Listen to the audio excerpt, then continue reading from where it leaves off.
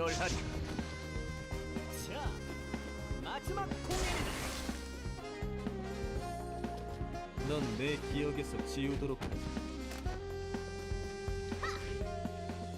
이 세상에 변화가 필요하다.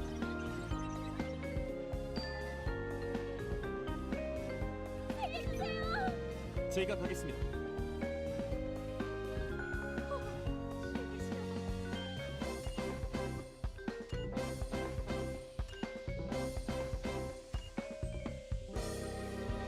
다 같이 춤을 춰볼까?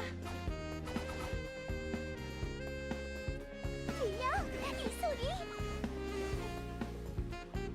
자, 고개를 들라고.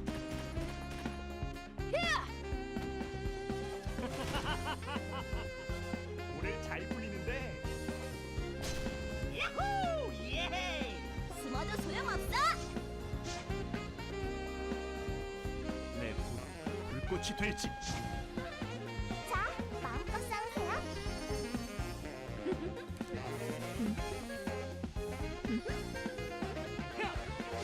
성공한다. 좋은 느낌이야. 미션 컴플릿! 아, 힘든 하루였어요.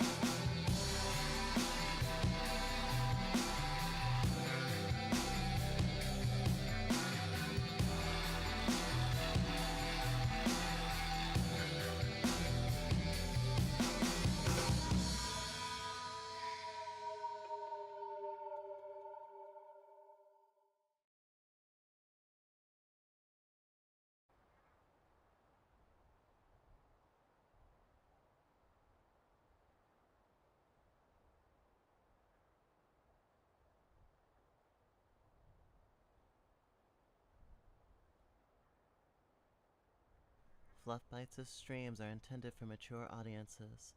This is an 18+ space. Be prepared for disturbing or dark games and themes, difficult discussions, and interests outside of your comfort zone. Try to have an open mind and good faith. Please respect the space and treat yourself and others with respect.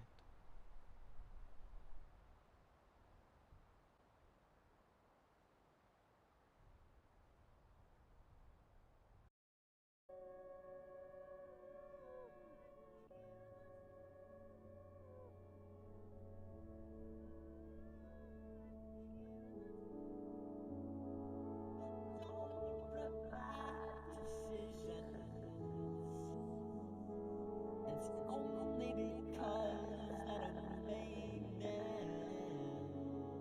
I got to see what you have. You with your magical laugh.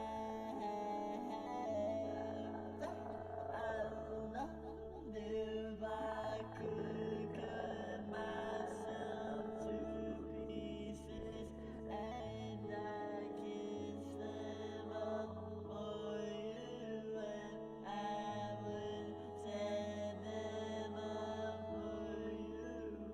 Would you still jerk off in the afterlife? My wife, all it is a stretch.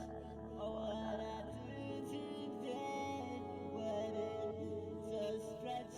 Oh, what I do today, what it is a stretch. Oh, what I do today, what it is a stretch.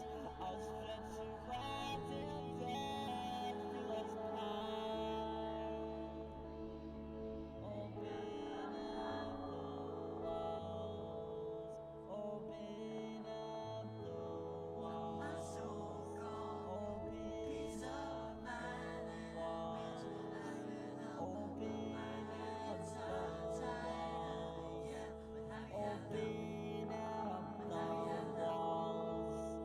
Open up the walls. Open up the walls.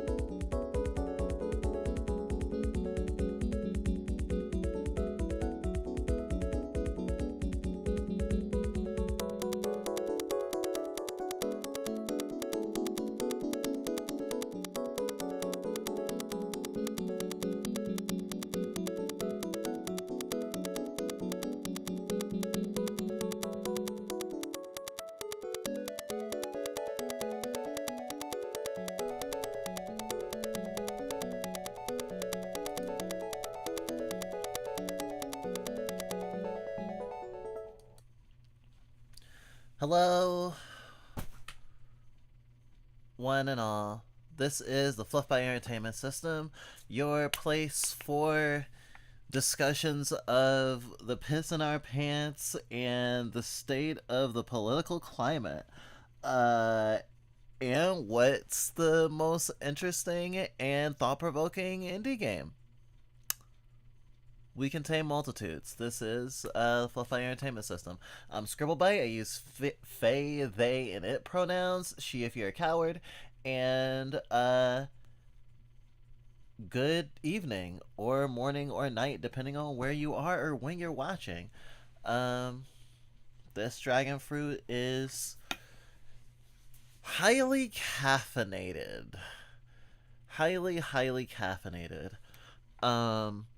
Launching into my existence on this side of the screen, it's almost over with November. November is almost over. I know that feels weird because Thanksgiving hasn't happened yet, and you have what, like a little under 2 weeks, like 10 or 11 days, give or take. But to me, like how I plan and how much time feels fleeting, November might as well be over in like 48 hours. That's how it feels like to us. We have so many things we want to do but have not done, and are trying to line our ducks in a row. This will be an interesting experiment because we're still figuring out how to acclimate ourselves back to streaming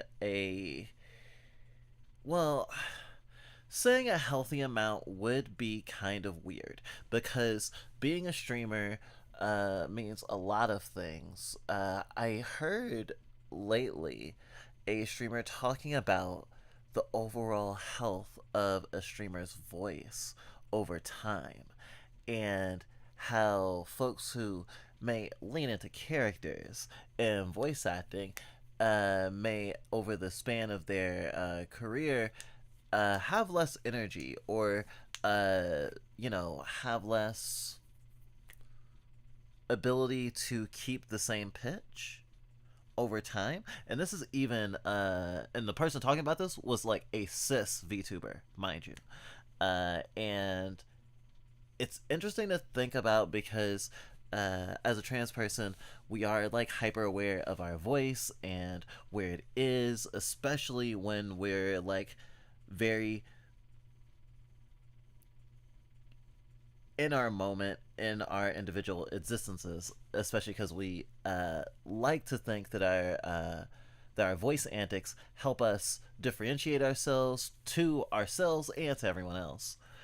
But there's this thing where if you're comfortable in a situation, you're going to go down a few octaves in your voice, regardless of who you are.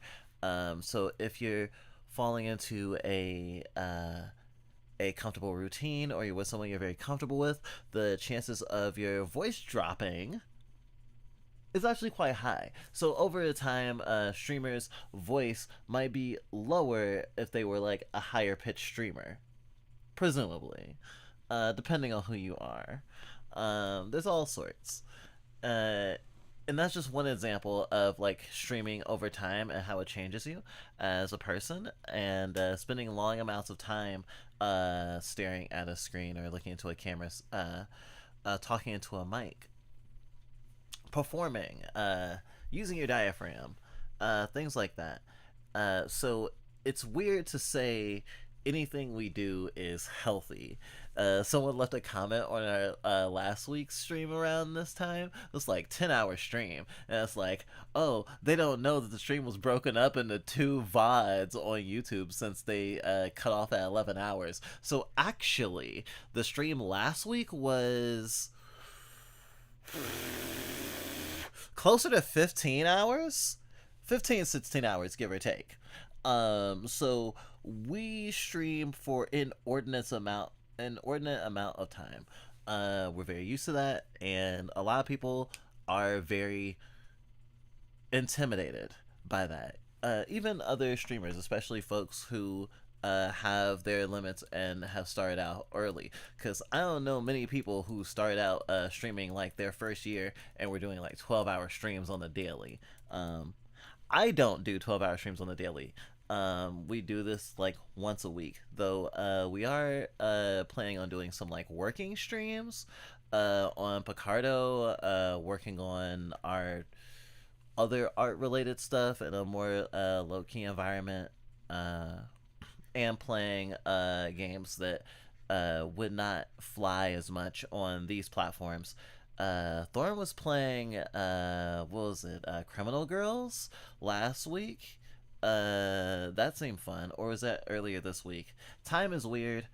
We actually have been like shifting around a lot today, trying to figure out who wanted to front and who wanted to run stream. And we're gonna basically play it by ear. We're basically gonna play it by ear. Thanks everybody for coming. I see Issy, Tanuki, and Jenny in chat. Thank you, any lurkers. You don't have to make your presence known. It's okay. I appreciate you. I'm gonna burp now. Excuse me. If I get the hiccups on stream, I'm sorry. We've on and off had the hiccups for a little bit. And it's a little bit distressing. We're a lot more aware of our breathing lately, but that's sort of a separate thing. Backtracking. Today's November 21st. Yesterday was Trans Day of Remembrance.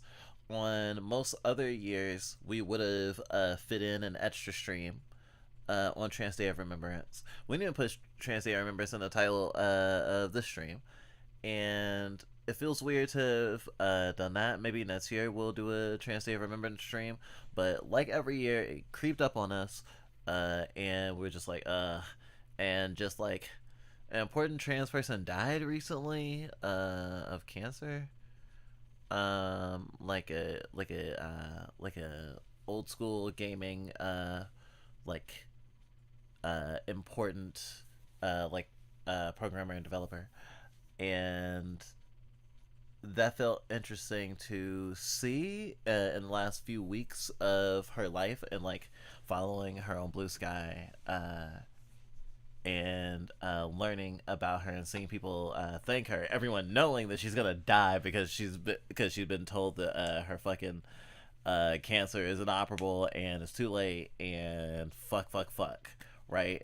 And it's interesting to think about how there's sort of a public acknowledgement of dying and then the internet existing alongside your death, and like we've seen people having like sign-off tweets before of being like, okay, this is my final tweet of my life, I'm gonna die now. I mean, not phrased like that, but like people like maybe under hospice or who are getting, you know, like euthanized, is that the word? No, assisted suicide, medical, if you have like certain like diseases, like I think like Parkinson's or something, and it's like along to a certain degree in certain countries that they let you have like medically assisted suicide. Wow, this conversation got really weird. Sorry. Oh fuck. Sorry, I lost track of it for a second.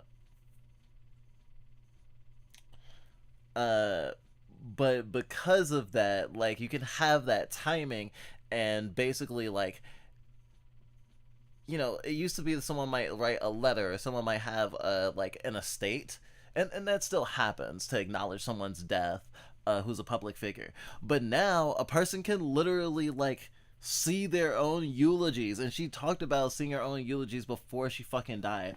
What was it? Rebecca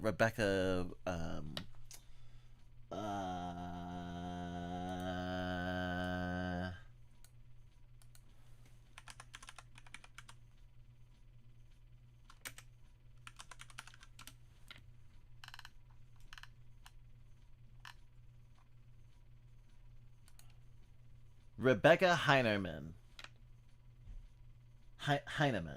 Rebecca Heineman. Is what I'm talking about. I was like, I can't keep talking about this person the day after Trans Day of Remembrance and not say her fucking name. Right? And it was also a reminder that like trans people have always been here, and like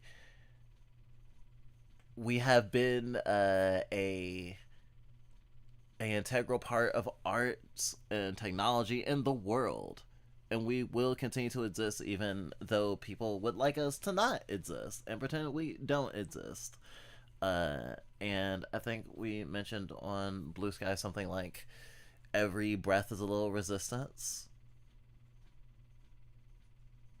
Last week we actually wanted to talk about hopelessness, because there are folks who have decided to not be here anymore because they feel like it was hopeless.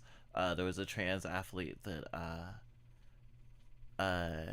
in like the last month like took her own life, and I mean there's a colleague that we had like 2 years ago now, another VTuber. I remember when it was just starting out,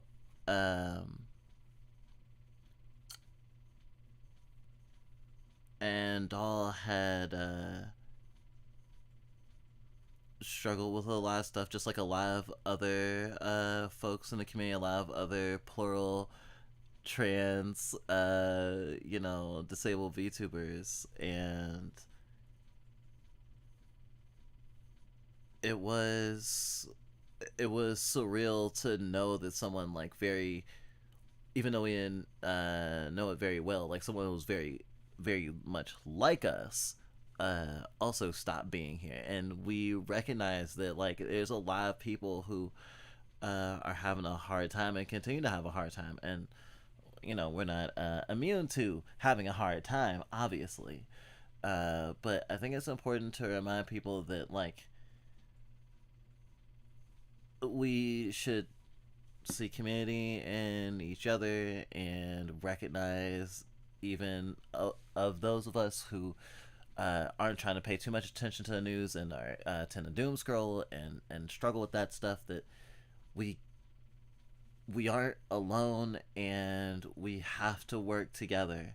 There's stuff that I can't and shouldn't say online, but know that connecting with people offline is also important, and that you'd be surprised at the people who will go out on a limb. We have been very lucky in terms of like getting through certain bureaucracies and certain things that right now are very hard to navigate as a person, let alone a trans person. And like having someone acknowledge us and see like who we are and be like, oh shit, this is fucked up, let me something, and I'm just like feeling so fortunate to even be able to stream when not everyone even has like electricity and stuff like that. But I think that's also why we feel like we have a responsibility to talk about this stuff, because we've been through the ringer before, and we are in a more prosperous time in our life because people are supporting us and helping us live. And as a disabled person, we feel like we don't. We sometimes struggle to feel like we exist in society and contribute, right? And most streamers like to be your cozy place. A lot of streamers market themselves on being like this chill, nice place. And we have tried to be a safe space to get outside your comfort zone, as we say. And that's part of the reason why, because our comfy place is some place that can have stillness and have acknowledgement of the things that are happening, at the things outside our door, at the fires licking at our heels, and having a moment, just regardless of how hard it is. And sometimes stream is gonna be rough, sometimes it's gonna be light. As anything, ebbs and flows. today's stream might be a little rough at first.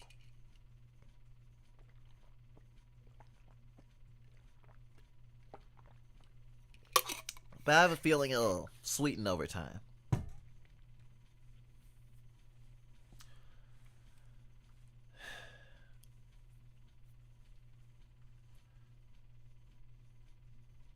I put on some ambiance.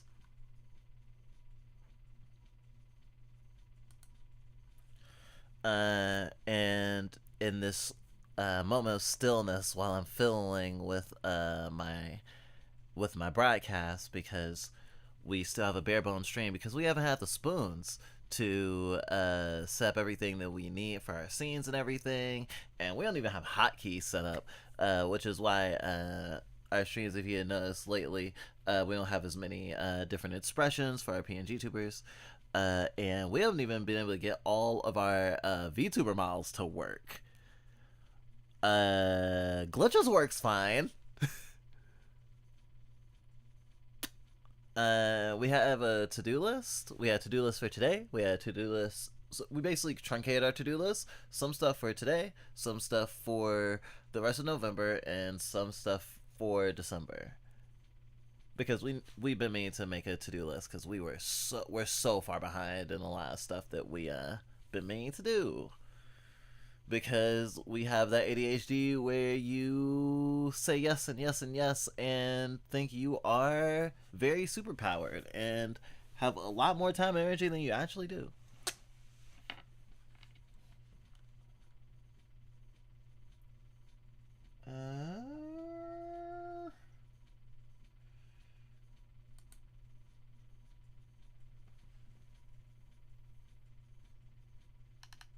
But there's also the problem of an artist. Oh, I should also say, since we feel fortunate right now, well, he'll probably be, we're gonna be patted on stream a lot, because one of our partners gave us, like, a whole case of Pixel Pals, and now I'm squishy. We're gonna try to, like, ration them, but, we've been feeling very happy about it. Especially because, we, like, lost some weight, apparently, and we've been fitting into clothes that we did not think we could fit. And we've been fitting comfortably in mediums, which we were really surprised about.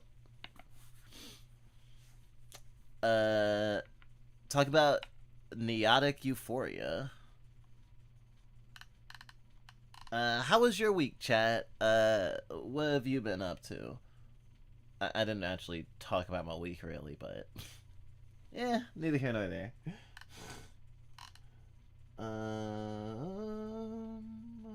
the rainbow, he's up there. One day, over the rainbow, something out there. Oh, I could put on some Dead Moon Circus.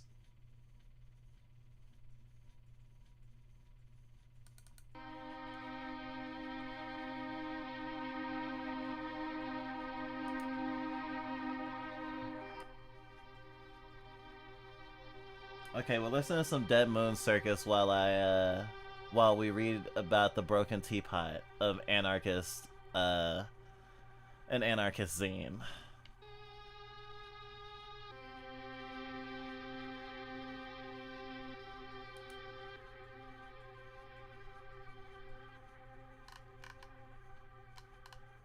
Oh, I'm gonna have to edit this. Let's see. Copy.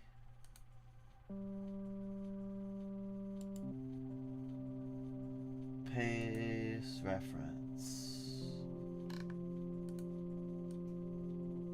Alright, this stream is about to get really weird. And we should actually do this more often. Our fucking OCD makes us so, I'm gonna say it.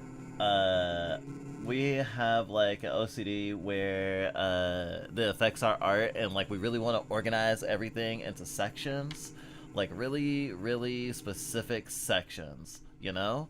And like we'll label streams that way. Like we always like to have a name for the stream. We had been running into a thing where we were doing it we were doing it in the format of a day. Like, you know, we had Fugues Day, you know, Trebles Day, and all these things. And our stream title right now for our weekly big streams is now what the fuck was the stream called? Rapid Descent. I think it's something to do with Maiden Abyss. I think I want to say that Glitch is kind of the point person for our stream trajectories, because they are the big VTuber model that's, you know, all fancy and our latest one, and from an artist we really that we really admired, and you know, sort of the showstopper, quote unquote. And in that same way, I always like to have like a clear screen that's separate from everything else, and not have my model touching it. It goes behind the screen. So if I want to capture footage later, if I want to snip it, that it's clean footage. I it hurts me to not do that.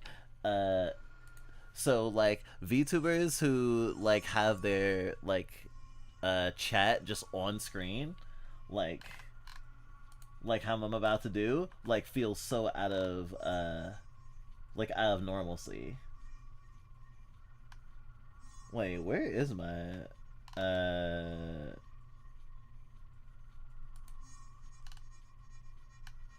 where Chatbots, Ricardo, typical. Twitch alerts were off.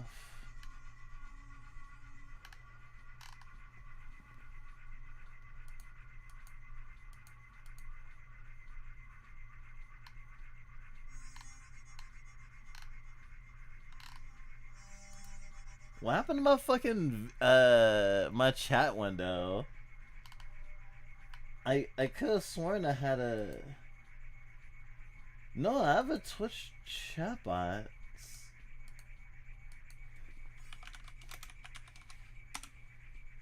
Am I insane? Okay, no, it works. Okay.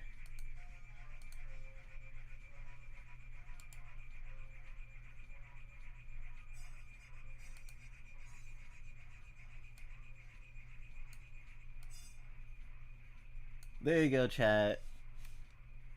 Okay, and now I need what we're actually reading.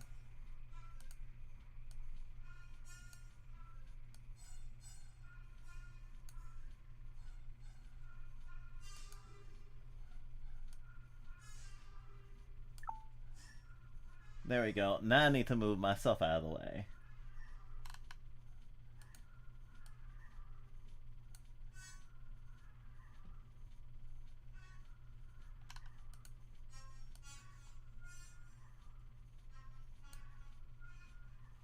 Is this aesthetic enough? Does this help?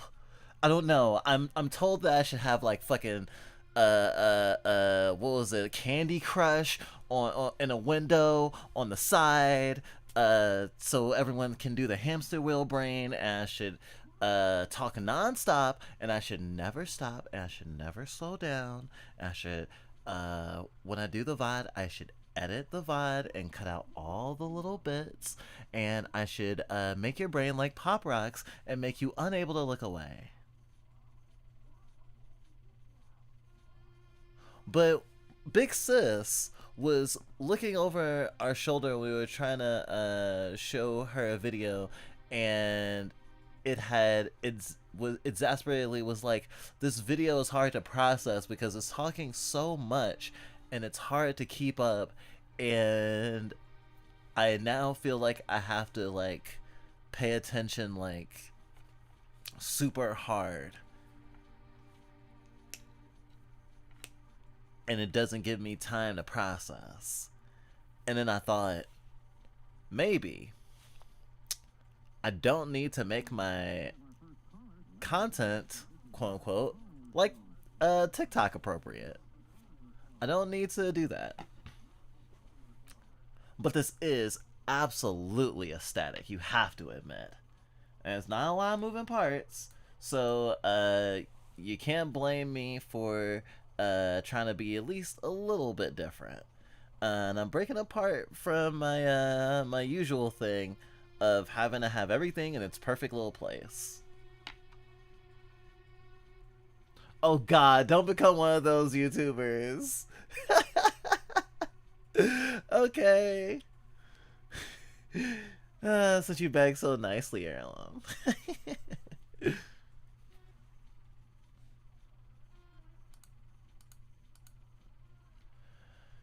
Okay, so what's the broken teapot, right? The broken teapot is this thingy where it's an analogy for people can usually keep their water in their fucking teapot. Their stuff is like all neat and together, and sometimes your teapot breaks and you have the pieces and you have parts that are spilling, and some people don't know how it feels to have a broken teapot, and they're like, why can't you hold that all together? Why are you spilling water everywhere?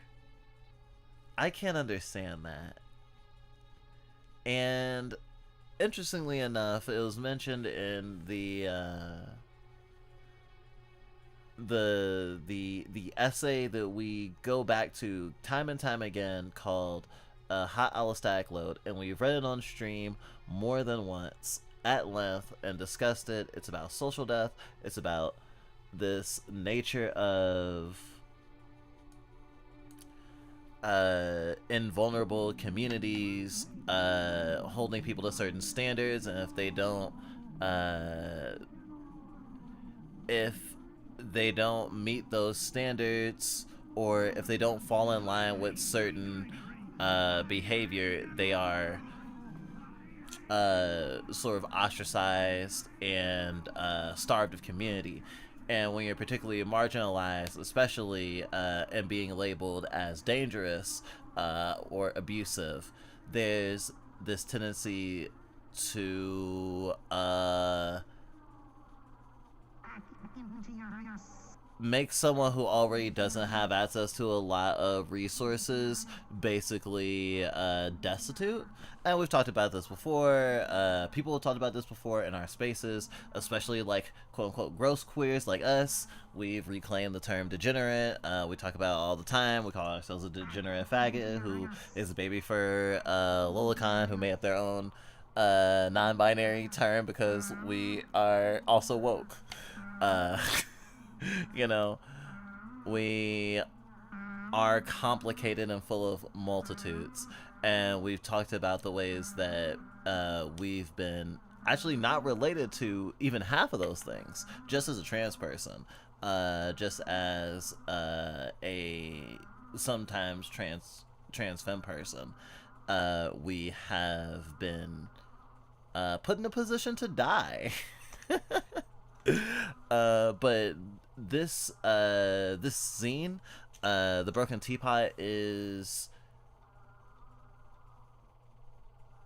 a perspective on it, and not like a Bible or a doctrine. It's more like people noting how accountability culture has been flawed and is weaponized and divides our community and leads people to rot.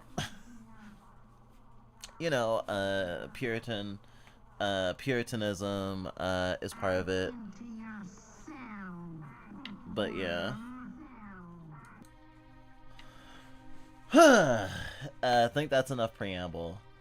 Or at least as much preamble as I want to give before we get into it. I don't plan to read this whole thing tonight. If you see at the top of the page, it says 1 out of 50. The text is kind of big, but I'm gonna try to read maybe the first 2 sections and see how it feels. I might do the 3rd section. After that, I probably would put a cap in it and do the rest of it like next week or something. I can't read cursive because I'm a fucking baby. Pretend you know what this says. The Broken Teapot. 2nd edition, Seattle, 2014. Contents: The Broken Teapot by Anonymous. Safety is an illusion. Reflections on accountability. Augusta Celeste. Love you too much. 13. Alex Gordon. Questioning rape. 22. Anonymous. Half a dozen lessons I might never learn. 35.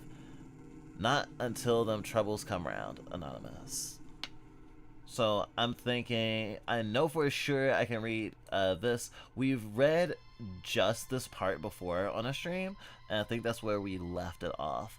We were reading it in the Anarchist Library, which is a website you should go to. So I'll try to read Broken Teapot and Safety is an Illusion, and we'll see how it goes from there.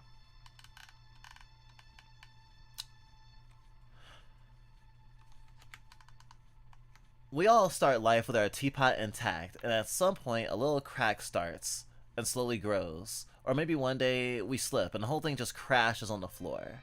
Those with intact teapots, they don't know what it's like to try and make tea with all the water leaking out. You can't do it. The play of power that is accountability and how it currently malfunctions in the anarchist community has become a great fissure in my teapot. It's a big crack because I used to be very invested in it, but it isn't working anymore. When tea is made now, because of this crack, and of course a few others, all that happens is that steam comes out and people get burned. Ever notice the way that trauma can build up in your system gradually? You come to expect a certain amount of loss, and you stop noticing how much it affects you until one day, something really small makes you cry. You usually don't.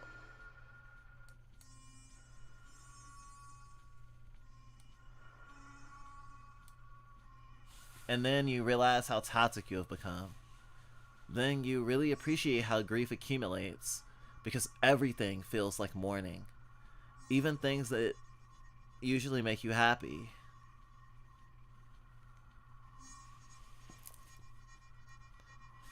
Still feeling that way sometimes.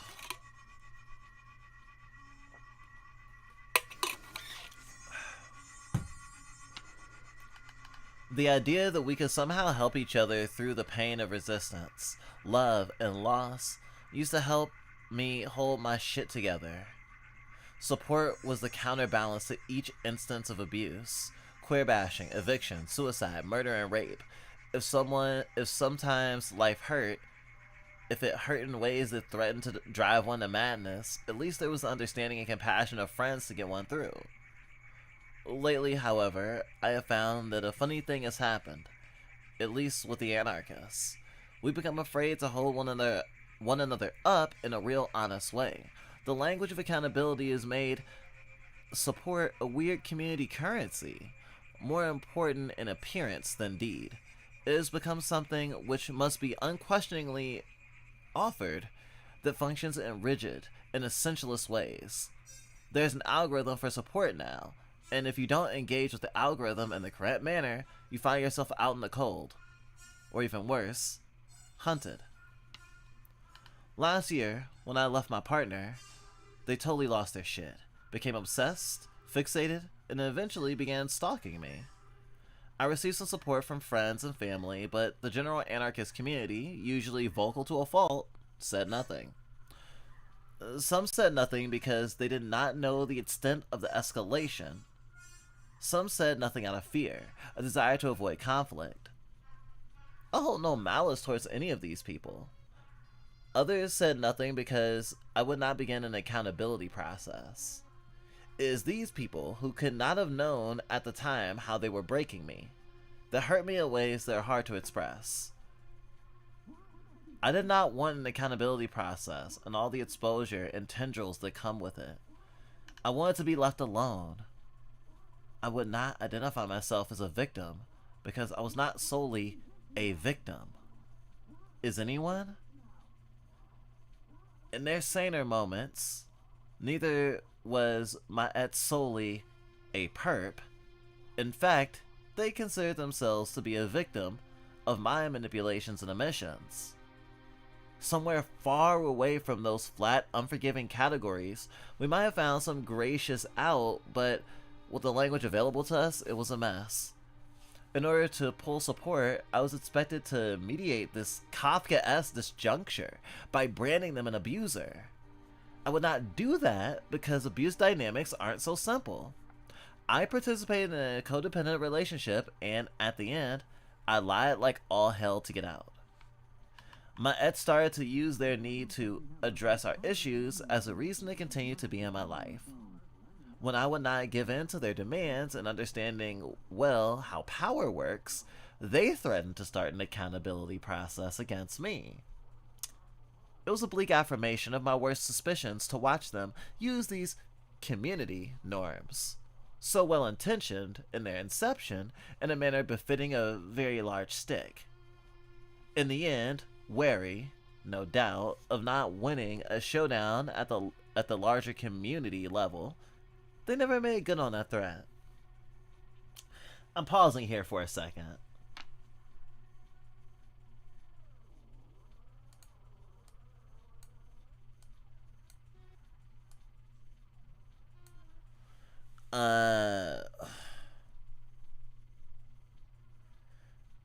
This is speaking to me in certain ways because I think, well, I guess it's like that thought of like it's always been bad, but more in a glass half full way. Thinking of this being released in 2014, before Trump ever became president, makes me think interesting things. Thinking about a pre-COVID world, and thinking about the reactionary nature of certain things, like especially in the style of leftist content that I am approaching right now.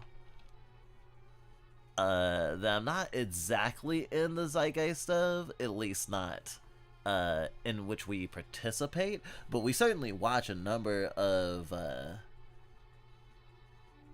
like debate bro streamers, or like folks who they espouse political yahoos like we do, and do so like primarily in that way and not in a scripted way, and they don't really seek to do it in a scripted way, you know. Some are really good, and there's a diaspora of any sort of or a continuum of any sort of niche. I think the positioning of like scripted video essay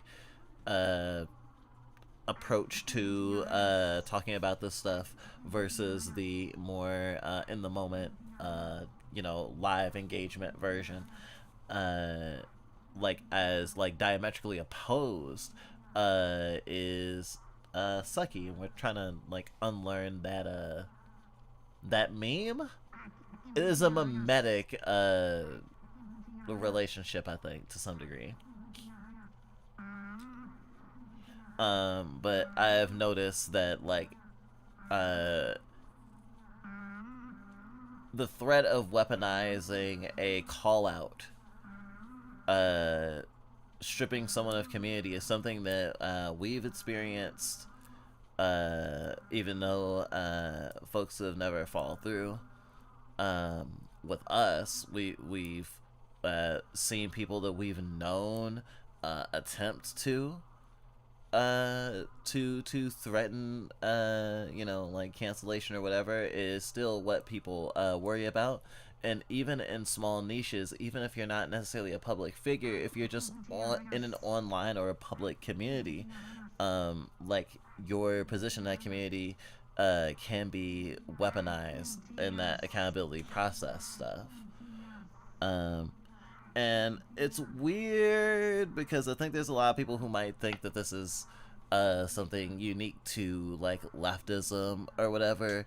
But I do think that there is like a community aspect to, or rather a universal community aspect of how things can malfunction and how maladaptive tendencies can spark in communities, especially in marginalized communities that are trying to do right by each other.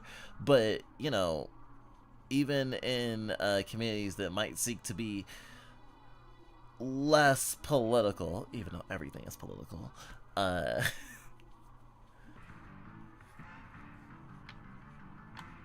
think that there's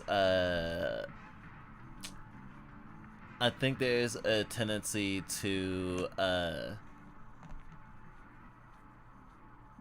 because of social media, flex the social currency we do have in order to hurt others by starving them of community. I'm gonna change the music. Let's go with...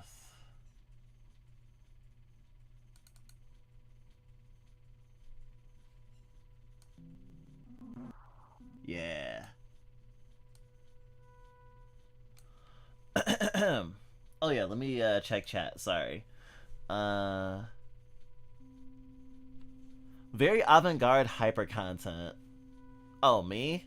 Yeah. Optics-based anarchism. Yeah. Optics-based community. That's what a lot of things are.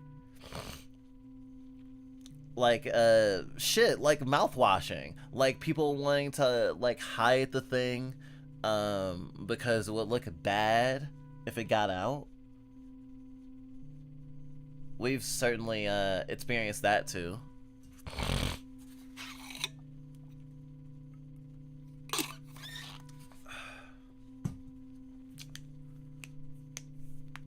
Having a wrongdoing seen as like a blemish. What will they think if they know you were hurt by this person? Well, you hear it all the time. Anyway. Men start to use their need to address our issues as a reason to continue to be in my life, when I will not give them to their demands, understanding, well, how power works.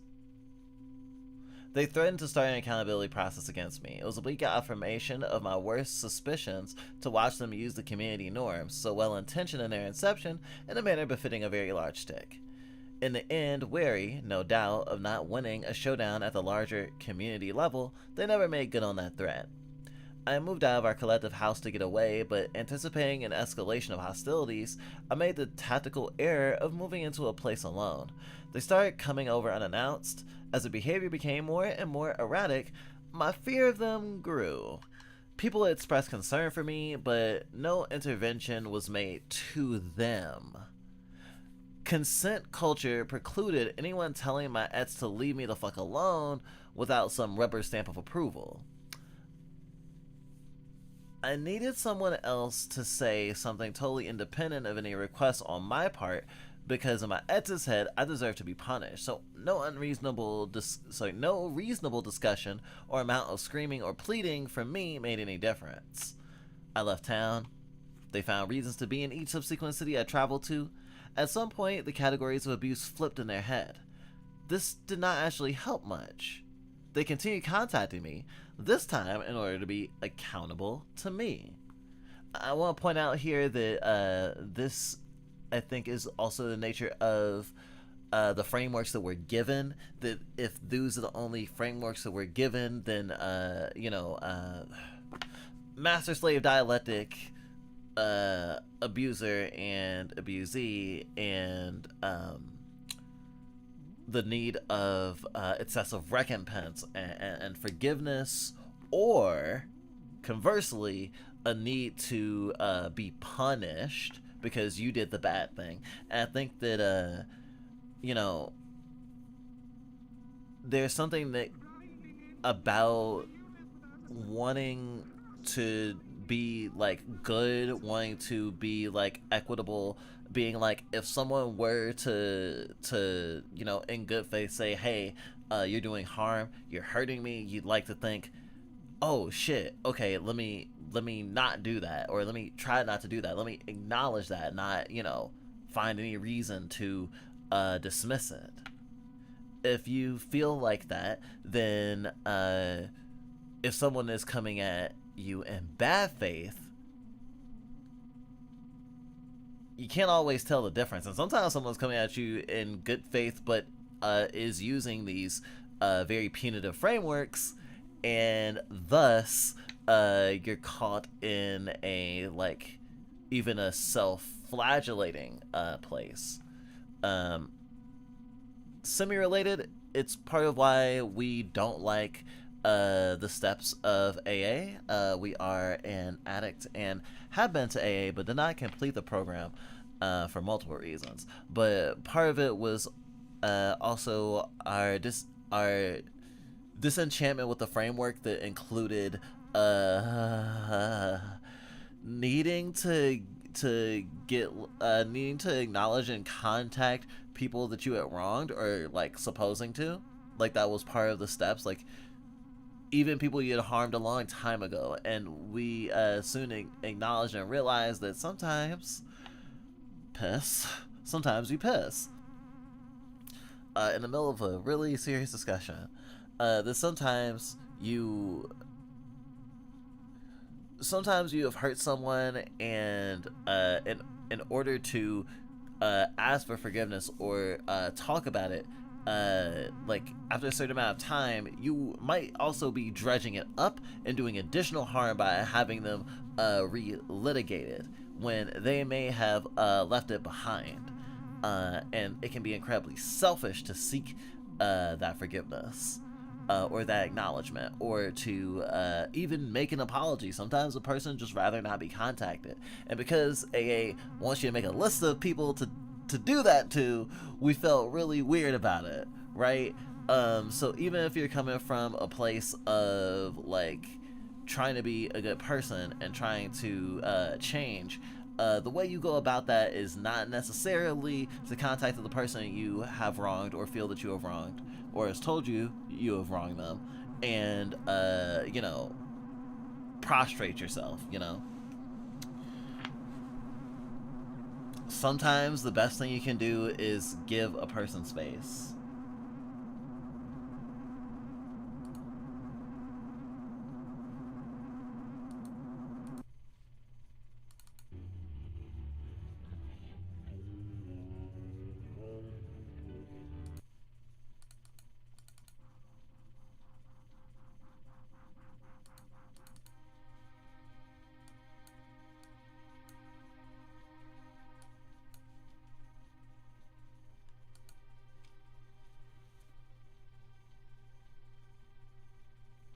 I left town. They found reasons to be in Eastern Sequence City. As a therapist, I told them to fuck off and leave me alone. Wait. I left town. They found reasons to be in each of the sequence city I traveled to. At some point, the categories of abuse slipped in their head. This did not actually help much. They continued contacting me, this time in order to be accountable to me. I told them to fuck off and leave me alone. From when I left them to when they finally left me alone was about 6 months. After the therapist at the walk-in clinic told me if I didn't move far away without telling anyone, stop being a part of our shared radical community, and get a restraining order, I was, quote, participating in my own stalking.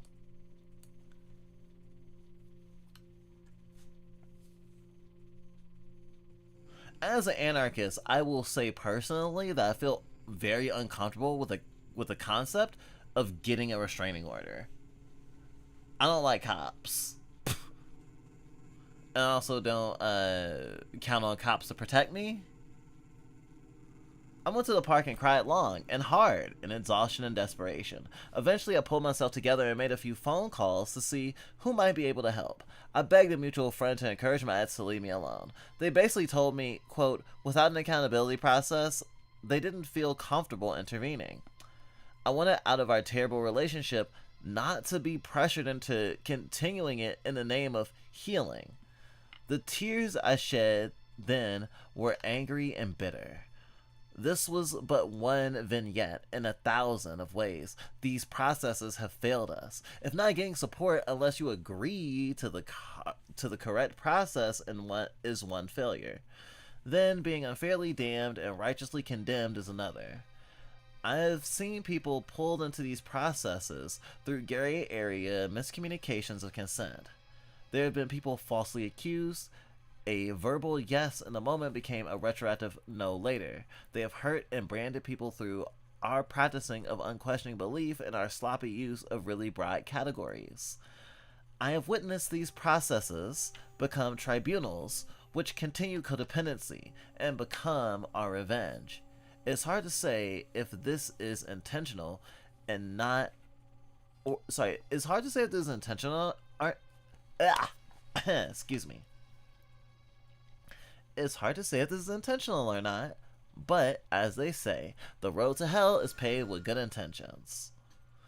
I know these processes were born out of trauma, hope, and all the best of our desires for solidarity and healing. I know that to be true, but it's not working out that way. We wanted to free ourselves from patriarchy, except we just created a new kind of justice. And it is damning us. It is making us act more and more like our enemies. Though, through more soul-searching, I have concluded that I was wrong to believe in, participate, and perpetuate accountability processes. This anthology is part of my amends. Reminder, what I'm reading right now is basically the introduction.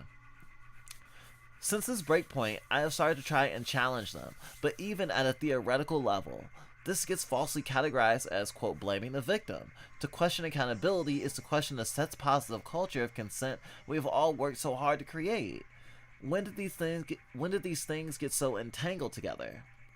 There is a can't win for losing mentality to these discussions. If you don't believe anymore, you don't care about violence, assault, or abuse. To question is to betray. Instead of embracing honest conflict, we hide our true feelings under so many layers of mental gymnastics and doublespeak. If these algorithms also feel wrong to you, trust those feelings and say something.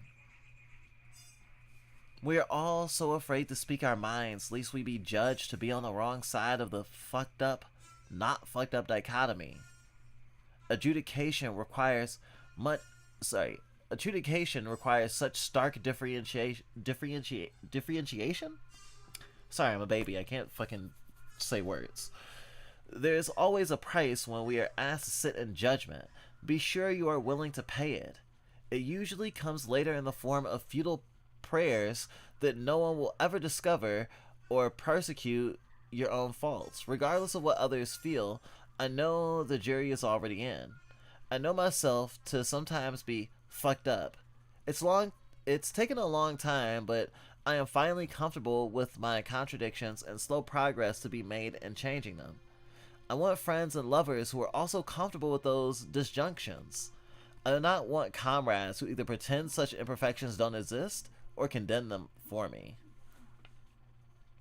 I think it's a really amazing thing. But I also think it speaks volumes that the person felt the need to be anonymous, and I think their anonymity should be respected. But I also think, well, even when you're like snapping your fingers, Evangelion, circle, congratulations, clap, yes, queen, king, MB, there is the nature of, like, I don't know, we're working on our zine, the queer Loli Show zine, the TroubleCon manifesto, and talking about stuff from, like, this anarchist lens and this pro-fiction lens and shit. And, like, even though we have, like, stuff that we're referencing and, you know, ways we're analyzing things, and, like, we feel like we have a logic to what we're saying, and, like, we're backing it up with other modes of thought from other people who have talked about stuff along the lines that we're talking about, we also recognize that some people just will not meet us where we're at. or take certain parts of our identity as maybe a reason to dismiss what we're saying. And you know, intersectionality is our jam.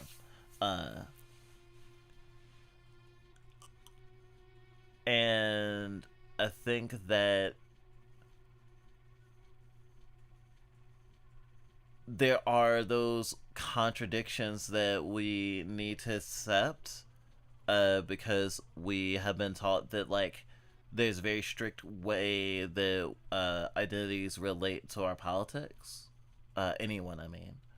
And something we've been pushing against especially is like the fascists basically trying to assimilate everything into their modes, and especially taking any folks that may feel disenfranchised or displaced in the current culture, and the sort of apathetic 4chanish nihilist sort of post-sincerity culture, apply it to everything from anime to gun ownership, and remembering that we don't always have to define our intersection with a thing by like, especially right now, the common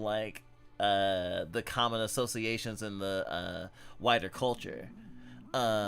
We go back to the identity of gamer all the time, thinking about how there's folks who like say they're a gamer but GAYMER, and are very specific about that, and are like, no, I'm not a gamer like the normal spelling, because gamers are like, you know, racist and phobic and all this stuff. And we've always felt sort of weird about the thing of because there's so many visible like shitty chuds that are publicly gamers who take up a lot of space in the zeitgeist, that by saying you're a gamer without any other context, a person's probably gonna assume that you're incompassionate asshole. And it's not exactly wrong to assume in certain directions. There's a reasonable connecting of the dots, but I think that there's also some nuance involved, and we should recognize how we're being divided. You know, culture war shit. And so like when thinking about like wanting my comrades to like, you know, respect the imperfections, disjunctures, I mean, it can be, you know, being interested in things that are classically seen as you know, tools of the enemy in some way. But then there's even the notion that I think is explored so far in this document of the nature of being hurt by someone, being wronged by someone, but not wanting to like bring a punitive hammer of justice on them.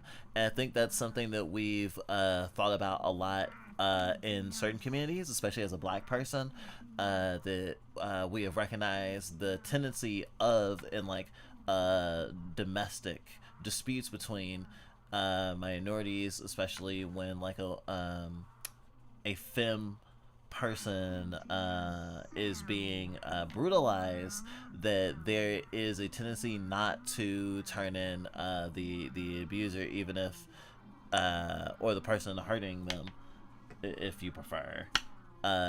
You know, since we're trying to dismantle some of this stuff, though, I think this is a little bit more straightforward in that regard, in that sort of situation.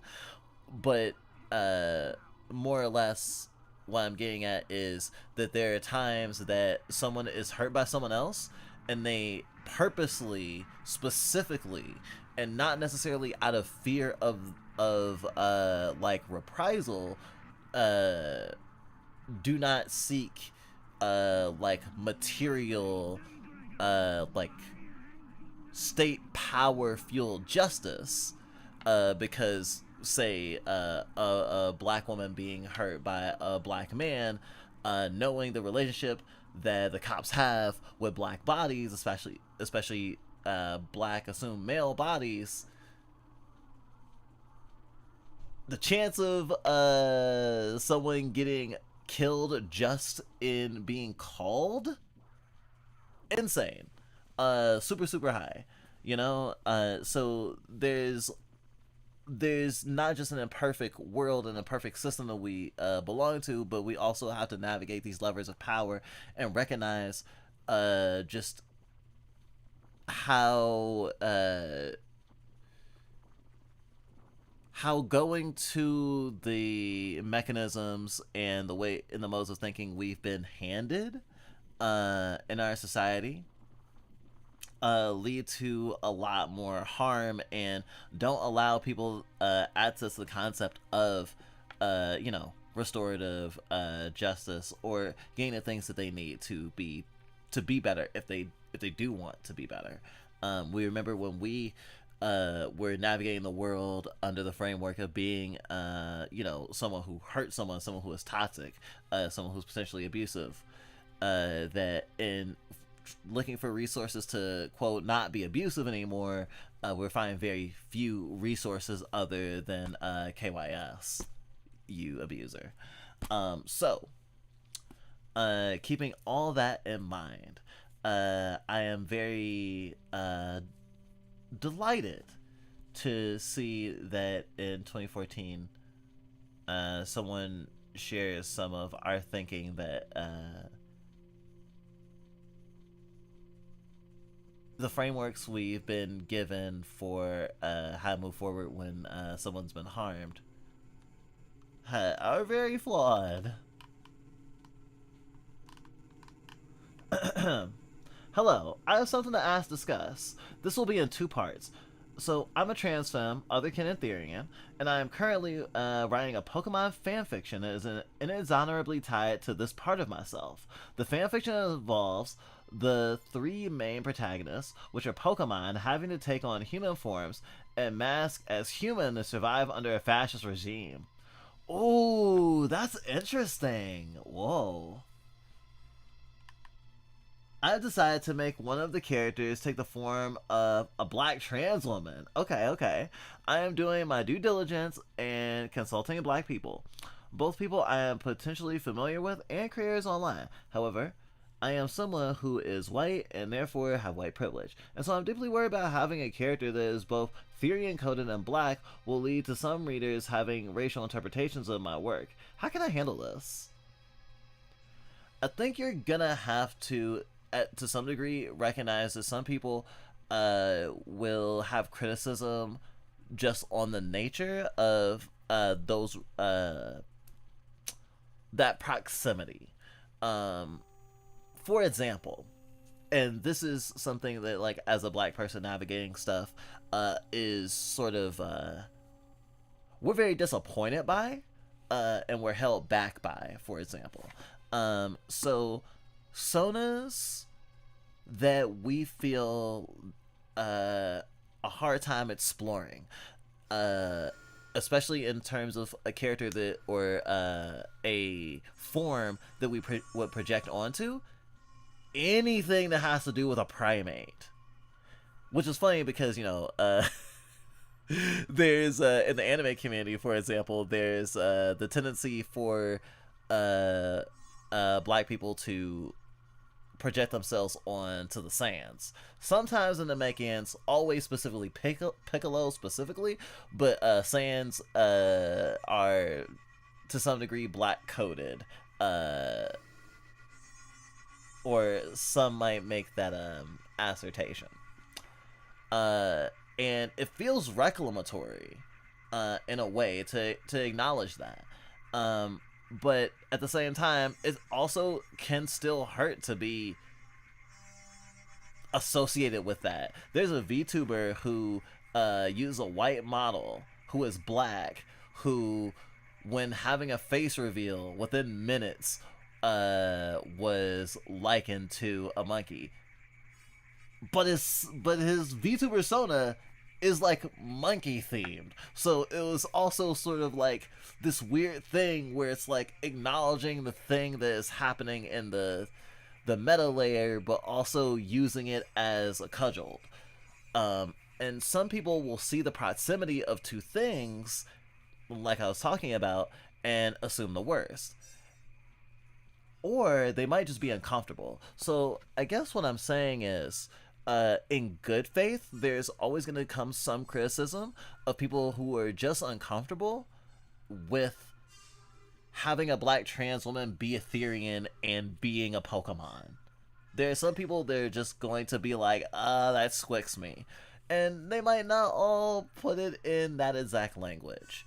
I think it'll be good to try to figure out the difference between criticism that is coming from that place and criticism that is coming from the way you have actually depicted this dynamic, because there is a chance that even someone of color with this premise could, even unintentionally, leave some biases in that end up feeling quite insulting. Considering you are trying to have sensitivity readers and you're trying to have people read it who are both close to you and also not well acquainted with you per se, I think that you're on the right track to doing this as respectfully as possible, Stinks. And honestly, I'd love to read it as well, whether as a test reader or down the line. Been getting into fan fiction a lot more lately, though usually Deltarune fan fiction. But Pokemon and Therian is like a big thing because of like Pokemon Mystery Dungeon and the whole bandanas thing, and I know there's like a huge Therian subculture there that we've barely tapped into, mostly because we point a lot more towards Digimon than we do Pokemon, but we've been wanting to explore Pokemon more, and fan works are super amazing for that. Thanks for the question and seeking our input. What we do now is back people up against an ideological brick wall in an attempt to control them. In comparison, beatings look straightforward, even merciful. At least those end and can be healed from on a psychological time frame. The message they provide is clear. That kind of hate is transparent and sometimes appropriate and necessary. Perhaps that kind of violence makes you wary. That's good. Embrace that small nagging feeling of doubt.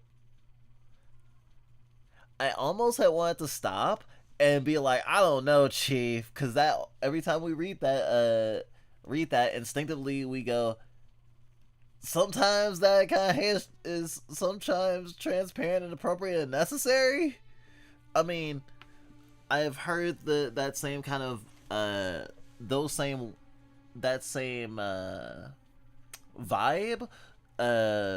but communicate with the words like, no one is beyond an ass whooping, something like that. And sometimes maybe I draw sort of a salty thing from it because I've gotten more ass whoopings in my life than I would like. But then again, I would prefer none that I don't consent to. But that doesn't mean that sometimes someone will inflict a beating upon your body.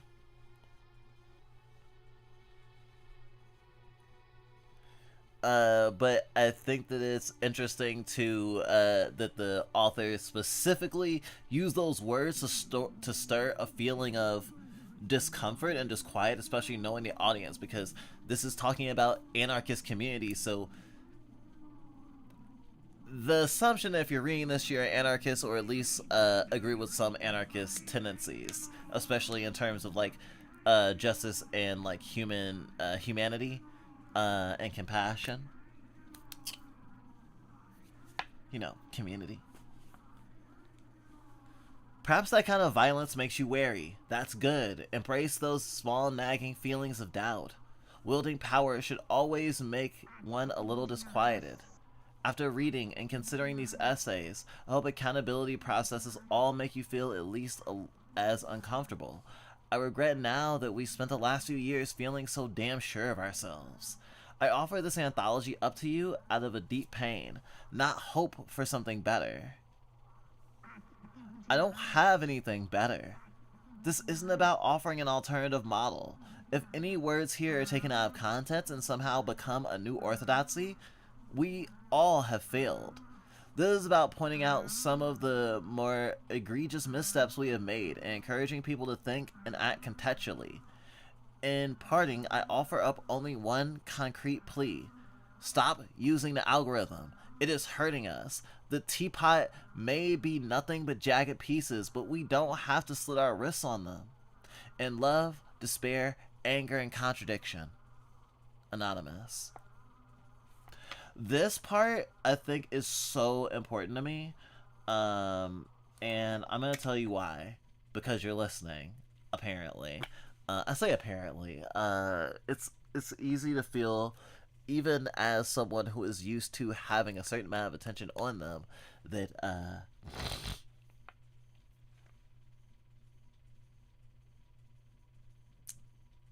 have you ever seen My Hero Academia?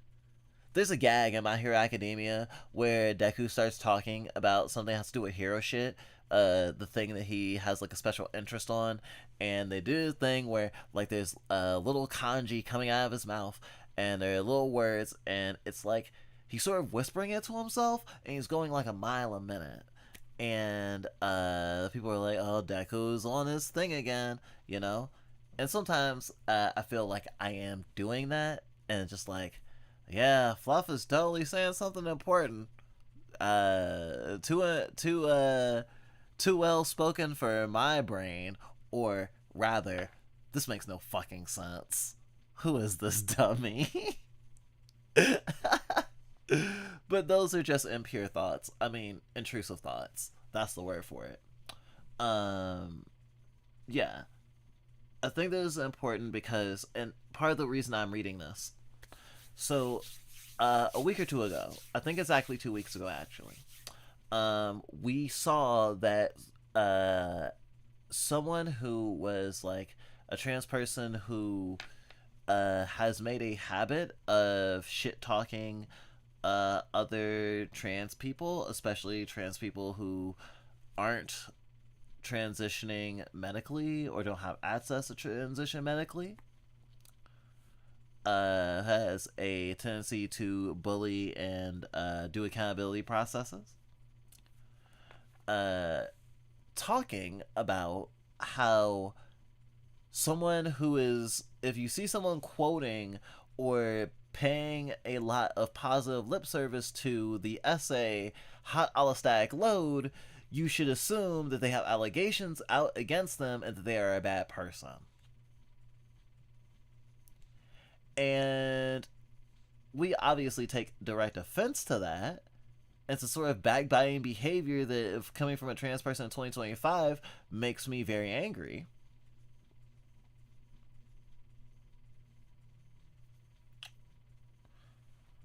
But also, it felt like, at least what we gained from Hot Allostatic Load, from Porpatine's essay, was like, to me, if you read it and you took it in and you understood what she was trying to say, I think you would take from it something very akin to what's being said here, of there not being a perfect system and there not being a doctrine to follow. It's like, no, I'm not trying to basically create a new doctrine that we all need to follow, and then this is how we all, like, you know, manage conflict within the community and justice fairly and succinctly, you know,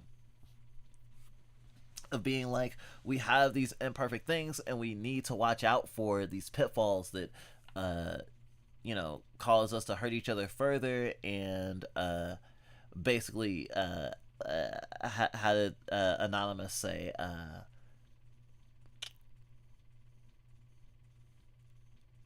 acting like our enemies against each other, you know? I think if someone read Hot Allostatic Load in good faith, they wouldn't come to the conclusion that Hot Allostatic Load is just a Darvo style way to basically say, oh, you say that I have done abuse. Actually, you're just trying to silence me because I am marginalized and something genderqueer, you know?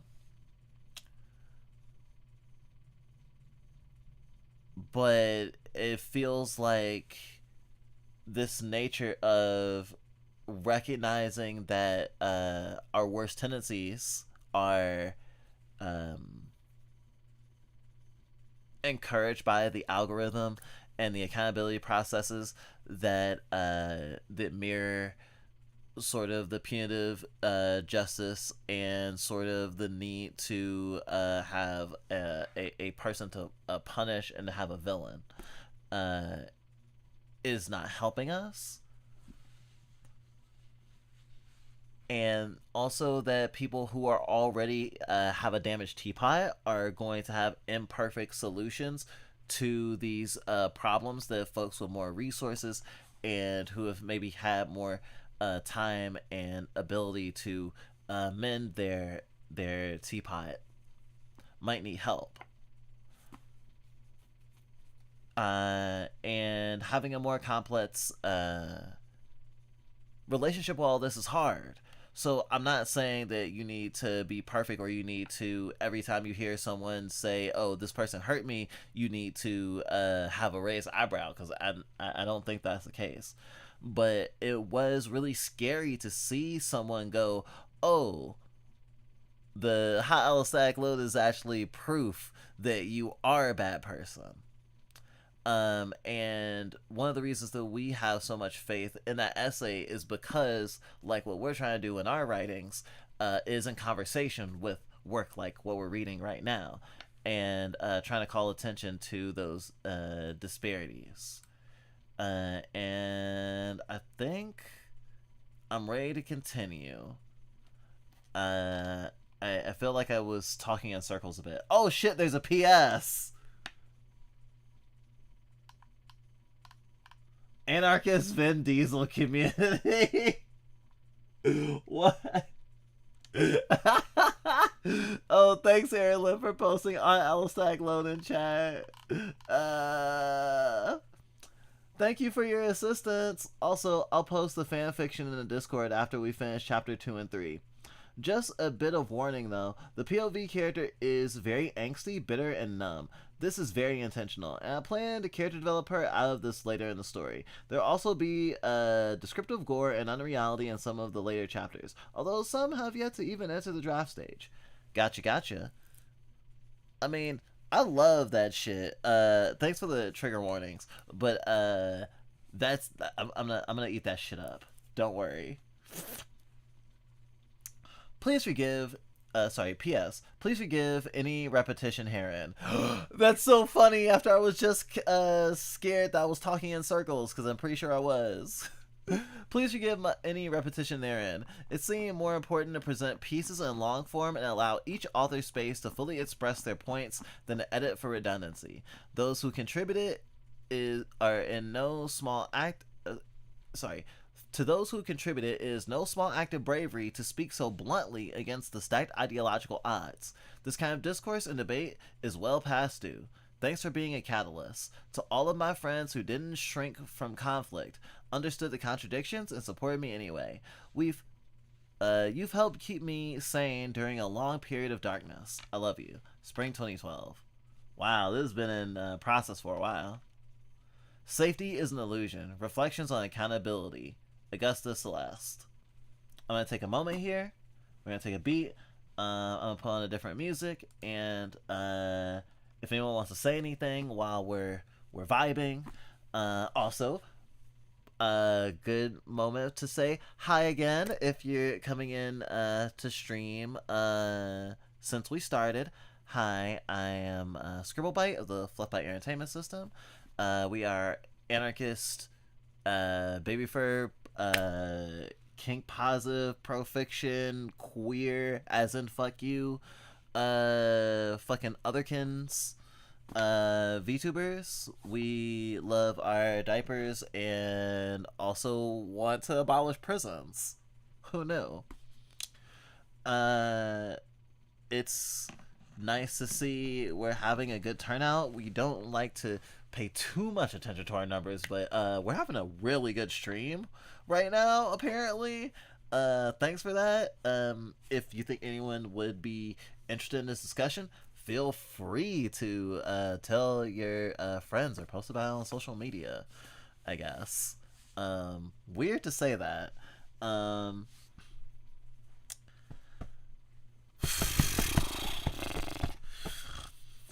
I'm shaking myself out. Sitting in one place all the time can be really bad for the joints. Making sure I drink my guayusa. It's not a special occasion or anything, but I'm probably going to be streaming for a really long time tonight. We got a lot of caffeinated tea in our body.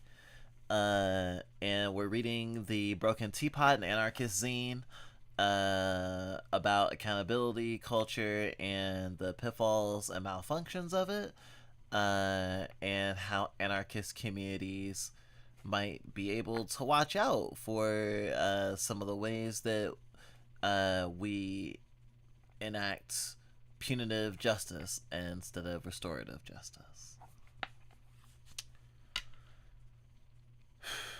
All right, music. That's also something that we're practicing, trying to have enough energy and stuff ready for stream. We've been sipping on this tea called Night Watchman. It's some guayusa. It's really strong. And we've been like microdosing and then upping the dose throughout the day, so we have plenty of energy. Don't worry, when we end stream, we'll probably sleep for like a ton of time. This is normal.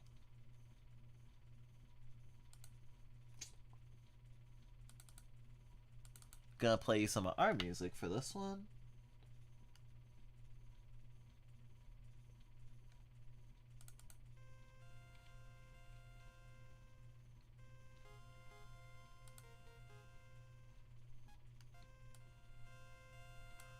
Yeah, I feel like this fits. Safety is an illusion.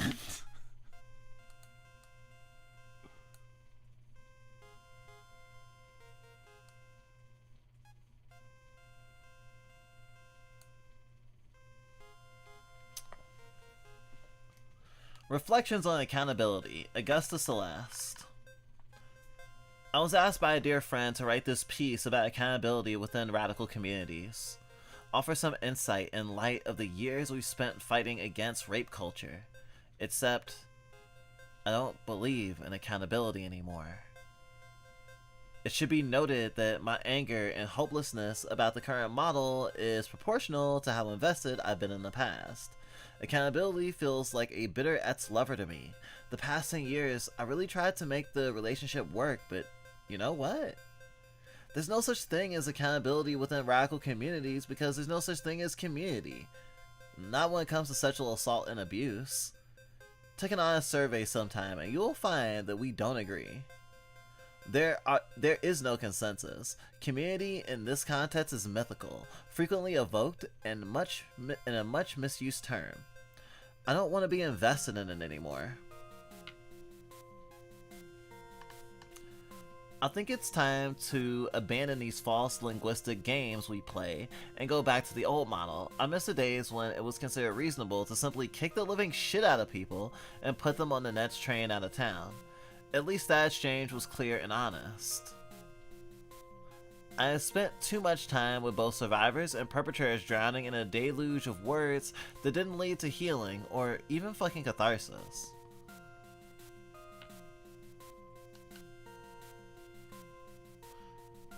I am sick of the language of accountability being used to create mutually exclusive categories of fucked up and wronged.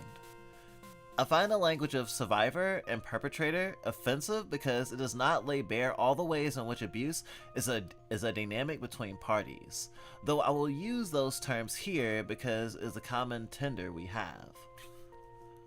Yeah, we live in an imperfect world and we don't have better terms. And tearing up all the upholstery to put in better terms is going to go against the grain of the accessibility of understanding the language that we're talking about. Anarchists are not immune to dynamics of abuse. That much we can all agree on, but I've come to realize more and more that we cannot keep each other safe. Teaching models of mutual and working consent is a good start, but it will never be enough. Socialization of gender, monogamy, the lies of exclusivity, and the appeal of love as propriety are too strong. People seek out the levels of intensity when a love affair is new, when that obsessive intimacy feels good, and then don't know how to negotiate soured affection. That's the thing about patriarchy. It's fucking pervasive, and that's the thing about being an anarchist, or trying to live free, fierce, and without apology. None of it keeps you safe from violence. There's no space we can create in a world as damaged as the one we live in, which is absent from violence. That we even think it is possible says more about our privilege than anything else. Our own autonomy lies in how we negotiate and use power and violence ourselves. I really want to emphasize, there's no such thing as a safe space under patriarchy or capitalism in light of all the sexist, heteronormative, racist, classist, etc. domination that we live under. The more we try and pretend safety can exist in a community at a community level, the more disappointed and betrayed our friends and lovers will be when they experience violence and do not get supported.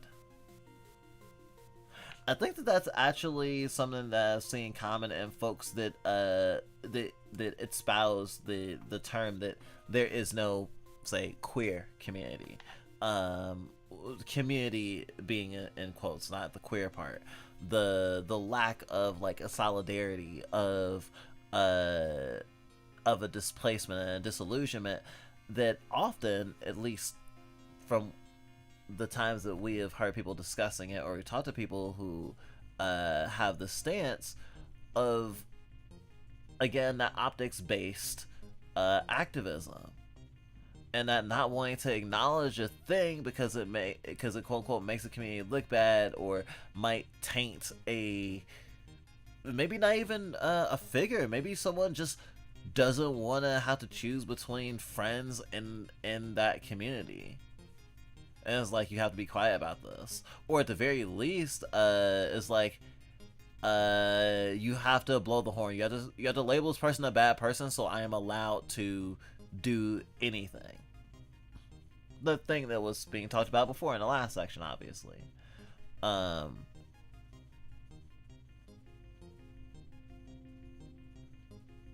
need to only be able to help someone if there's a spotlight on the person, a target on the person.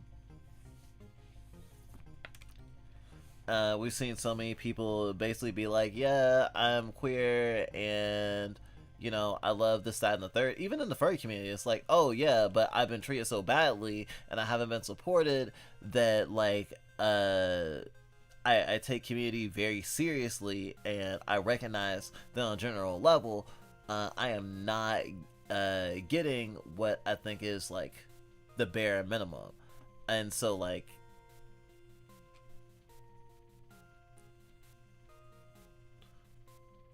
it becomes fractured. People have their own, like, I mean, people talk about cliques in a bad way, but sometimes people stick together in those cracks where they've been forgotten and unsupported. I've noticed that a lot with weird queers. Right now, we've been talking a good game, but the results are not adding up. There are a lot of problems with the current model. The very different experiences of sexual assault and relationship abuse get lumped together. Accountability processes encourage triangulation instead of direct communication, and because conflict is not pushed, most dishonest communication is avoided.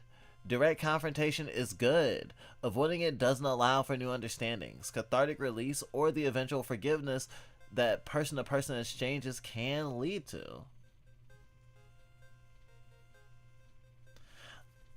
I'm thinking about the contradictions thing. Like, hearing that two people had conflict, had, like, relationship toxicity, or even, like, say, a harm that, say, that for you would be something that, you know, there's no going back, there's no way I can even be in the same room with that person anymore. And it's like, that person forgave them, or that person is still in contact with that person, or, you know, heaven forbid, that person is still in a relationship with them. Of thinking there's no way that there can ever be reconciled, and there must still be abuse there if they're still in contact.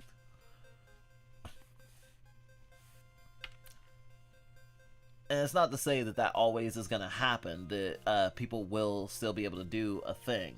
But we've seen people talk about, like, getting through experiences and coming to understand that they had done really bad things that they are not proud of, and that they were given a second chance and they felt like they did not deserve it. Shit, sometimes the person who gave the second chance was like, nah, you didn't deserve it. I still gave it though.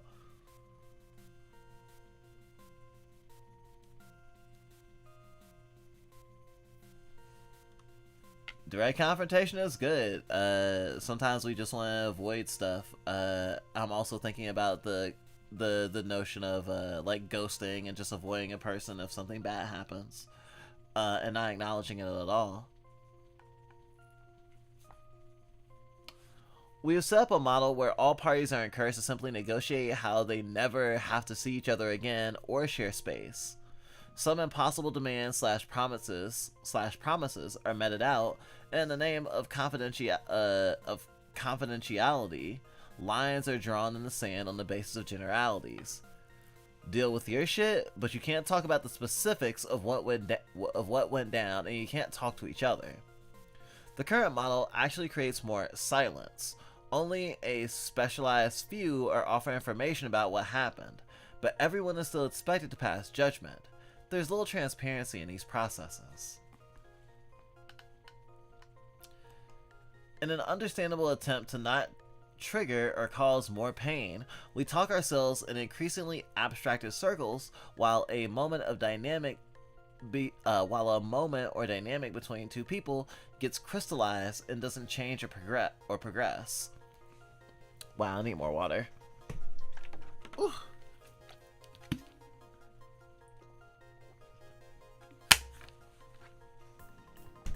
Ugh.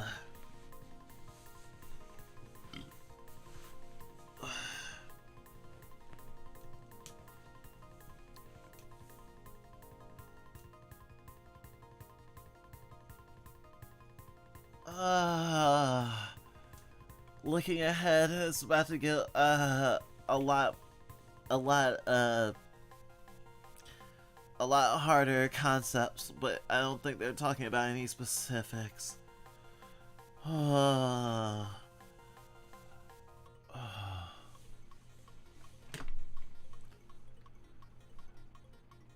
an understandable attempt to not trigger or cause more pain, we talk ourselves in increasingly abstracted circles, while a moment or dynamic between two people gets crystallized, it doesn't change or progress. Perps become the sum total of their worst moments. Survivors craft an identity around... in quotes. Survivors craft an identity around experiences of violence that frequently keeps them stuck in an emotional moment. The careful, non-violent communication of accountability doesn't lead to healing. I've seen these processes divide a lot of scenes, but I haven't seen them help people get support, retake power, or feel safe again. Rape breaks you.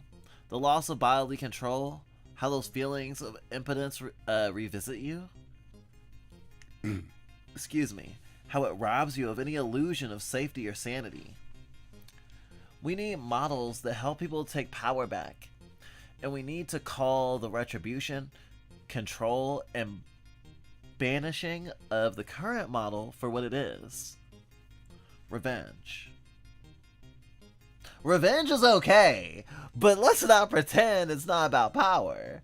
If shaming and retaliatory violence is what we have to work with, then let's be real about it.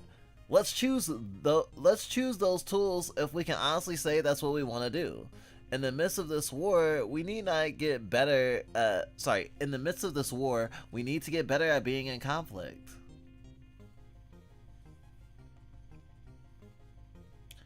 Yeah, I think it is maybe a little bit liberal-minded.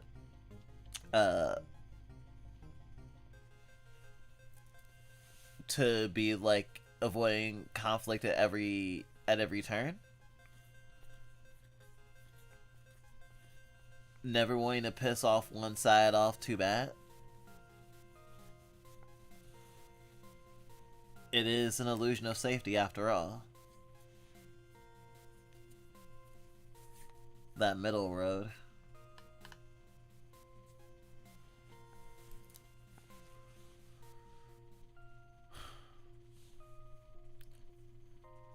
And we are definitely, like, in our nature, we don't like conflict, and we certainly don't like, well, I say, we don't like hurting people generally. Like, we value compassion and kindness and whatnot, but we also have, you know, like, fear in our heart, and we definitely have a tendency to fawn.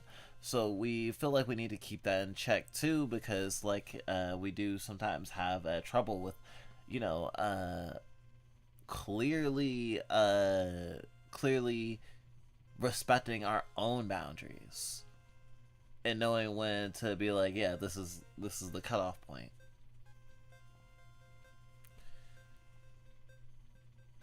And I think that there's also the nature of like low stakes conflict to get used to the higher stakes conflict, you know.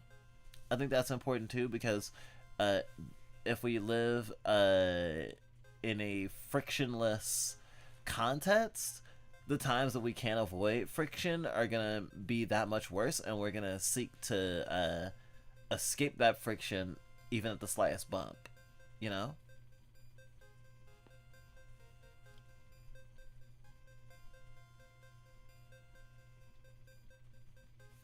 Because sometimes, like, standing your ground and stating your line, or even saying that you've been hurt, can be a very radical act, especially if it pushes against the grain of what people wanted or expected, or what would be what would cause the least possible fuss. Let's choose those tools if we can honestly say that that's what we want to do. In the midst of this war, we need to get better at being in conflict. Abuse and rape are inevitable consequences of the sick society we're forced to live under. We need to eviscerate and destroy it, but in the meantime, we can't hide from it, or the ways it affects our most personal relationships. I know in my own life, an important process in my struggles for liberation was making my peace with the worst consequences of my personal assault on patriarchy. Dealing with being raped was an important part of understanding what it meant to choose to be at war with the society. And say this is a very radical, like, philosophy. Just the concept of being at war with the society. I mean, like, there is the anarchist context, like, directly, because this is about the anarchist community, but also I think largely seeing yourself as resistant to a lot of the things trying to be normalized or that have been normalized. You know, existing in opposition to things like not just patriarchy, but like Zionism and the American war profiteering machine, and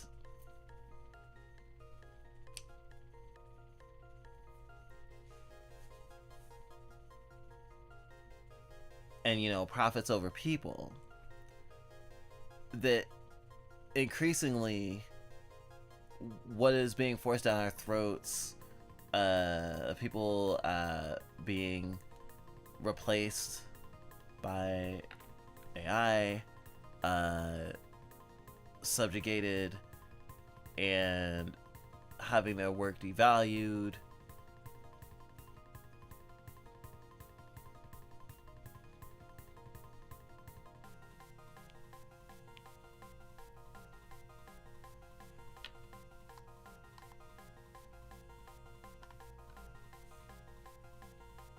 Living in the world that we're in right now, especially with the Overton window having shifted, if you actually are, say, for, you know, prison abolition, if you are, you know, if you stand with Palestine, these are, like, positions that make you against the grain of society, let alone doing these things, being vocal about these things about, like, liberation and stuff, while also being marginalized, while also being targeted, or especially being, like, say, like a furry or a Therian, like, in this gray area where folks have this weird plausible deniability of labeling you as, you know, dangerous or needing to be taken care of, while being able to dismiss away accusations of, well, like, phobia, you know?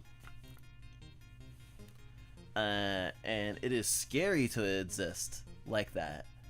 And I think that acknowledging that we live in a fascist dystopia is necessary, not just, like, living our day-to-day lives and treating each other better, but also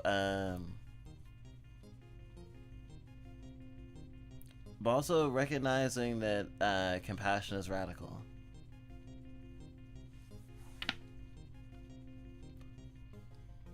Rape has always been used as a tool of control, propped up as a threat of what would happen if I, in my queerness and gendered ambiguity, continue to live, work, dress, travel, love, or resist the way that I chose to. Those warnings held no water for me.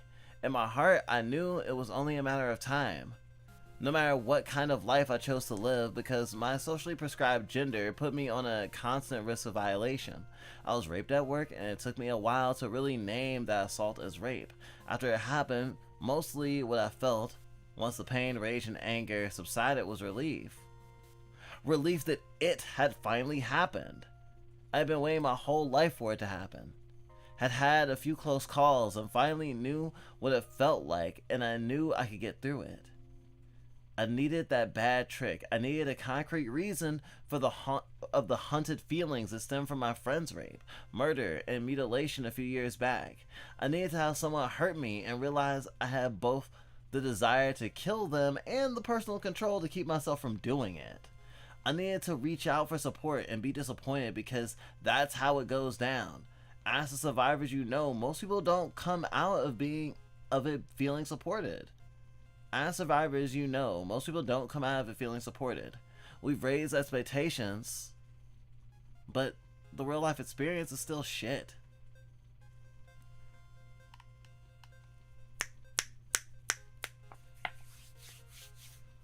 I was traveling abroad when it happened. The only reason okay, this is actually...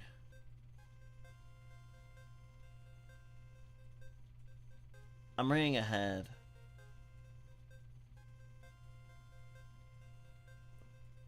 This is still gonna be really harrowing, but this isn't going into the specifics of, like, the actual rape itself, so if you're worried about that.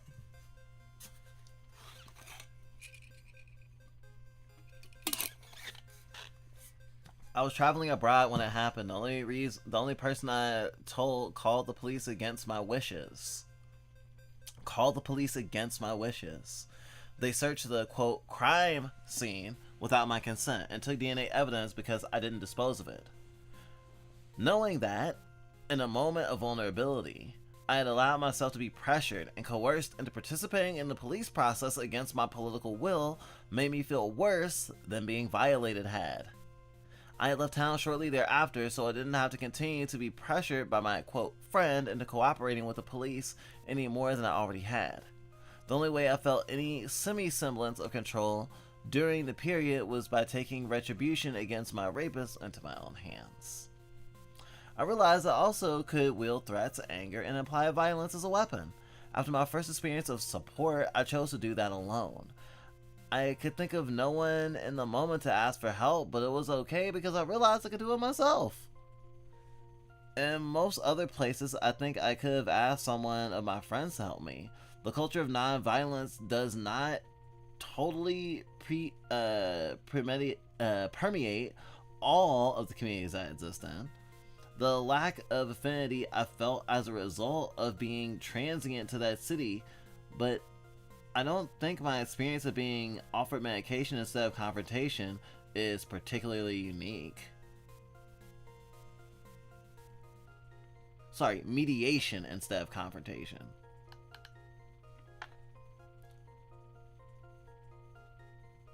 There are lots of things that I need to be careful about saying. And you should also be careful about saying on the internet when people are listening.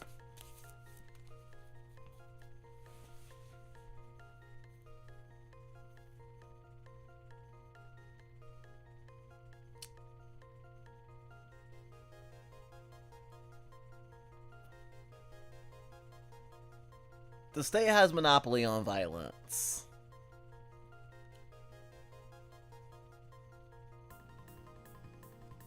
And we have been taught that the only way to resist morally is by being not just non-violent, but also unobtrusive. To make ourselves as small as possible. You can resist, but make sure you get a permit first, you know?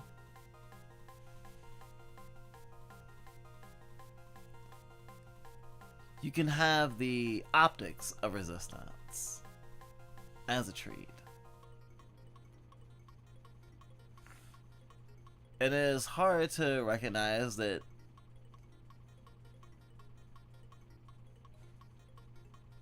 maybe the state shouldn't have this whole monopoly on it, especially when they're wielding it badly and punitively.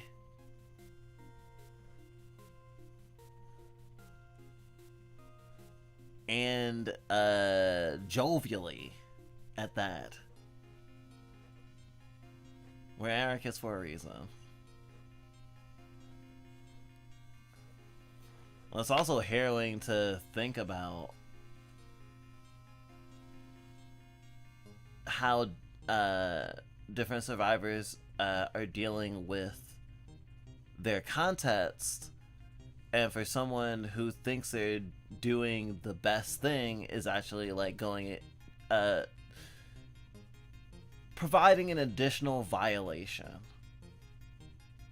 And we've also seen this in ways not always to do with sexual assault. Actually, the ways that we've seen it aren't usually do with sexual assault. I won't go into them because it'll distract and I'll never finish this section because I'll be telling a story for like the next 50 minutes. But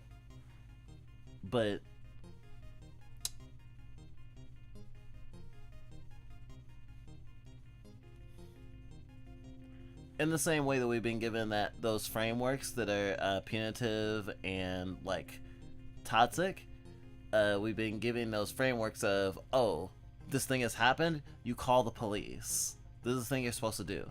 And I think that, especially during like the George Floyd protests, there was acknowledgement by a lot of people that even when you feel unsafe, or when something bad has happened, that your first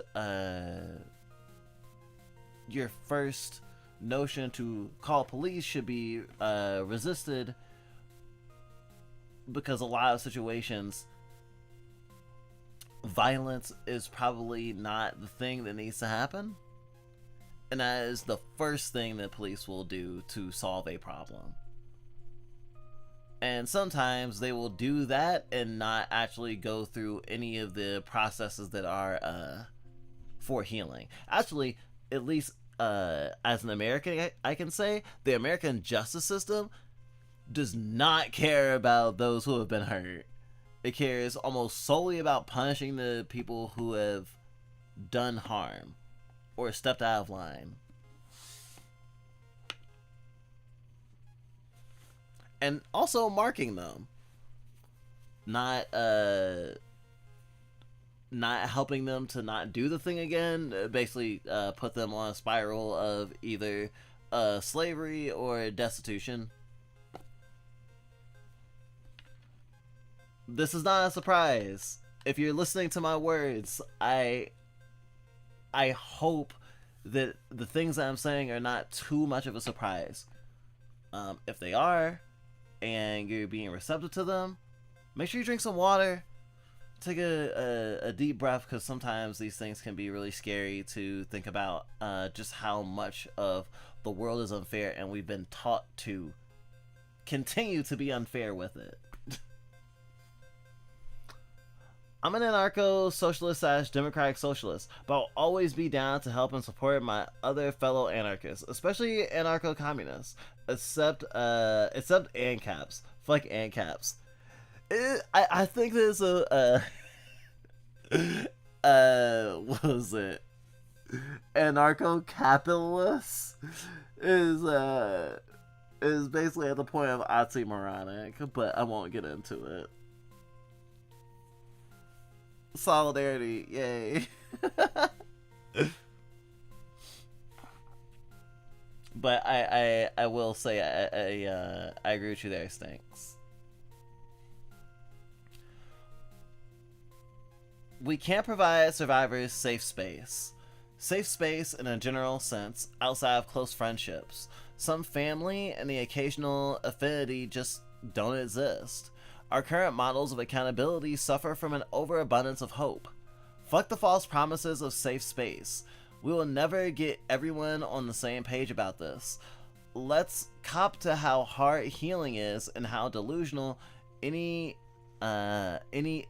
expectation for a radical change of behavior is in the case of assault. We need to differentiate between physical assault and emotional abuse. I wanted to have that sit for a second.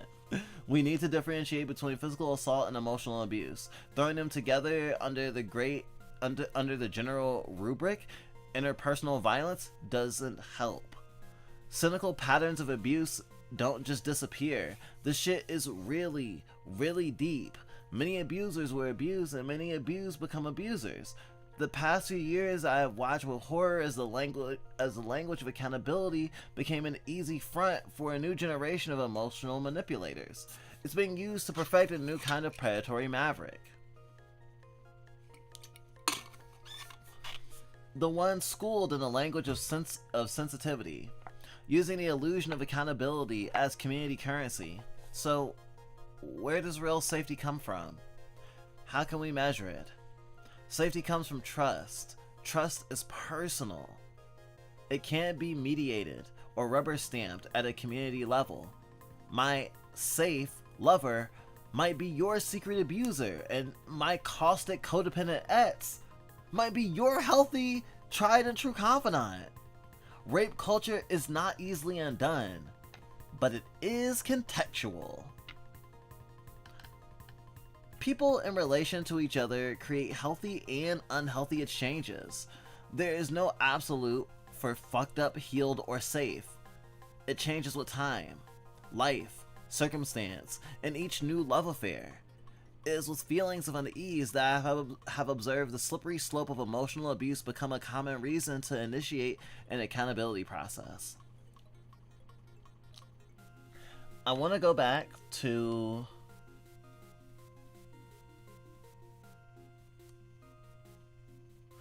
So where does real safety come from? How can we measure it? Safety comes from trust, and trust is personal. It can't be mediated or rubber stamped at a community level. My safe lover might be your secret abuser, and my caustic codependent ex might be your healthy, tried and true confidant. Rape culture is not easily undone, but it is contextual. I think we have read this on stream before. At least this individual essay as well. Because I'm having a sense of deja vu about my reaction to this, because it's the reaction we had last time we read this. That this particular context is something that feels really weird, but we have definitely experienced in the context of hearing someone has done something bad, and we having experience of them, well, being very helpful in whatever context. A lot of people will reach to a sense of I always knew when they hear that someone did a bad thing, or that someone was abusive or toxic.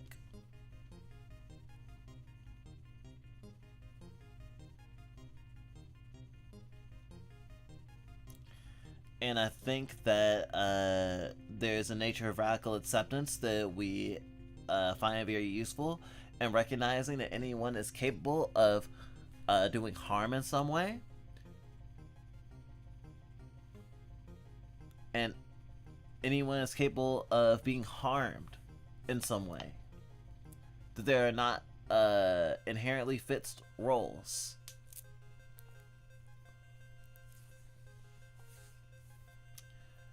And that different contexts bloom different experiences and different life circumstances, right? Someone that we hurt and who hurt us and we're in a toxic codependent relationship with, also one of the most important relationships of our life, for better and for worse, after the fact and after we had space from each other, on one of the few times we talked in the years since we've been mostly out of each other's lives, they asked us when talking about, after having like a conversation and things not like going really skewed and things feeling more or less okay within the context of the conversation, and like not tripping up into both of our like toxic or caustic habits, they asked us, why can you be like this, or why can you be this well regulated when we were still together, you know? And for a while we had seen it as simply, well, we have changed, or we have whatever, we have tried to be different. And I think that it is important to mention that we have and do believe in like people being able to change and putting an effort into being different and treating people better, but also that the dynamics that you're around also influence your behavior. And that doesn't mean you aren't responsible for your behavior at all, but, you know, there are ripple effects. The people you surround yourselves with will inevitably have a context. And we have come to realize that when asked, oh, why couldn't you have been this well regulated or this much better back in the past, it's like, well, we were in a different context. And right now we're in a much more healthy context to heal. And even in the years after that relationship, we were not in a great place to heal, not for at least like a year or two. And that's why we also recognize that someone's history is not without consequence, but it is not proof of their future behavior either. People in relation to each other create healthy or unhealthy exchanges. There's no absolute fucked up, healed, or safe. It changes with time, life circumstance, and each new love affair. It is with feelings of unease that I have observed the slippery slope of emotional abuse become a common reason to initiate an accountability process. Here's the problem with using this model for emotional abuse. It's an unhealthy dynamic between two people. So who gets to call it? Who gets to wield that power in the community? And let's be honest, there's power in calling someone into an accountability process. People in unhealthy relationships need a way to get out of them without it getting turned into a community judgment against whomever was unlucky enough to not realize a bad dynamic or call it abuse first. These processes frequently exacerbate mutually unhealthy power plays between hurt parties. People are encouraged to pick sides, and yet no direct conflict brings these kinds of entanglements to any kind of resolution. Using accountability models developed by those years ago to deal with serial rapists in the radical scene has not done much to help people get out of the sandpit of damaging and codependent relationships. Emotional abuse is a fucking vague and hard to define term. It means different things to every person. If someone hurts you and you want to hurt them back, then do it, but don't pretend it's about mutual healing. Call power exchange for what it is. It's okay to want power back and it's okay to take it, but never do anything to someone else that you couldn't stomach having someone do to you if the tables were turned.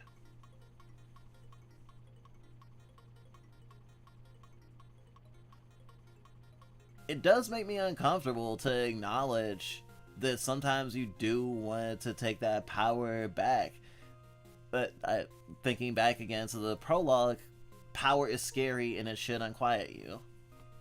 I guess I'm actually encouraging the redundancy and reminding you.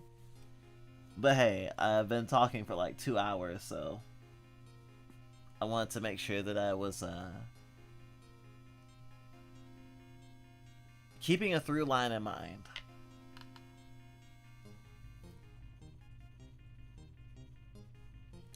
And I'm glad I had tea on hand.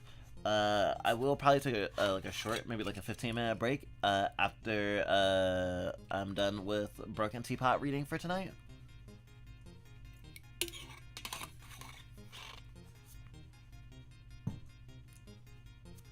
Those inclined to use physical brutality to gain power need to be taught a lesson in a language they will understand. The language of physical violence. Those mired in unhealthy relationships need help examining a mutual dynamic and getting out of it, not assigning blame. No one can decide who deserves compassion and who doesn't except the people directly involved. There is no way to destroy rape culture through non-violent communication because there's no way to destroy rape culture without destroying society. In the meantime, let's stop expecting the best or the worst from people. I am sick of accountability and its lack of transparency. I am sick of triangulating. I am sick of hiding power exchange. I am sick of hope. I have been raped.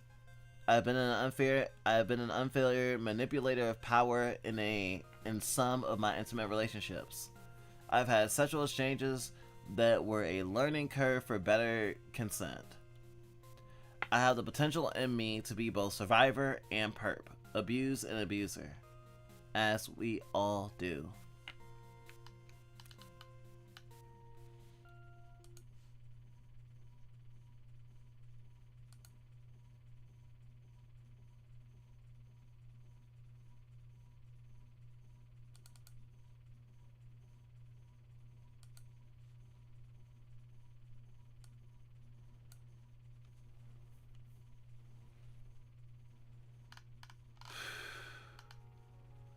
These essentialist categories don't serve us. People rape. Very few people are rapists in every sexual exchange. People abuse one another.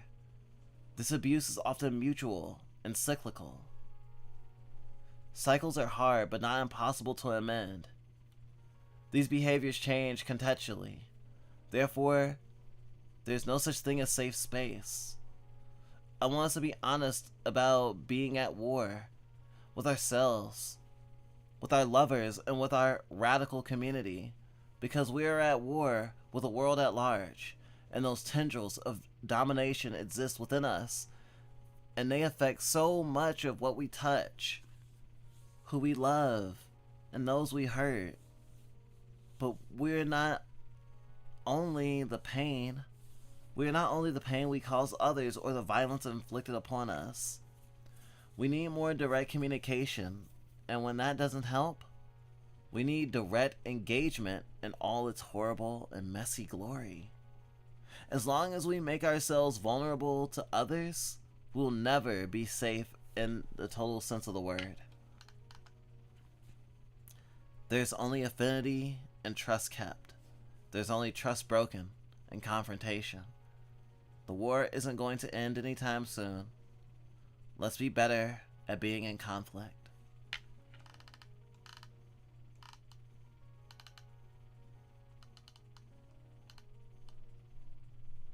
Alright, I think Bones. Wow. Bones.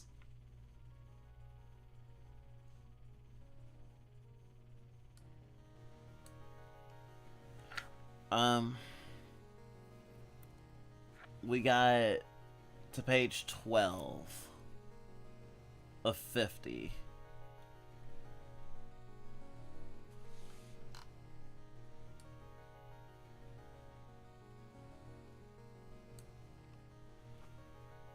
So next time we'll do Love You Too Much.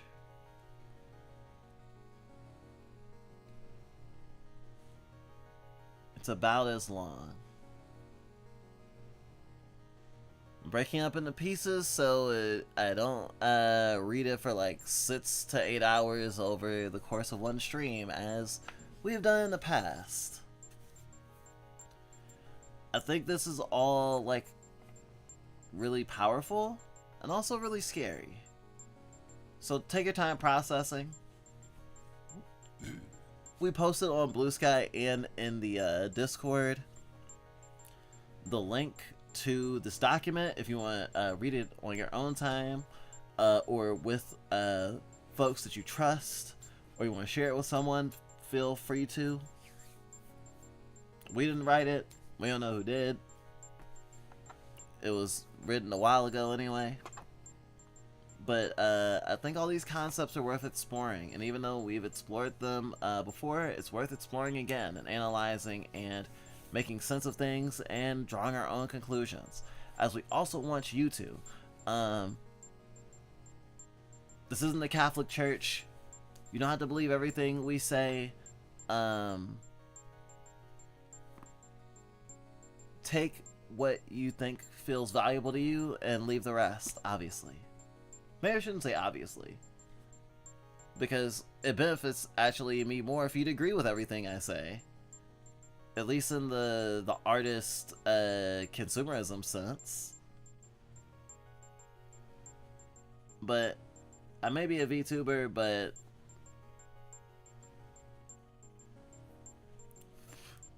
I try to be resistant to the idol culture trappings that would lead me to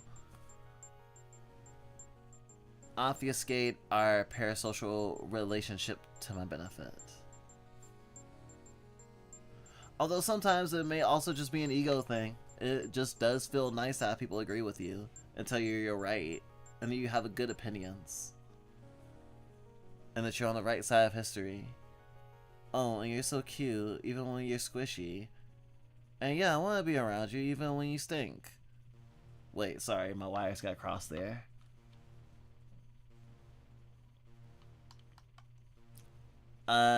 So yeah, I don't want to be your ultimate disseminator. I'm just showing you the door. You're the one that has to choose to walk through it or not, or find a different door. Or a vent. There's so many places to go.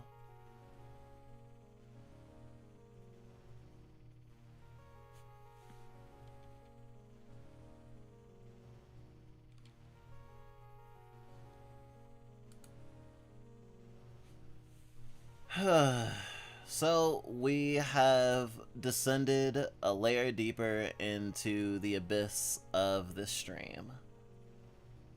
And we will go deeper still. But for now, the lecture's over. Hope I didn't put too much of a hot allostatic load into your limbic system.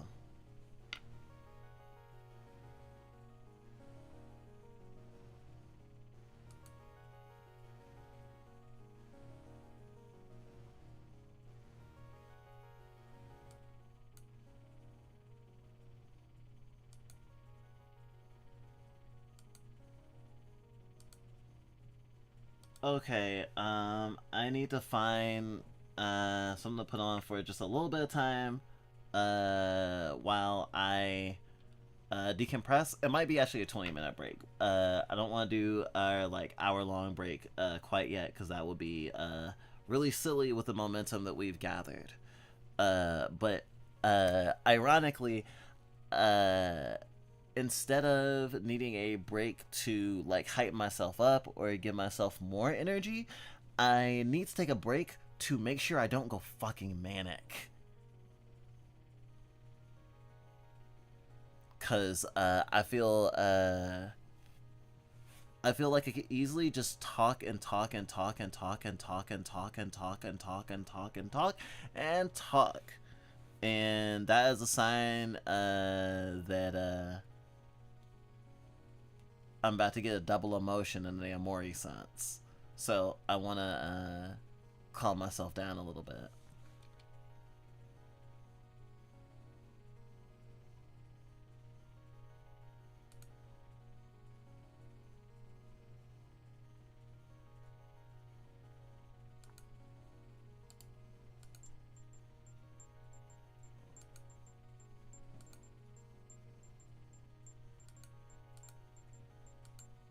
Like, manic fluff? What are you, you bipolar? I don't think I am, but BPD has a lot of overlap.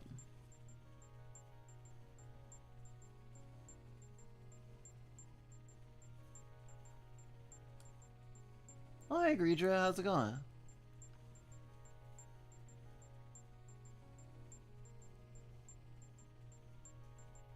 No! I missed an Ada 2 hours ago.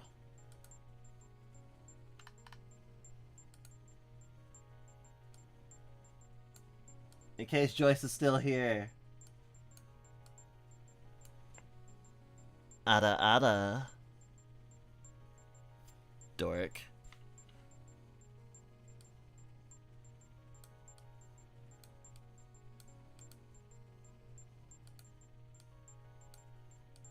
Doing everything by hand is hard.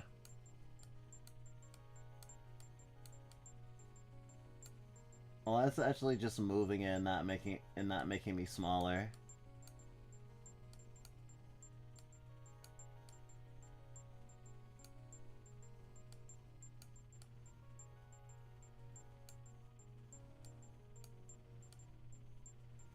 I need more fucking hotkeys.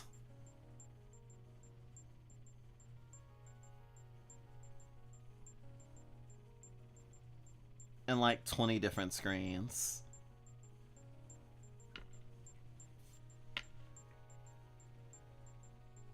When I come back, we'll probably play a video game.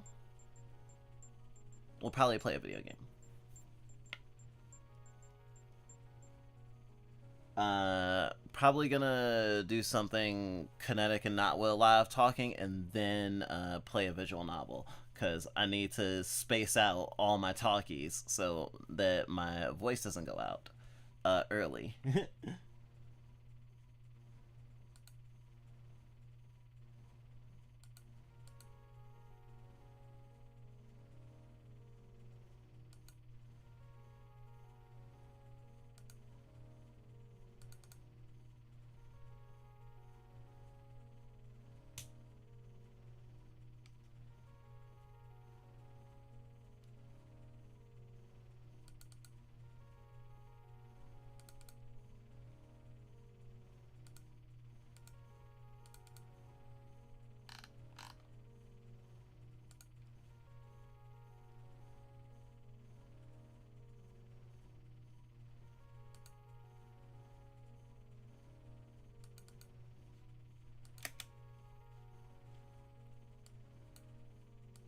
Okay, in case I overshoot,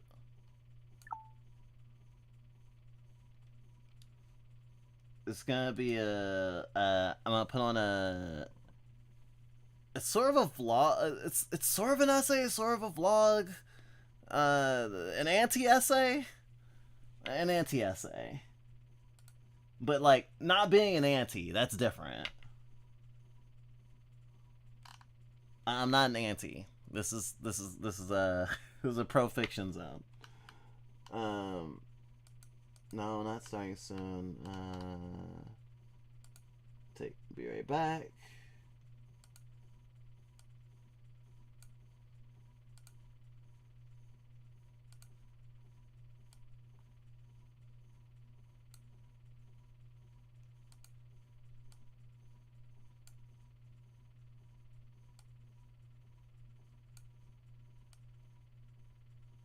Don't be weird, or I will make the chat invisible while I'm gone. Okay, it can be a little weird, but like be respectful weird.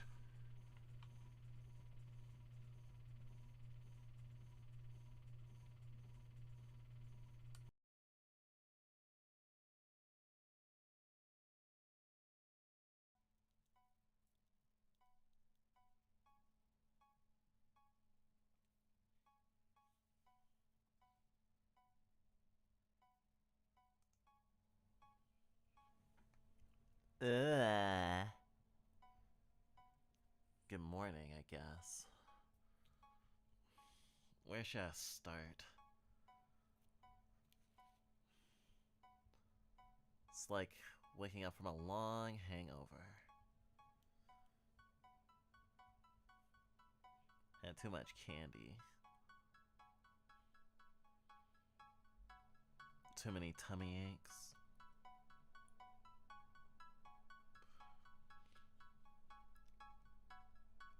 I need to stop being afraid of making bad art. We haven't been doing stuff on this channel because we're so afraid of making bad art, of having it be criticized in a way that hurts our feelings, and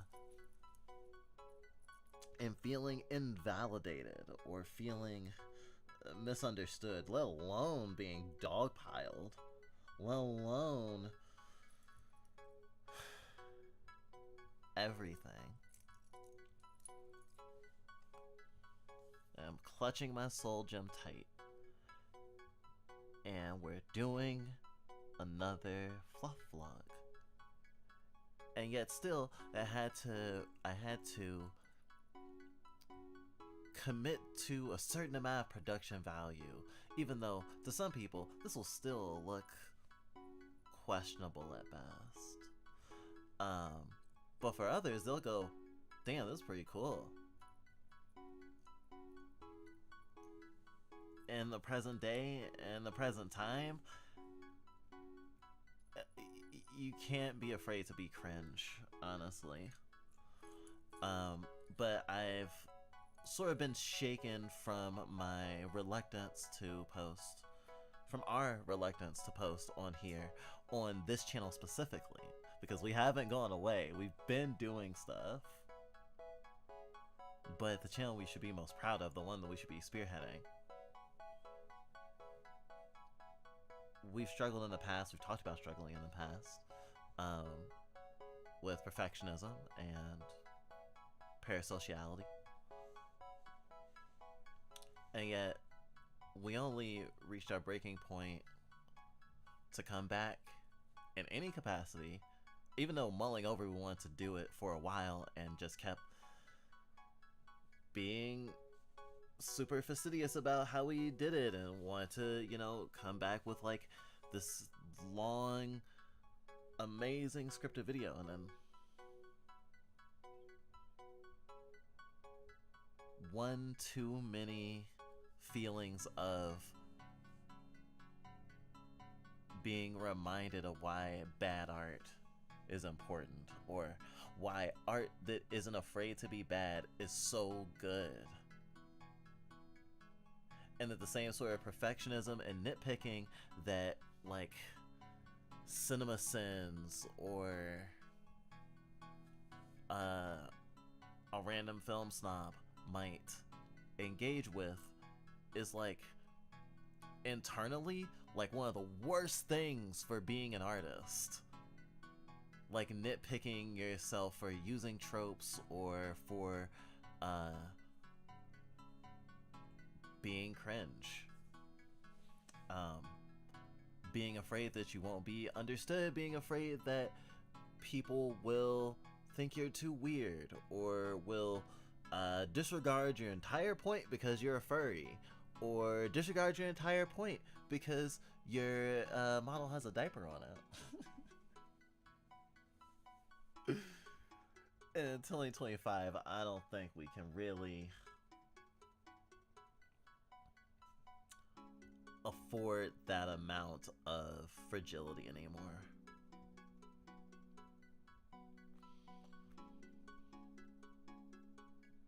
We have been working on stuff without as big of a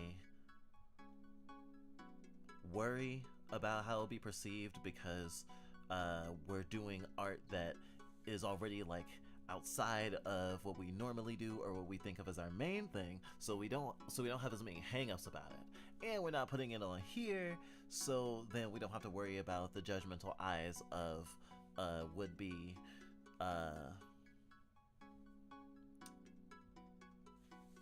perusers of video essays just to clown on them, I suppose.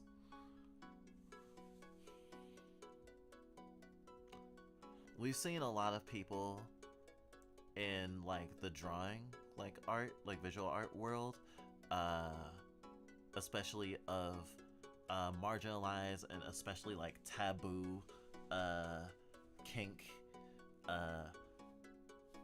related artists that I've seen lately has been really killing me inside, is like people you know, erasing their galleries, trying to go into obscurity, trying not to get dogpiled, rebranding as a safer for work artist, or arbitrarily making lines in the sand of art that they will or will not do based less on what seems to be their own comfortability but the comfortability of their audience.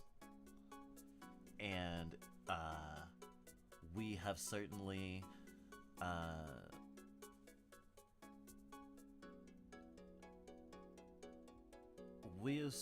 certainly limited ourselves in what we do or what we've covered, or even games we play in streaming, because of how we feel we will be perceived. And we've been doing better at that, I guess, but still doing it in a stream is a little bit different than putting on what is supposed to be our largest platform, and where the most eyes are supposed to be on us. We've been so afraid about being visible. Is ridiculous, and it's not as though there hasn't been positive voices the entire way away. I'm sure someone will watch this video, right? And so like to have any audience at all is really kind of awesome. Although YouTube analytics would have me believe that most people only get 2% through a video and actually get bored of it within a couple of minutes.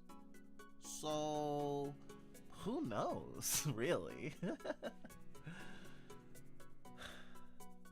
But seeing people that we consider better than us at any sort of art shortchange their art, or think of themselves as lesser, hurts, as we try to stick it out in other sorts of stuff. We've been drawing. We tried to start a podcast. We're still struggling with, because we have anxiety about video editing too, because of all this, of course. Which has also made making videos a lot harder, and of course the same focus and shit, and we always complain about not having ADHD meds and shit, but when it comes down to it, we certainly have a lot more imposter syndrome than is manageable a lot of the time. So it'll be interesting if I actually edit this or I just throw it on just as is. So we'll see how that goes, actually, as well. There's a sort of vengeful confidence that we have right now, seeing like perverted artists and artists that are willing to tackle like interesting taboo work, getting their art chastised, getting their personhood chastised, saying that they endorse things that they definitely do not, and just a general attitude of suppression and puritanism online, even in spaces that are supposedly populated by freaks and perverts, as well as the overall societal bend towards extreme fascism and repression and the attempted eradication of queer people, supportive marginalized people in general, a seeming sense that weird shit will be less and less tolerated.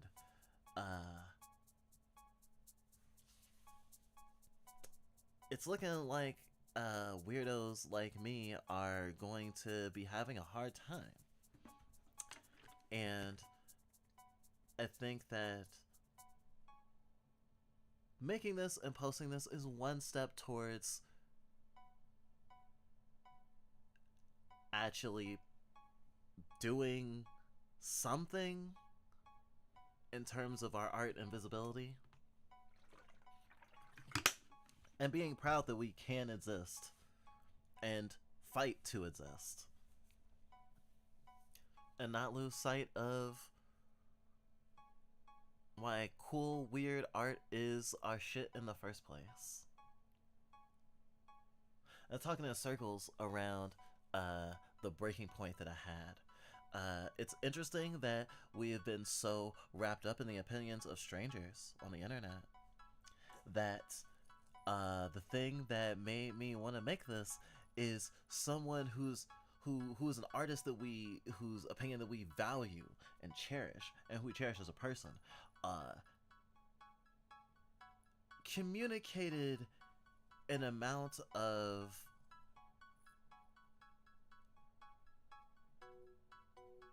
being unamused and seeing very little redeeming qualities in some amateur art that we were championing.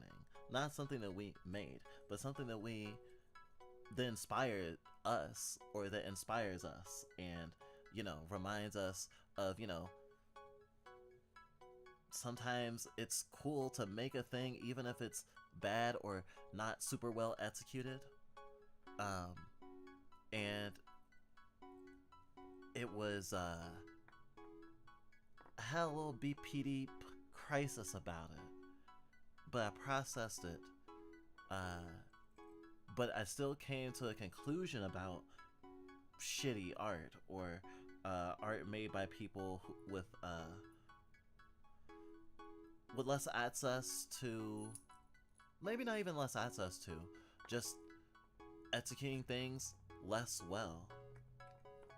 I certainly have a certain amount of projection, because, oh boy,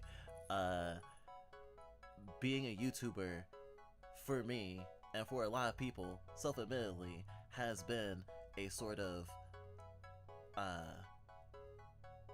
substitute, or a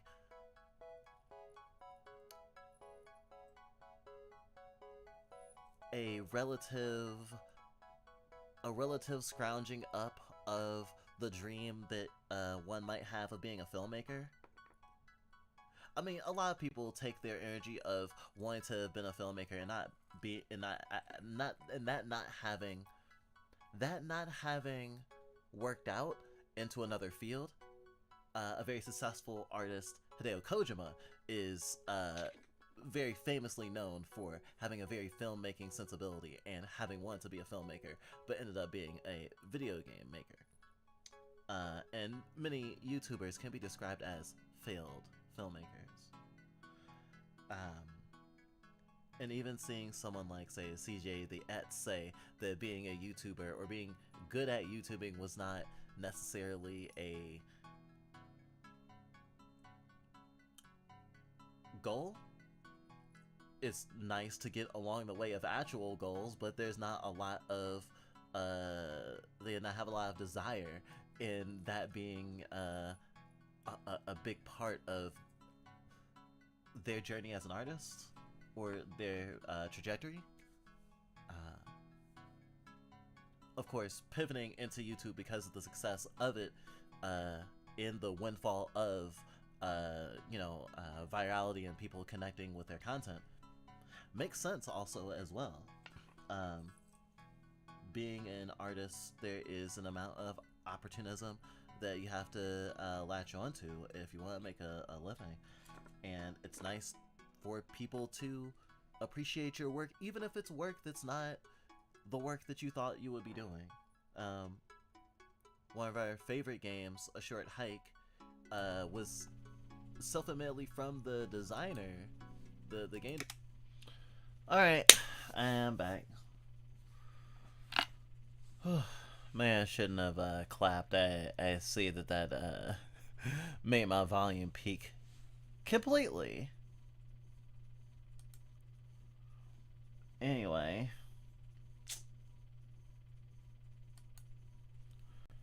I didn't have Steam open at all yet.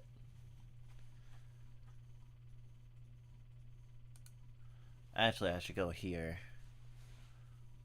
How's every bite? Actually, it was gone for like just about 15 minutes.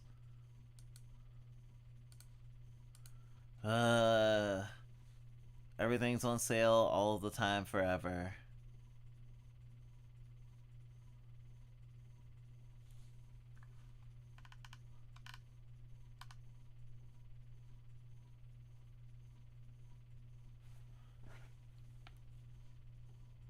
So I was kind of in a rough spot figuring out what I was gonna play, because Punk wants to play Possessors. They're the first one of us to play Possessors, I believe. But we've been passing the buck whoever happened to be fronting at the time, playing it so we get through it. We're trying to be less rigid about that. And I was kind of assessing, and so even though Glitch usually streams Majogami, in order not to throw in another game into the mix apropos of nothing, I'm going to do Majogami, though. Obviously, I could have gone back to the Bittersweet Birthday since we have probably one boss left for that. I figured because of the discussion earlier and how long our streams tend to go for, Bittersweet Birthday felt like maybe like extra credit, especially since we have one leg left. Hopefully that doesn't bite me procrastination-wise, but I think this is part 3 of Majogami, and I am definitely a fucking pervert, so I think I am going to enjoy it a lot, and it's definitely up my alley. We've been playing Majogami off stream as well.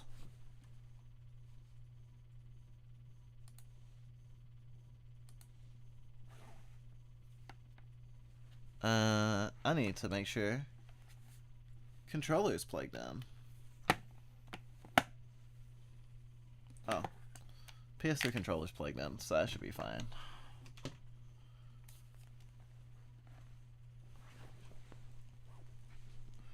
I'm not like a Luddite or anything. Wait, that's dumb. I am a Luddite, but I'm not a Luddite in the like the way that people assume that Luddites actually exist as, is just hating technology or something. Because I'm just like, oh yes, I need to plug up my controller while we live in a present where you can just have wireless controllers all the time. But, you know, we're so physically close to our computer, it's a lot easier to just plug it in, especially because our controllers, a lot of them are old, or, you know, just imperfect charging, and sometimes we just forget to charge our controllers. So we have no choice but to plug them up.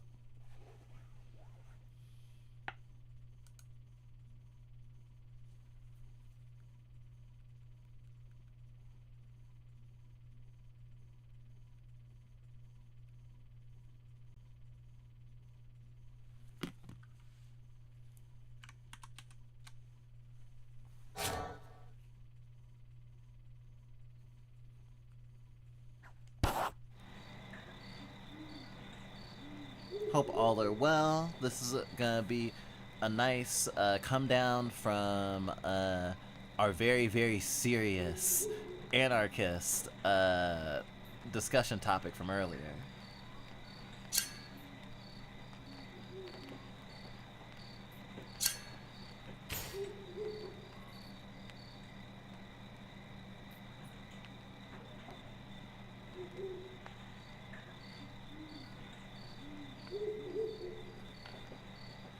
Right, so the lesbian fight was last week.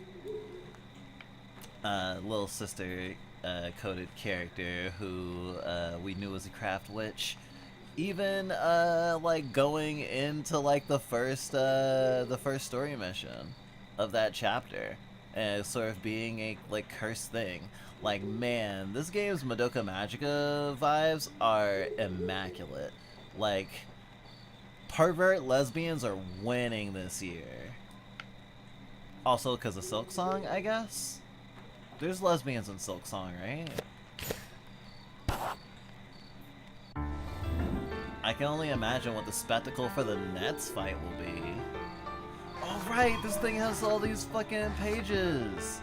It's so interesting to think that our eyes and brain have processed these, but, you know, me myself, I haven't looked super specifically at it since Glitch has been playing it.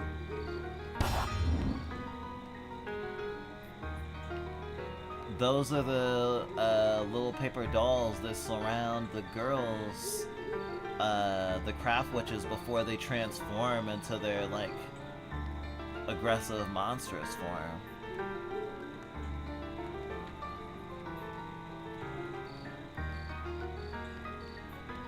I wonder what it says.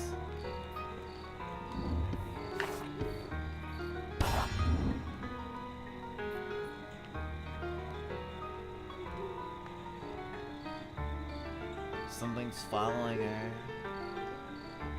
Companions giving her advice. Stay in the light.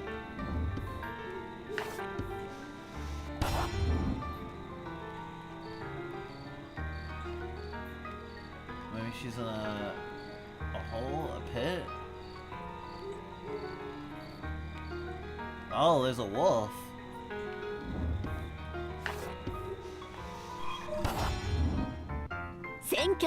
Oh, hi. Sorry, I did not mean to go to your shop. And then she meets a monster with a fin hand. She's given some advice by very Jiminy Cricket coded. But I think that's also a paper doll. It's like a paper bird. Whoa, it's like a sea serpent.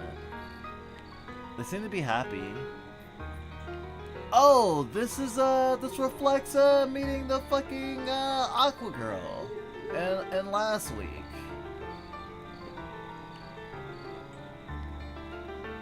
Will it end in tragedy then? I guess we'll see. Conversations?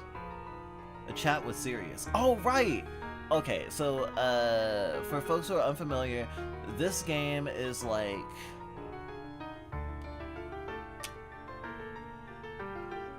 Mighty Gunvolt? Or Azure Strikers Gunvolt? Or what was that other one? I was gonna say Dragon's Crown? Not Dragon's Crown. But there's like a couple of games that are like these mission-based, like almost Mega Man X adjacent, especially like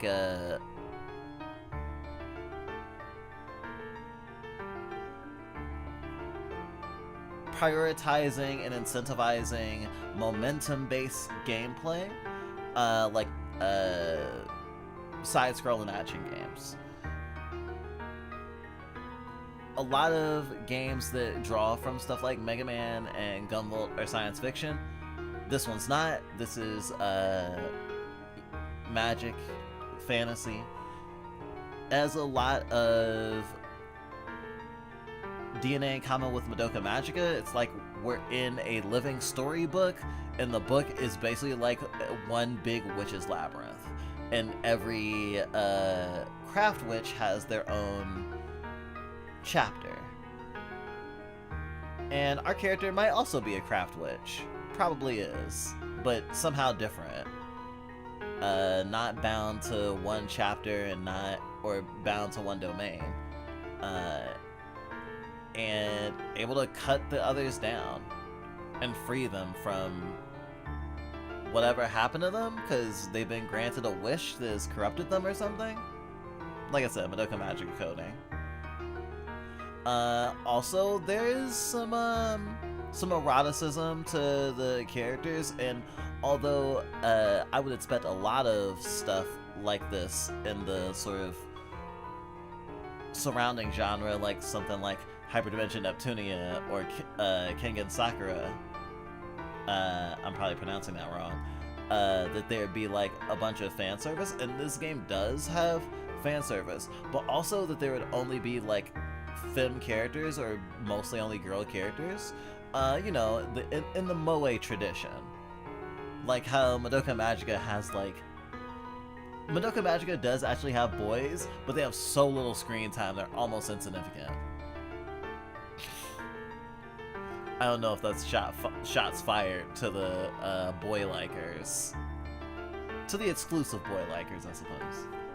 But it's interesting to note that this also has the magical girl aspect of, or I guess Super Sentai aspect of combining with like a spiritual partner, almost like Shaman King or something, and it being like a power up, and you get like a fucking song and a fucking transformation sequence that, especially as a game asset, doubles in the anime reference to it being like, oh yeah, monster of the week, and you know, where you reusing the same transformation sequence each time, sort of shit.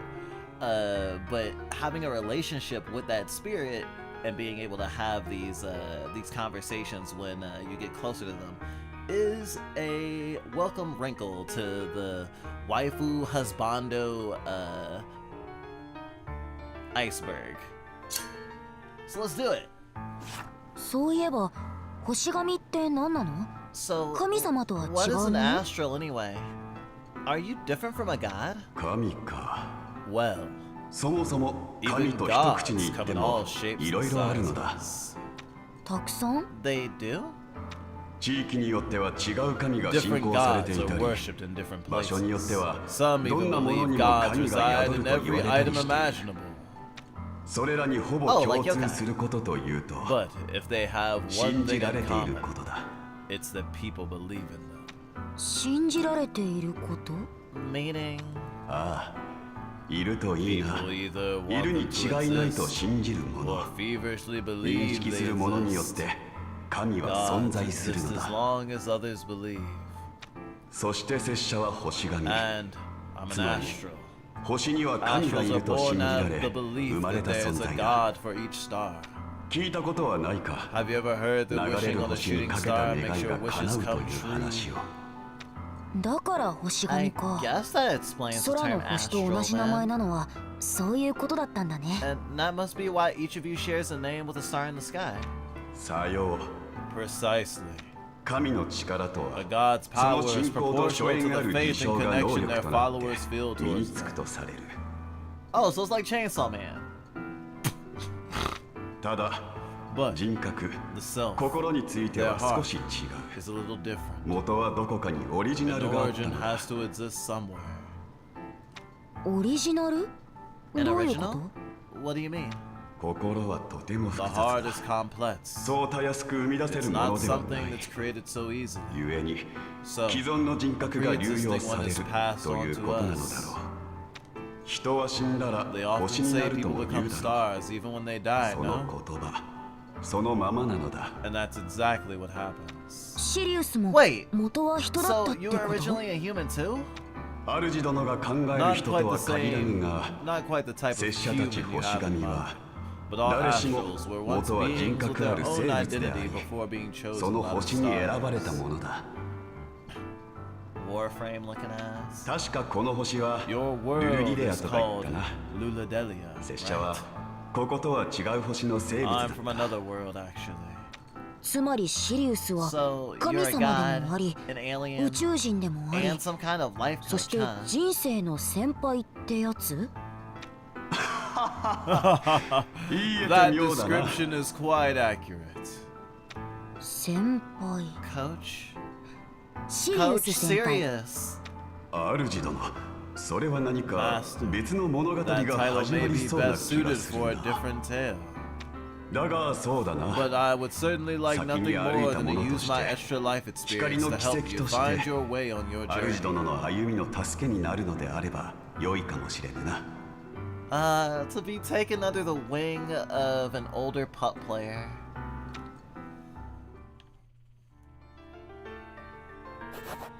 Sirius is cool.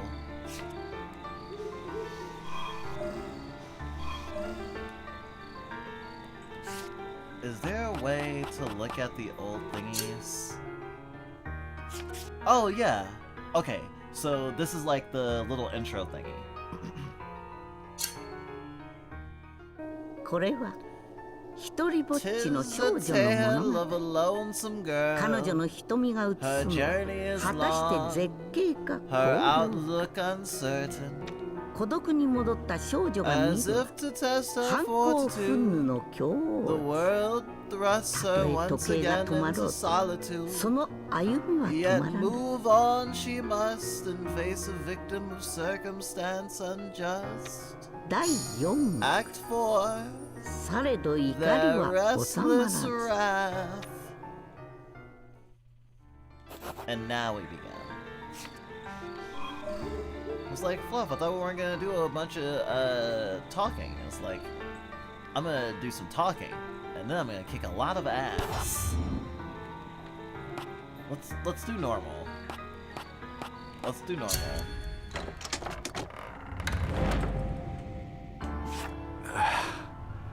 今回は From お the 城か sprawling seas to a 毎度なが castle. ら世界が変わる It's のには慣れ rather ん hard な to adjust to these ever-changing worlds. 白羽 Shiloh, 先に進もう no matter the 立ち止まっていて circumstance, も we need to 何も push 変わら on. ない Otherwise, it'll have all been for naught. Yeah. なんだ This is こ odd. の階段 There 見えない seems to 壁 be があっ some て sort 降りられ of ないぞ invisible wall on the staircase. 何か仕掛けがある Is の there だ a ろうか mechanism we can use to deactivate it, perhaps? ああ、そこの君、 You. 助けてはくれまいか You there. I request some saving. なんだ Who is this? ごきげんよう。自分は Oh, いつか hi. この城の王子である。 Good day to you. My name is Penta. I am the prince of this here castle. 城の主 The もしや prince. 魔女神なのか Judging by my prior experience, I must surmise that you are also a craft witch. そう問われれば You surmise correctly, と my いう little paper friend. それが何かね Does that pose an issue at all? 魔女神ならば There's 倒 no さねば sense なら in ん saving someone we need to defeat, I'm afraid. この世界から抜け出すため You're in possession of a Recartaを取り戻す Ricarte. た We めに need to escape of this world. ほう Oh. つまりこの You 王 seek 子を to 倒 strike し me down and 我 strip が me 所 of 有 what 物 is を rightfully 散奪しよう mine. というのかつまりは Quite the splendid declaration of rebellion. イエス I must say, I myself am always prepared to spot a spot of attempted regicide. 来て早々魔女神と戦う羽目になるとはな。 Engaging a craft witch right off the bat is hardly 今 ideal, は but 迷うな、白羽。 it does make things simple. Try to focus on this battle for now, Shilaha. Shilaha looks not into it. Probably because, in spite of what her daddy-o just said, last week she was friends with the craft witch up until fighting her, and at the end of the chapter like normal. Well, quote unquote like normal. And her special attack, the boss's special attack in the last chapter, actually heals both of us as she cries out of one eye and begs us to not give up and strike her down because she's a monster, flying in the face of craft witches being pure evil. And it being a very heartbreaking sentiment because it was Shiha's first friend, and vice versa. And they had some Yuri going on. Part of the special attack was a fucking kiss. It was great. But also really sad. It's like Tatsukiri. My favorite. But having that be her last experience and then having Paperman go, "Oh, why will we help you? We're gonna kill you immediately," would probably be kind of traumatizing. So I don't think our heart's gonna be in this battle. Oh, hey Mark. I'm Scribble. Glitch is a different one, though we are the same species. Might be a little bit hard to tell us apart. But I dress like a preschooler. Sometimes. So it's easy to tell me apart. Also my braces. まあ待ちたまえ。今は Now, まだそ now, の時では let's ない not get hasty. There's a time and a place for everything. そこの階段 The barrier 時 surrounding 計台 the の針が staircase 12時を troubled you 刻 too, む did 時 it not? 結界が Under 解ける normal 仕組みになってい circumstances, る it の would だが disappear when the clock tower strikes 12. 故障なのか Said light 時計 seems が to be 止まっているようで malfunctioning, ね however. 城 I に found 入れず myself 途 locked out of 方 my に暮 own れていたの castle だ as a よ result. なんとも情けない王子様だな。 You're a rather paltry prince, aren't you? 伝説をわき And まえぬ for a こ rude と rag of paper. だが今は許そう But I forgive you 君たち nonetheless. には I 時計 request を your 直して assistance も in らいたい fixing the clock tower for me. ふざけるな。 But なぜ私たちがそん Give な us ことを one すれ reason ば to なら help ん。 you. でなければ Help me and こ earn の your 王子は fight. 戦わない Or ぞ watch me take flight. 地の果てまで I'll flee to the 逃 ends of げ the お world せ if てみ need せよ be. さらばだ Farewell for now. 君たちの I 反 look 逆を forward to seeing how your 楽しみにしている rebellion よ takes shape. 言ってしまった。 Going like the wind. 何なんだあの魔女神 What は。 a unique character, to say the least. 仕方ない。 I 奴 can't の say 頼 I'm みを happy 聞くの about は the 尺だが、 situation, 時計台 but に we 向か should おう。 make our way to 白 the 羽。 clock tower. 白羽。 Shilaha. 心が Gotcha! Hey Shilaha! I love the depressed vibes. They go really well with your attire. Oh fuck. Big bad. 化け物退治は楽しかった Dummy. How'd you enjoy your little monster hunter outing? I bet you got all sorts of fond memories of our precious little songstress now. アラディア。 You foul wench! おお怖っ Ooh, you're so 今日はこれくらい scary. にしとこうか。 Okay, okay. That's enough instigating for today. もうちょっと I 高み want の to 見 see 物と行きた how いか this らね all plays out for そん you. な状態で I こ think の you'll be 悪 able to 魔の make it 城を through 攻 this 略できるかな fiendish fortress. Think you'll be able to make it through this fiendish fortress when your head's not in the game? God be with ye! 白羽。 Pay no あんな魔 heed 女 to の her 言葉 nonsense, 気にするん Shilaha. 逆戻り We're か。 going straight back to square ま one た at this rate. 白羽の心が閉ざされる。いや、 No, させはしない。 I won't. I can't let that happen. 今度こそは That much 繰 I り返 swore させ to るもの myself. か。Looks like the enemies are getting serious. I'm kind of burnt out. Gotta make use of healing items. Act 4, Scene 1. 守りは私に任せろ。 This is our third stream of this. The fourth world. And I'm still in the fucking prologue. いいぞ。 Might turn it down a little. Oh yeah, I turned it up actually. Well, we turned it up when we were playing off stream. We were redoing boss fights to try to get different reactions, and also just loving the combat and stuff. All right, Gunvolt.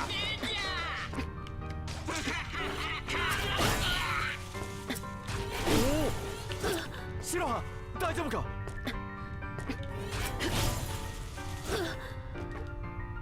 We also changed the HUD a little bit.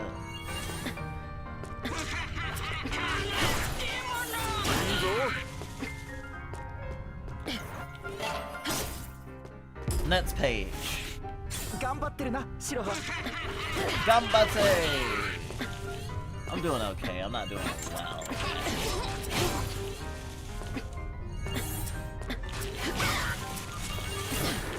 いいぞ。シロハ、大丈夫か。おお。 I have an easier time calling someone daddy as a joke. いいぞ。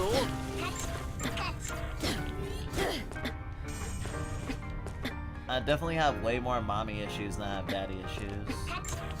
Oh my god! I have platforming issues is what I fucking have.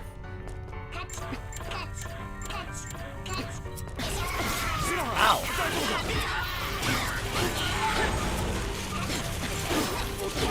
ゲージ不足だ。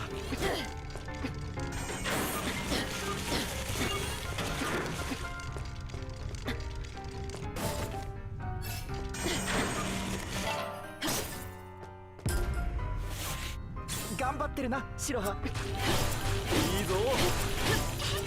おっと、ゲージ不足だ。いいぞ。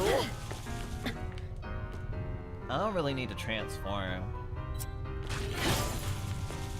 Whoa.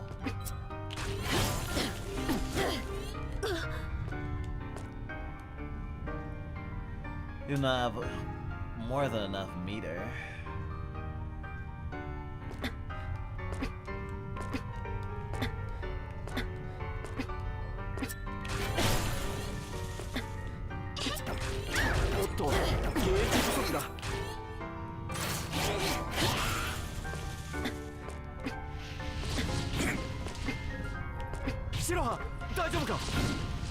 Uh.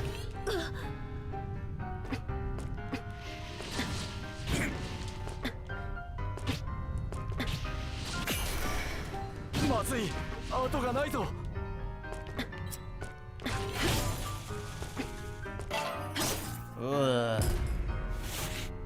さあ。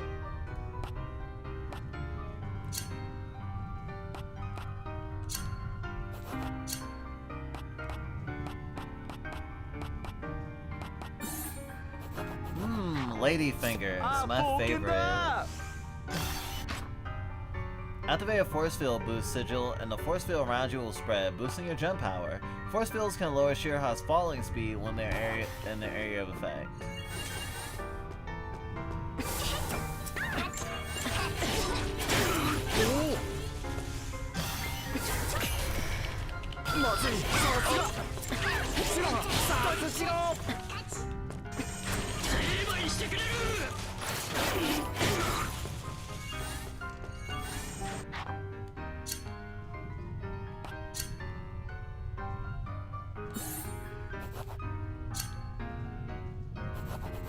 Not using the macro and saving those.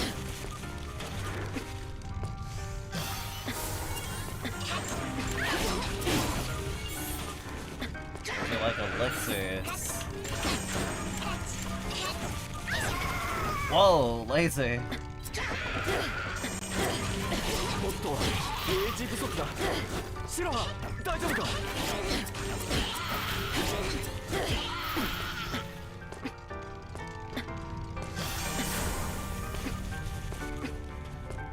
Ow.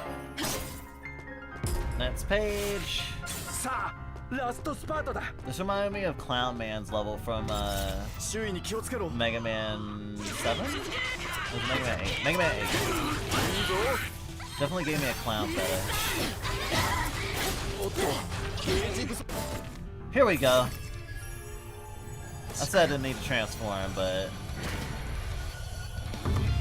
神がかり ascend.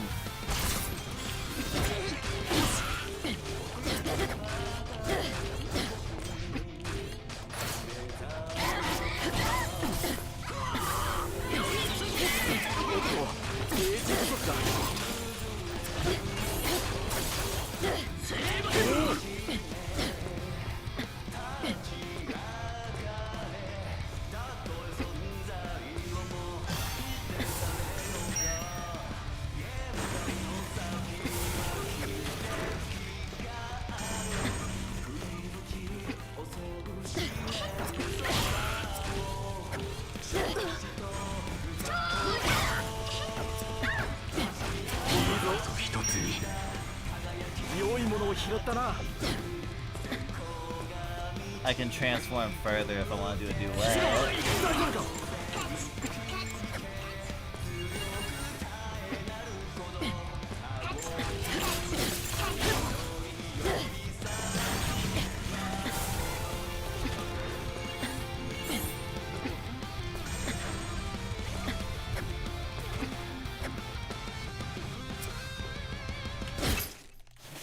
Here we go. さすがだ白羽 Curtain call. 鎖が It's no 絡まってい wonder る the clock stopped with こ all れ the が時計 chains が in 止 the まった原 way. 因か今の白羽ならこんな鎖 Could 断 I ち切れ ask you る to だろ cut through them, うやってみ Shilaha? てくれ It should be a simple task for you now.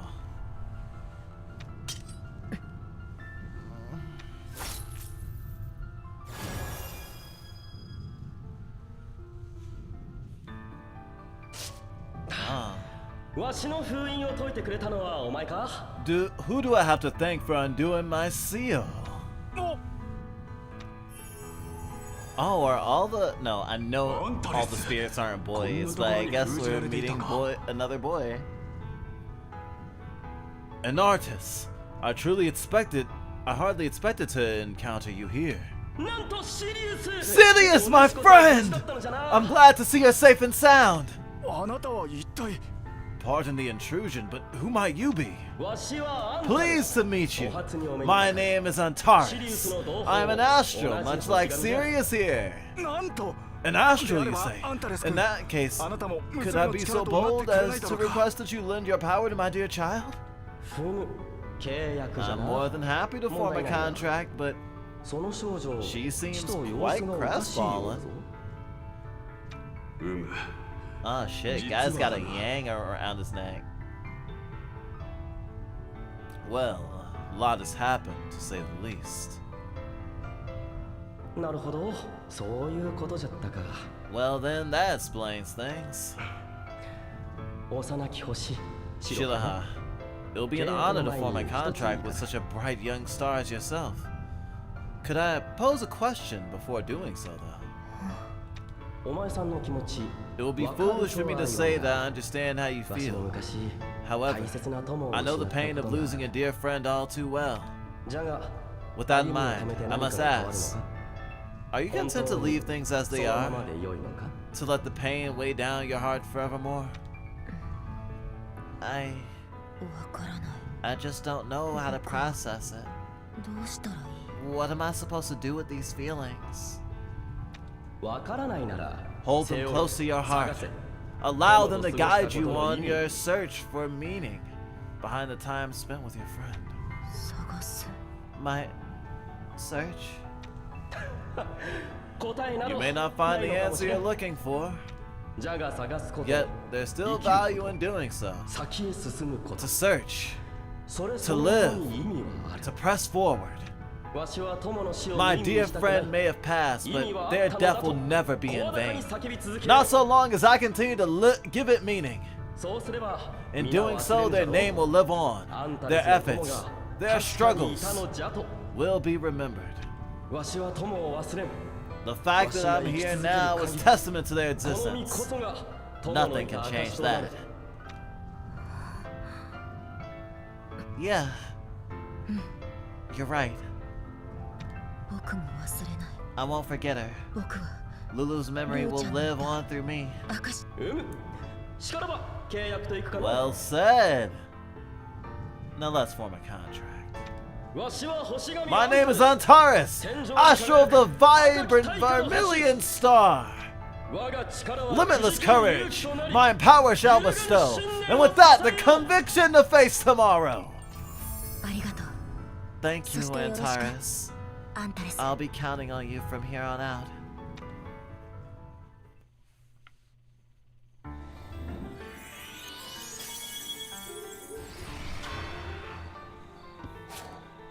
A special message has been added. Astral Antares has joined you. Astral Antares is now an ally. Specialty stance, vertical. When defeating enemies with Antares in the vertical stance, you'll collect more paper. It's the charges for attacks. Remember, I'm a craft witch.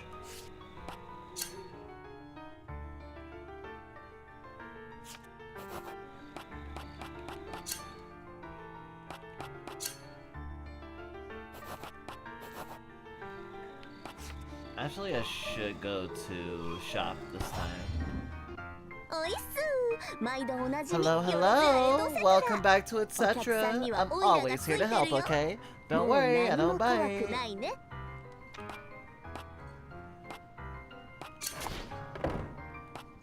New whiteout. Treasure hunt. Forsaken scroll. Got a lot of new stuff.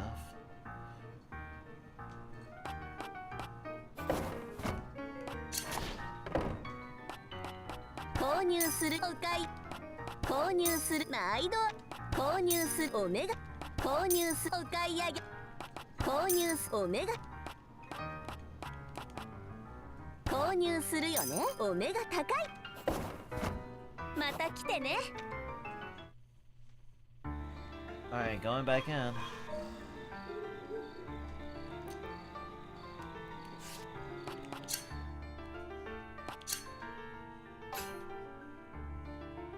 Oh yeah. Oh, I don't have any extra power words.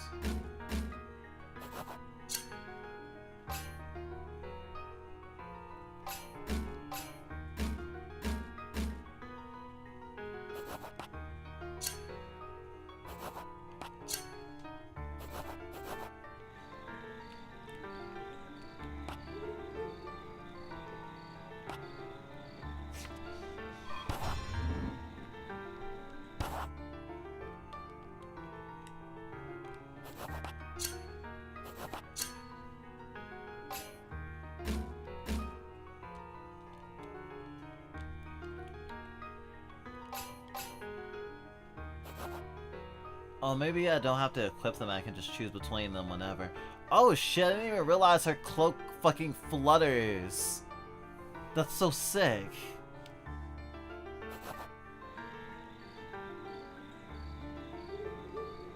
This is like Persona 5 levels of fucking UI shenanigans.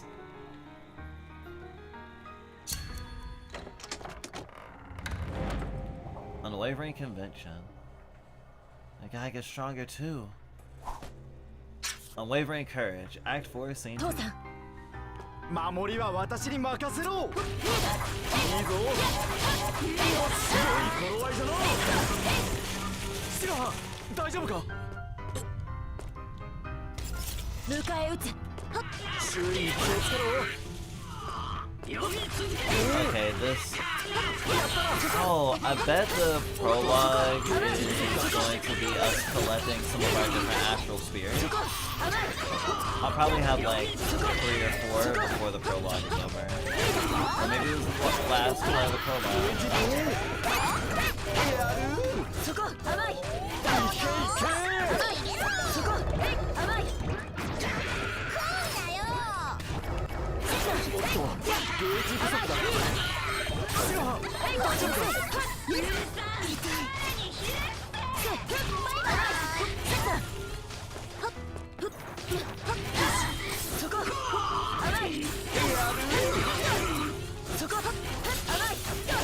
と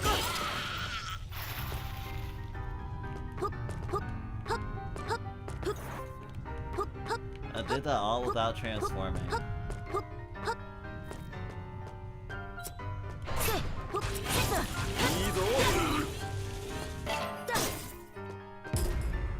Not necessarily on purpose. おっとゲージ不足だ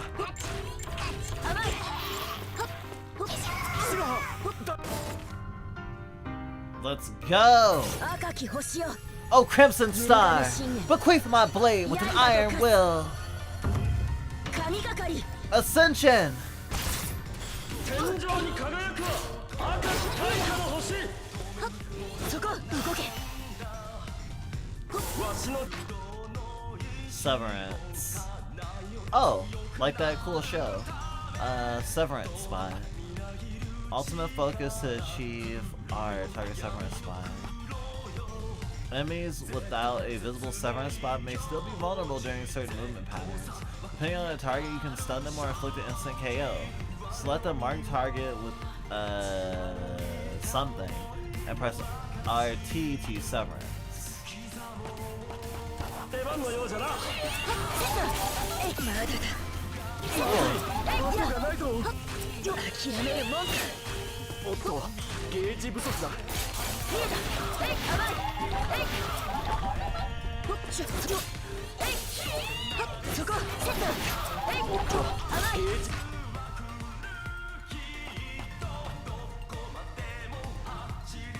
不足だ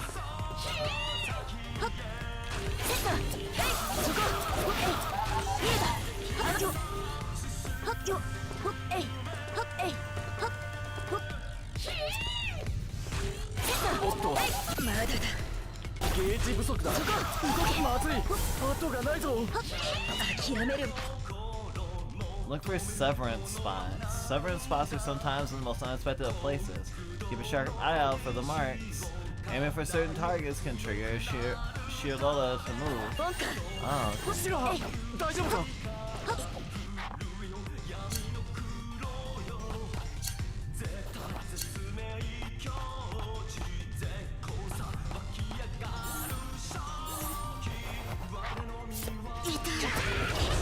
ちょっとゲージ不足だ こ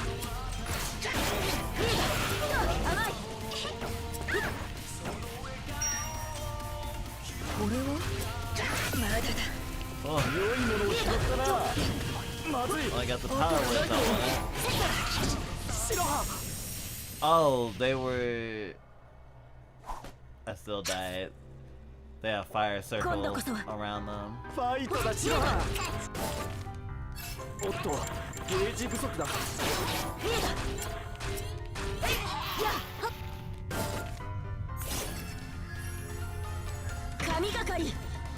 Ascension! 天井に輝く赤き大化の星わしの出番のようじゃなおっとゲージ不足だ白羽大丈夫か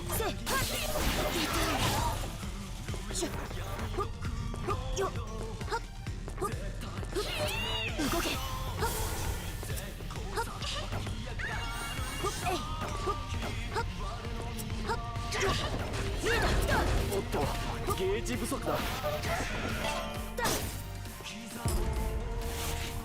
先が長いけどガンガン行こう そこ見えた ゲージ不足だ白羽大丈夫か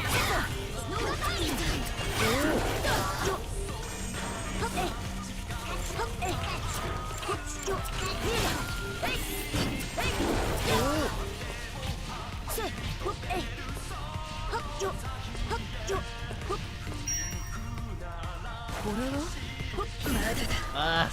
良いものを拾ったなまずい後がないぞ諦めるもんか白羽大丈夫か 痛い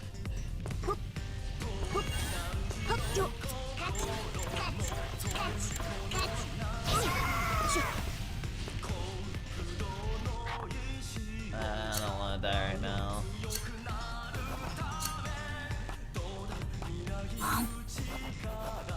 Octopus.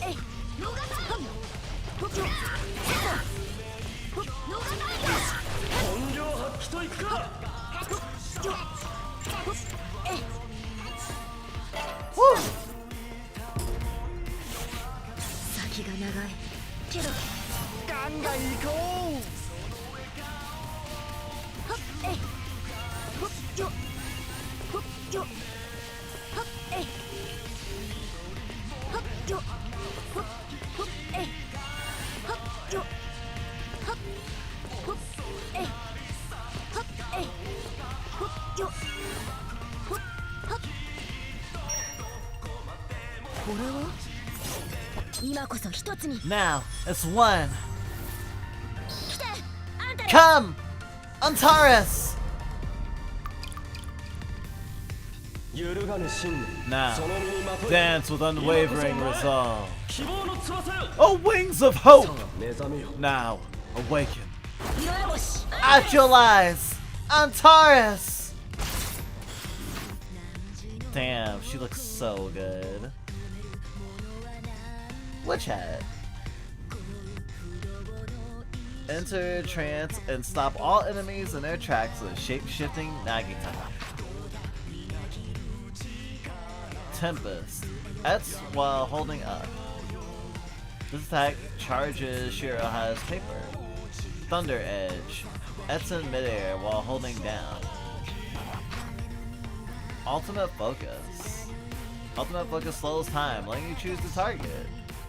Attack the target enemy with RT. Press R down, the right stick to dispel Ultimate Focus. 託したぞ我が力思いのままに扱ってみせよほっよはっはっよえい Very zero coded. ほっよよ Dice. I see. I need to come all the way up on the left side. 失敗しちゃ神がかり動き出していこう動け動け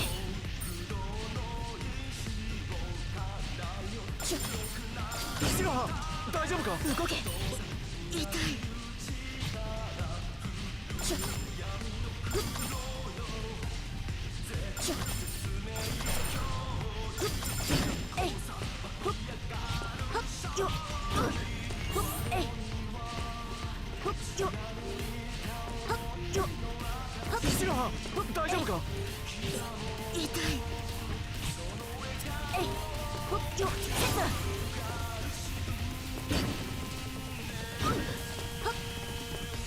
Wow, the fire does a lot of fucking damage. Cumulatively. Like, how did I know I'm doing a bad job? I keep getting hit by fire.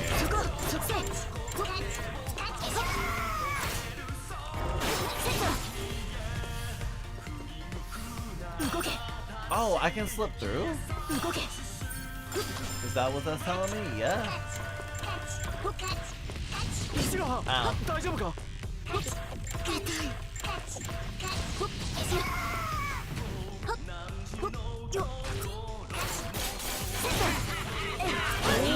人行くか There we go. Actualize! Antares! 託したぞ我が思いのままに扱ってみせよ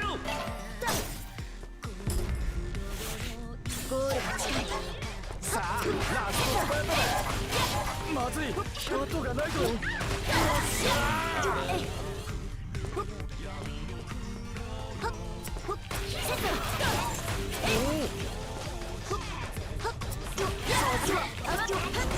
おっとゲージ不足だそこ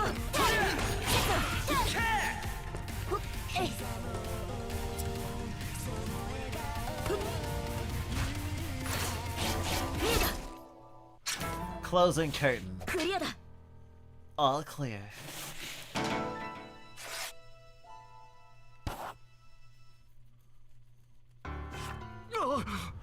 これは This is beyond な horrific. んということだ。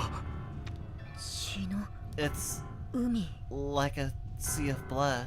まるで The red 赤い carpet 絨 sets the 毯だ。 tone for the ball, it would 悪 seem. 趣味極まる舞踏会だ。あの魔女神 I can only いつかの surmise 仕業だろう that か。 this is Penta's doing.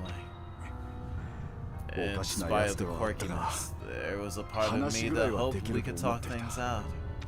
これが But いつかの if 仕 I'm 業だ right, とすれ then ば、 we're dealing with someone that has Yes, long totally since could lost have their it. sanity.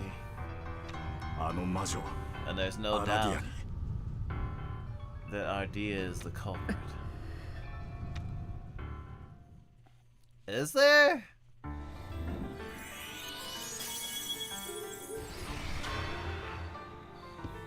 She's drinking tea and then she looks up at the sky and there's a meteor shower? Conversation, a melody, and candied apples has been added. The Craft Witch of Rebellion. I can't tell if there's one more phase after that.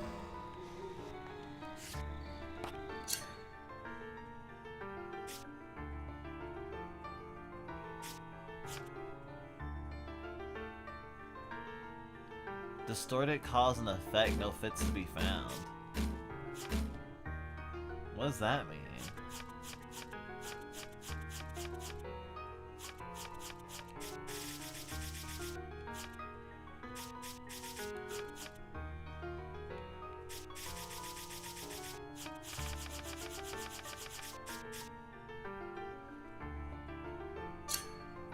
A special message. どうやら気持ちが落ち着いたようだな。 Looks like you've calmed down. そうだね。心の Yeah, 痛みも the 少 pain し in 和 my らい heart だよ。 subsided a bit, 忘れないことbut か。 I guess you can't totally forget some things. そうだな。 Indeed. 私だって I can never こ forget の those 背中の文 letters 字を on 忘 my れたこと back はない。 either. They're い always つも giving me the strength I 心の need. 支えとしてきたものだ。確かその姿のし I おり remember は giving you that 僕がプ bookmark レ as ゼ a ントしたもの present, だっ but た my けど mind drawing a blank on the rest. 忘れちゃったな。ねえ、見せてよ父さん。 Hey, let's take a quick look. 恥ずかしいからダ Heavens メだ。 no, I'm too embarrassed. Huh? いつか記憶とと I'm もに sure you remember 思い once you 返すこ regain と the もある rest だ of ろ your うさ。 memories. どんなこと書いたかな。 Seriously though, what did I write? ありふれた言葉さ。 It was something of a little cliche. だが私にとっては But to me, 唯 it 一 meant 無 the 二の world. 宝物だ。私もいつか I'd like to 白羽に leave 大 you 切 with a な言 special 葉が残 message せれ of ば my よいの own だ。 someday. Huh.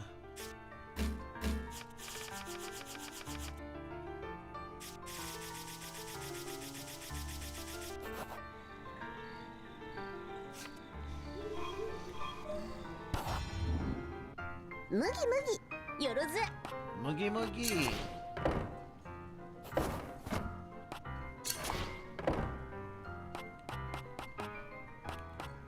購入するよ。難易度あり。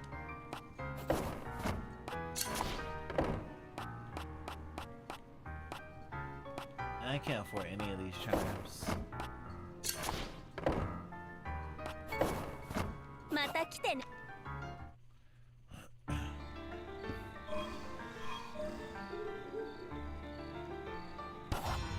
I think I'm gonna try it on hard just to be difficult.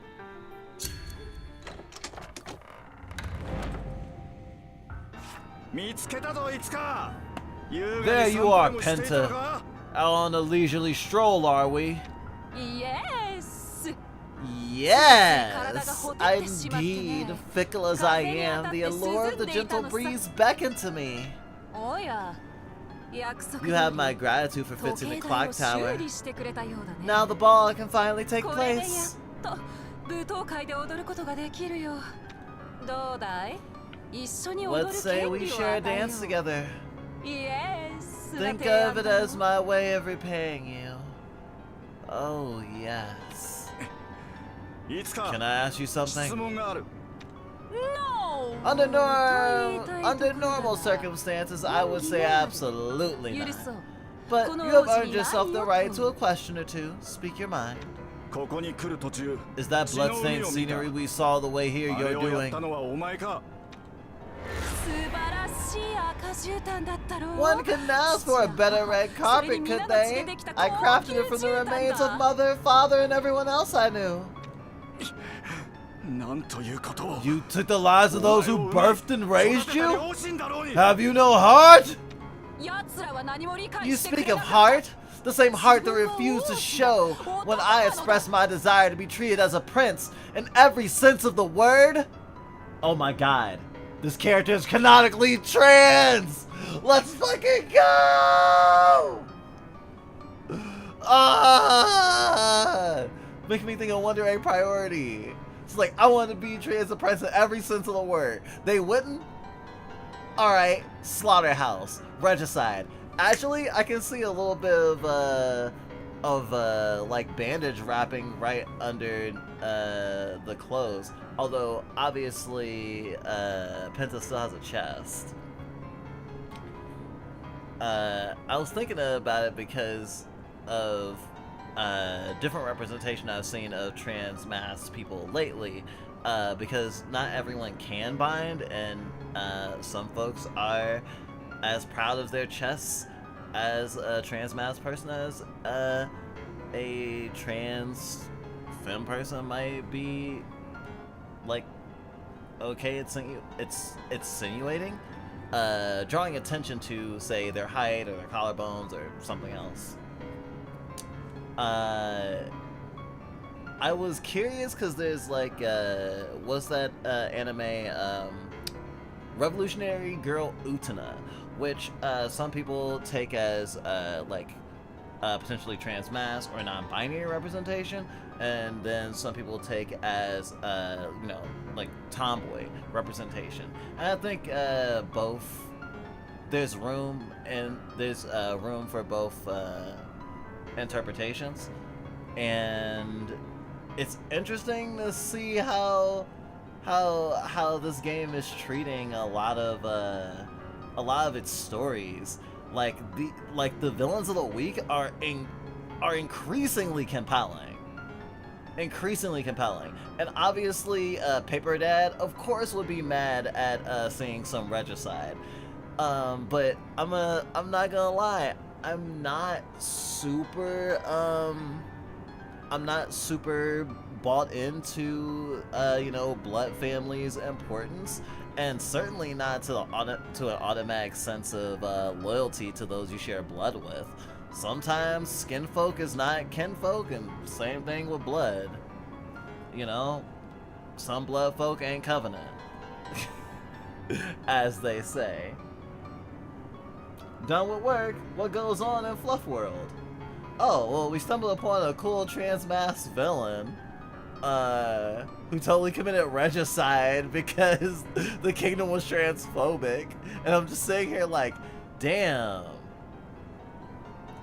I heard some people toss around the term dark woke this year, and that definitely feels like it.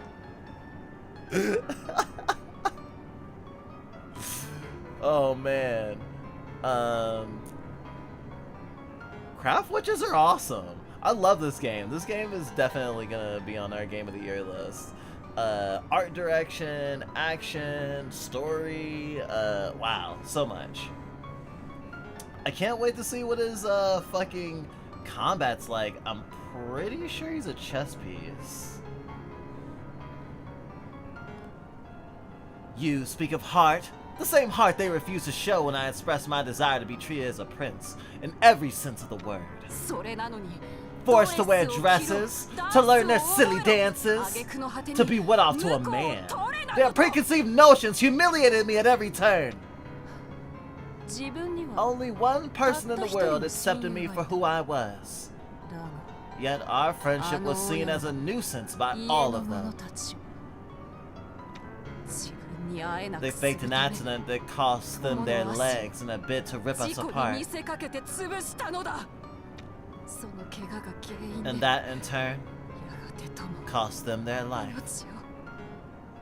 In the midst of being consumed by the void of despair, Ardina appeared before me. アラディアが教えてくれた。 Aradia appeared before me.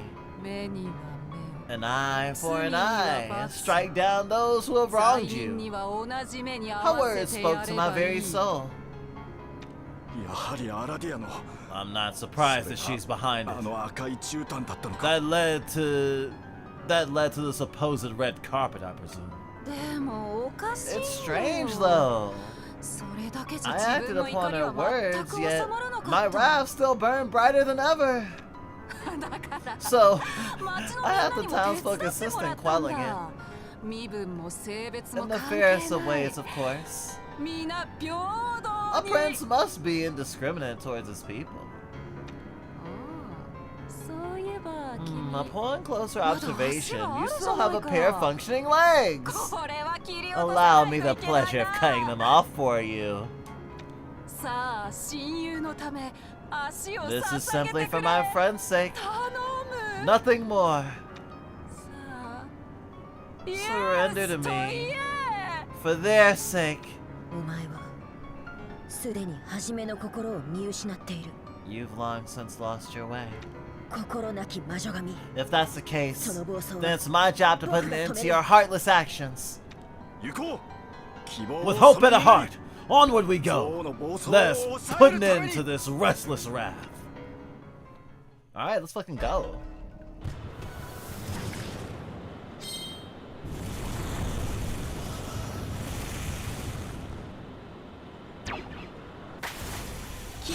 Oh, Centaur!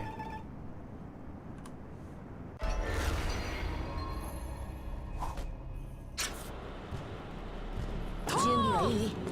私の準備は万全だ。かける。とう。逃がさない。おっと、ゲージ不足だ。リーダー。甘い。かける。シロハ、大丈夫か。痛い。逃がさない。そこだ。おっと、ゲージ不足だ。行くぞ。さあ踊れ踊れ。行く。 Oh, that's the. Oh, that's a fucking complex pattern. Oh my god. シロハ。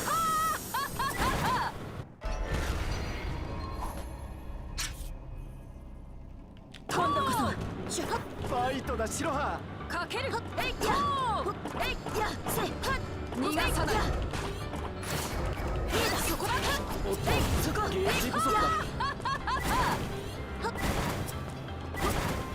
かける。とう。逃がさない。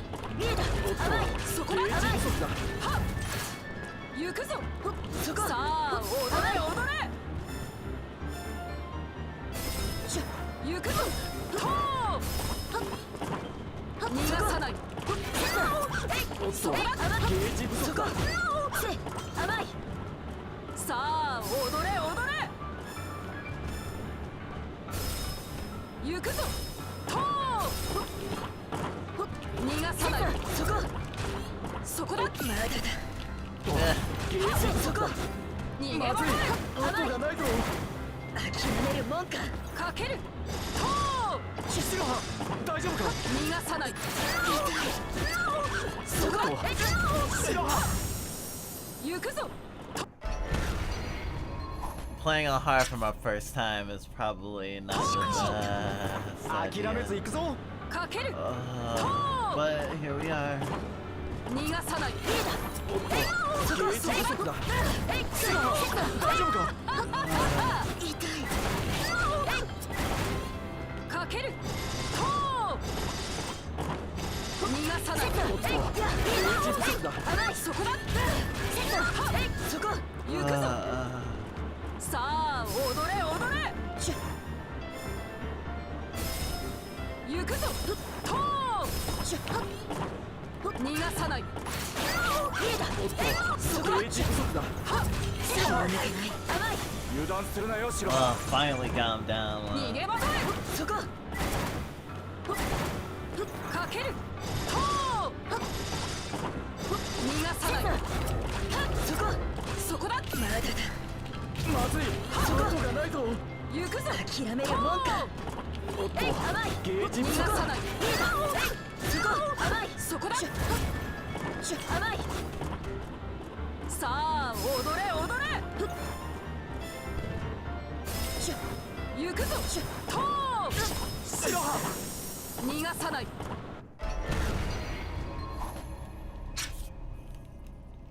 今度 Okay, flee?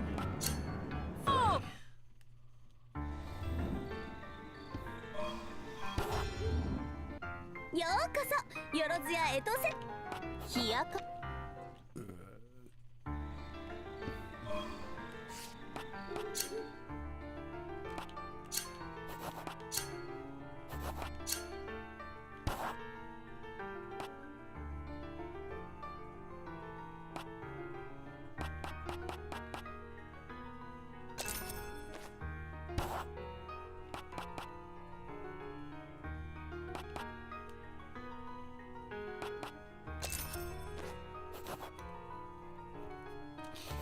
I am gonna do it on normal now, though. Nah, I know I'm getting into. This might be a filter. This is the hardest 見 fight つけ so たぞ far. いつか優雅に散歩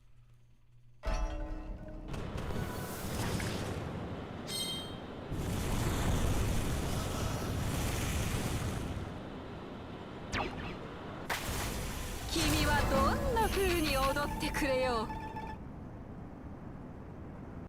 I love how it's like, his favorite thing. His friend dancing cosplay. And I'm just sitting here like, damn! They really, hitting it, with those pronouns. 逃がさないそこだゲージ不足だかけると逃がさないおっとそこだゲージ不足だ白羽大丈夫かさあ踊れ踊れアンドゥと行くぞと逃がさないおっとゲージ不足だ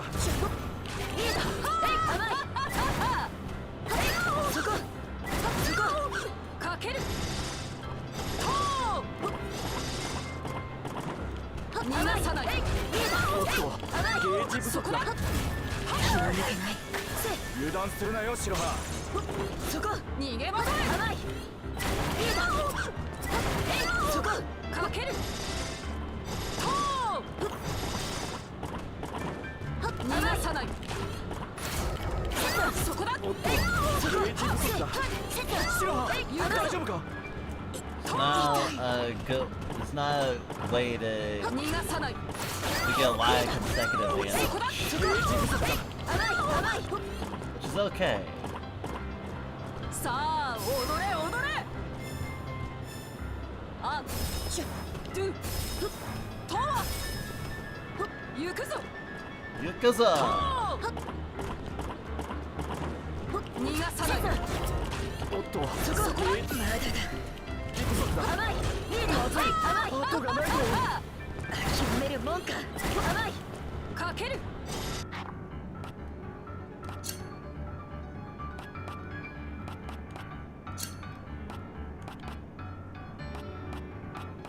おいしいおいしいと逃がさないそこ Ah! かける舞踏会の始まりだ Oh, そこ自然 something new. Oh boy! He is having fun. 甘い逃がさないおっとゲージ不足だそこだまずい後がないぞ諦めるもんかさあ踊れ踊れ痛いアンドゥと行くぞとさない。頃合いじゃのう。そこだ。えいや甘いそここの気迫 Oh, 体勢を整える canceled ぞ it. Oh, Ascension time. 赤き星よ揺るがぬ信念 Bequeath my blade with an iron will. 神がかり Ascension. 天井に輝く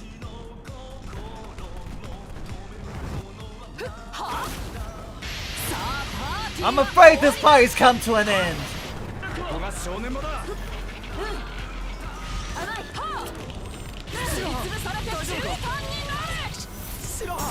Damn, I got murdered. Revive! 心配かけたねよかった。逃がさない。そこえいそこそこえいそこ逃げ場ない。そこ甘いそこえい甘いリーダー逃がさない。そこそこまだだまずい。後がないぞ。諦めるもんか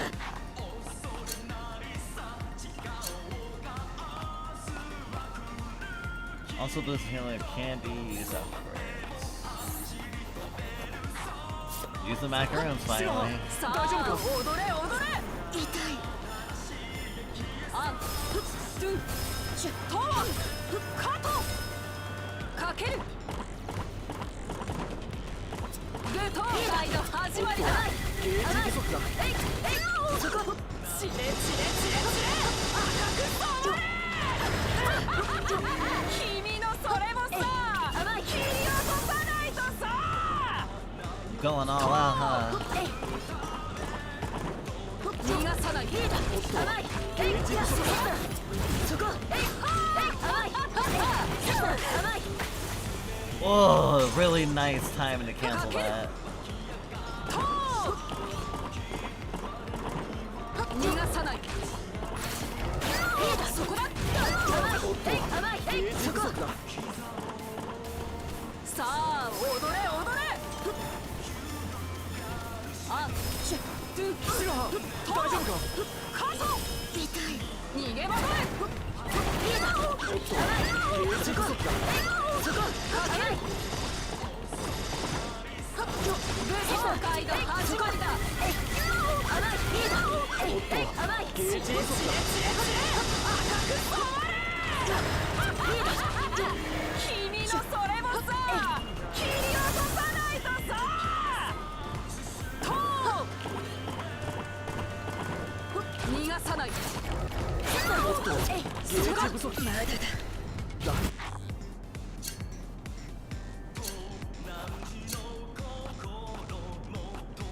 おいしいまずい。後がないぞ。諦めるもんかさあ踊れ踊れ。大丈夫か。痛いあんふっトゥシュトまだだまずい。後がないぞ。逃げ惑れ。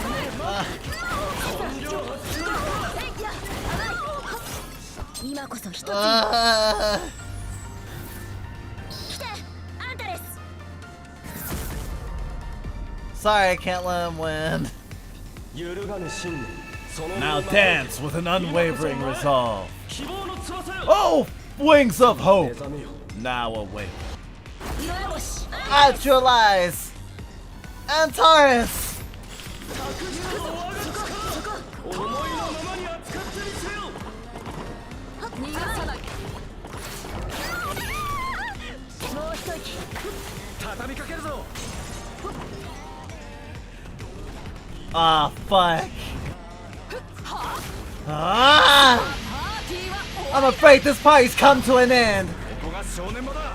りされて大ファンになれ。 And I died. 行くぞ。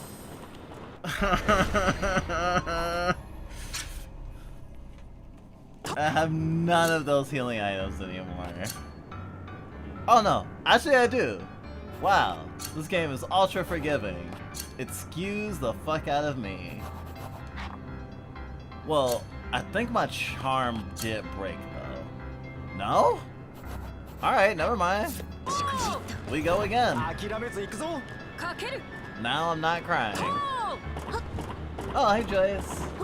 逃がさない甘いそこだ You miss how lost to the trans mask king over here. Sorry, Prince. かける Playing your game after this.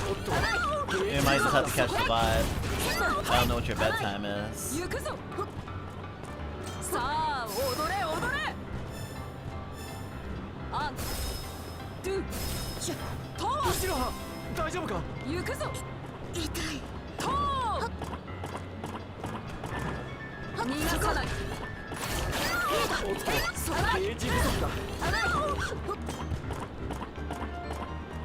さあ踊れ踊れ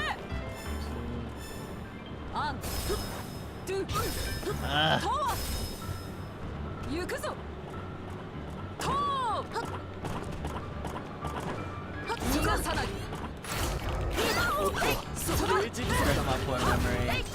逃げ場気を抜けない油断するなよ、白羽。 Yeah, we go pretty かけ late. るトー Our sleep schedule is so fucked up. 逃がさないゲージ不足だ。 Ow. まずい。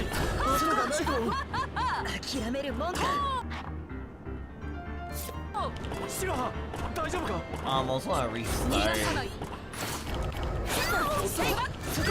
白羽。 Alright. Rebirth. 心配かけた Not doing super well this time. よかった。トー逃がさないおっと、ゲージ不足だ。逃げ場そこかけるトー逃がさないそこだ Honestly, been going to bed まずい。 earlier lately, 諦めるもんか especially because we wake up really early on Sunday morning. Oh my god, I basically just countered him. 会の始まりだ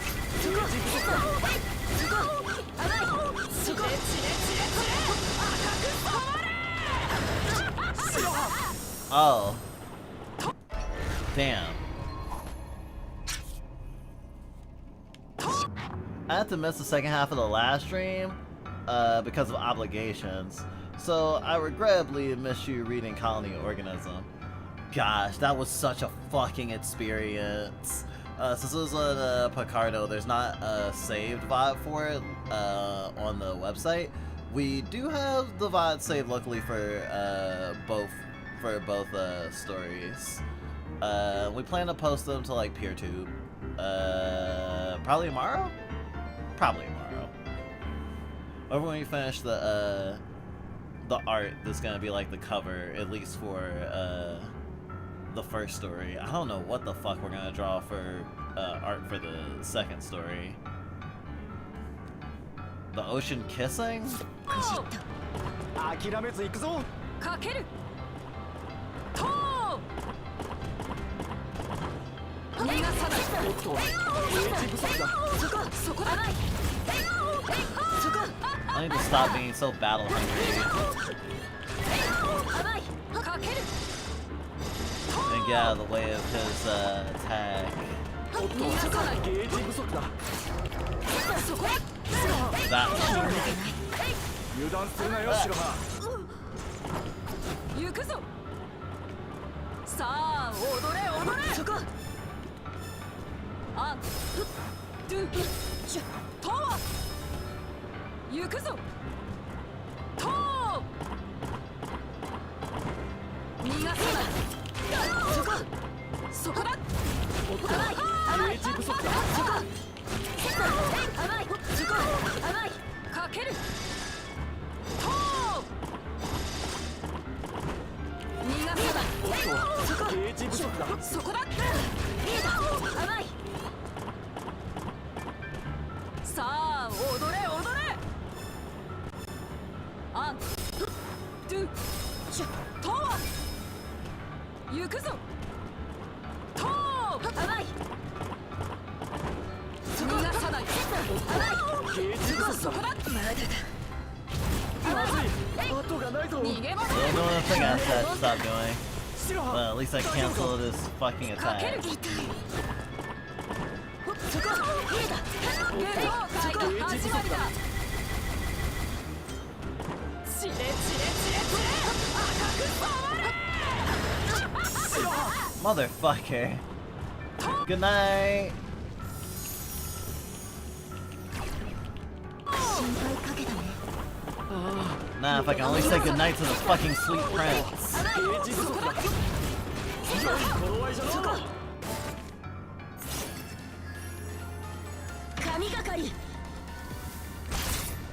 逃げ場輝くは赤き大化の星。そこかけるトー逃がさないこの気迫あこっちも体勢を整えるぞ。 Oh, they're serious now. Match their pace.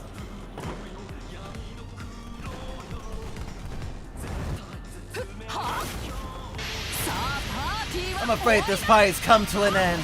Ha! 5年もだ。負けない I can't lose. Ah! 目を覚ま Open your eyes. さあ、たびかけるぞ。甘いそこ甘いえいやせ甘いそこえい甘い行くぞトー甘い逃がさないそこゲージ不足だ。甘いそこまだだまずい。後がそこ人行くか。よ甘い白羽。かける And that died. But that was the best performance yet. 失敗しちゃった元気出していこう。かけるトー守って逃がさないおっと、ゲージ不足だ。そこ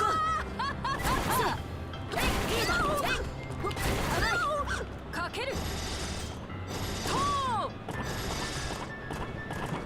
逃がさないおっと、ゲージ不足だ。白羽、大丈夫か。行くぞ痛いさあ踊れ踊れアンドゥトー行くぞトー逃がさないおっと、ゲージ不足だ。そこだ気が抜けない油断するなよ、白羽。甘い行くぞさあ踊れ踊れアンドゥトー行くぞトー逃がさないおっと、ゲージ不足だ。そこえい甘い逃げ場これそこえいかけるト Decent pace. ー逃がさないゲージ不足だ。甘いそこだ甘い Ah. Yeah, I deserve to get laughed at there. 逃がさないそこ、ゲージ不足だ。甘いかけるそこ舞踏会の始まりだそこゲージ不足だ。チレチレチレチレ赤く触れまだだ Ah! まずい。後がないぞ。 Always forget about the backswing. おいしいおいしい諦めるもんか白羽、大丈夫か。逃がさないこれはそこそこだおっと、ゲージ不足だ。逃げ場これそこ甘いそこの木神がかりああこっちの体勢を整えるぞ。 Alright, here we go. This fight is actually wonderfully paced, as bad as I'm doing at it. さあパー T は終わりだ。 I think I like Tars. 通報されて中間にな。行くぞ。まずい It's gonna be a while before he gets that attack. 逃がさない。ゲージ不足だ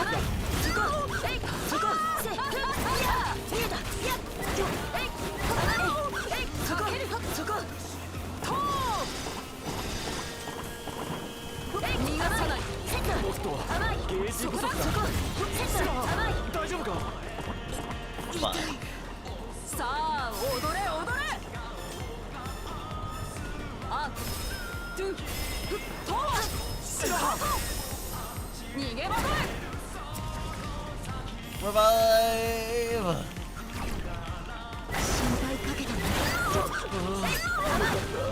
ける。ゲージ不足だ舞踏会の始まりだ。チレチレチレチレ赤くそう君のそれもさ切り落とさないのさ。ゲージ不足だトー逃がさない。そこゲージ不足だ逃げ惑え。行くぞ。トー逃がさない。 Last time. さあ踊れ踊れ。アンドゥまだだ。まずい後がないぞカモン。諦める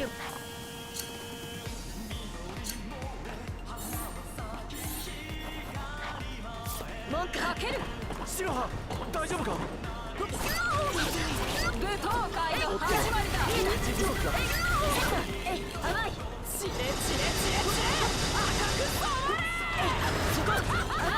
君のそれもさ切り落とさまずい後がないぞ諦めるもんかそこ逃がさない。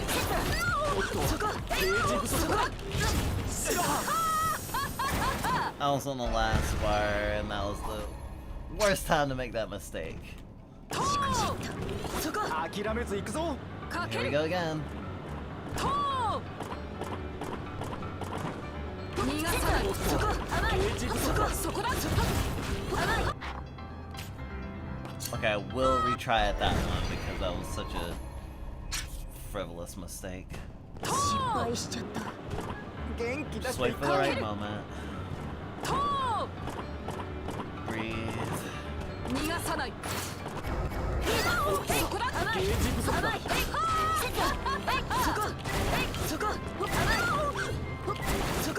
かける。トー逃がさない。ゲージ不足だそこだ。大丈夫か行くぞ。さあ踊れ踊れ。アンドゥトー行くぞ。トー逃がさない。そこだ。ゲージ不足ださあ踊れ踊れ。アンドゥトー行くぞ。トー逃がさない。そこだ。ゲージ不足だ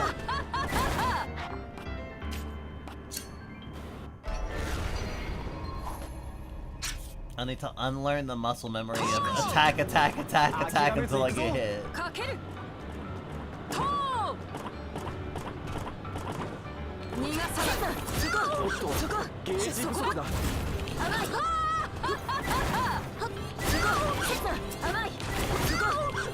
ける。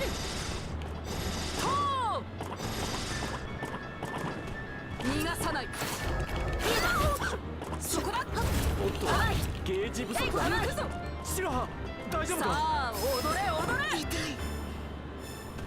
アンドゥトー行くぞ。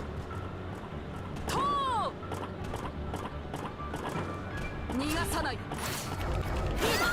そこだ。ゲージ不足だ。そこかける。と逃がす。油断するなよ白羽。逃げ場。 One down. おっとゲージ不足だ。かける。 Oh, I can see the color change before it 逃がさない。 it triggers. そこだ。おっとゲージ不足だ。と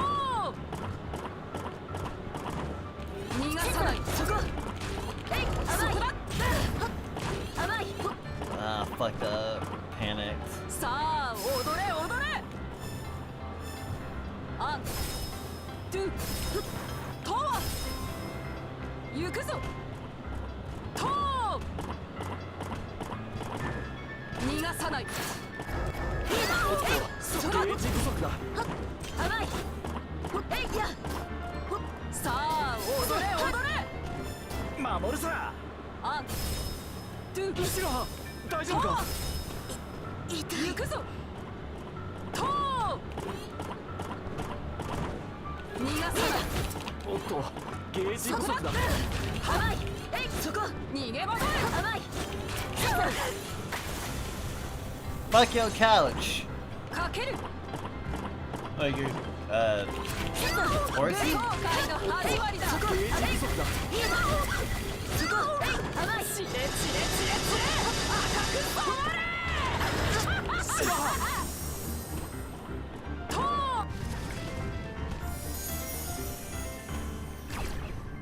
心配かけたね。逃がさない。そこだ。白羽大丈夫か。逃げ場だ。良い頃合いだ。そこおっとかける。ゲージ不足だ。と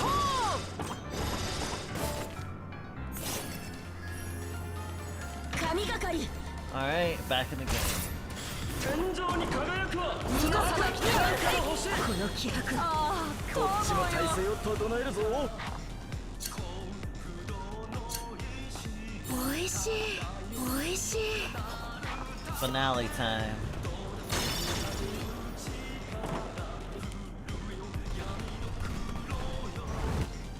はあ。さあパーティーは終わりだ。 Spiral rebellion. ここが正念場だ。はあ。負けない。 Can't lose! はあ。 Loses. Be gone! 潰されて中間になれ。行くぞ。 Huh? と What? 逃がさない。そこだ。まだだ。まずい後がないぞ。諦めるもんか。さあ踊れ踊れ。 Am I clicked off? I am clicked off. あん白羽大丈夫か。とカット。逃げ場だ。This is hopeless. I was literally just about to get explode, but 失敗しちゃった。 pressing all the buttons. と That was actually really embarrassing. 逃がさない。ゲージ不足だ。そこだ。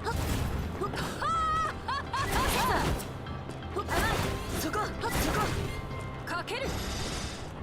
と逃がさない。そこだ。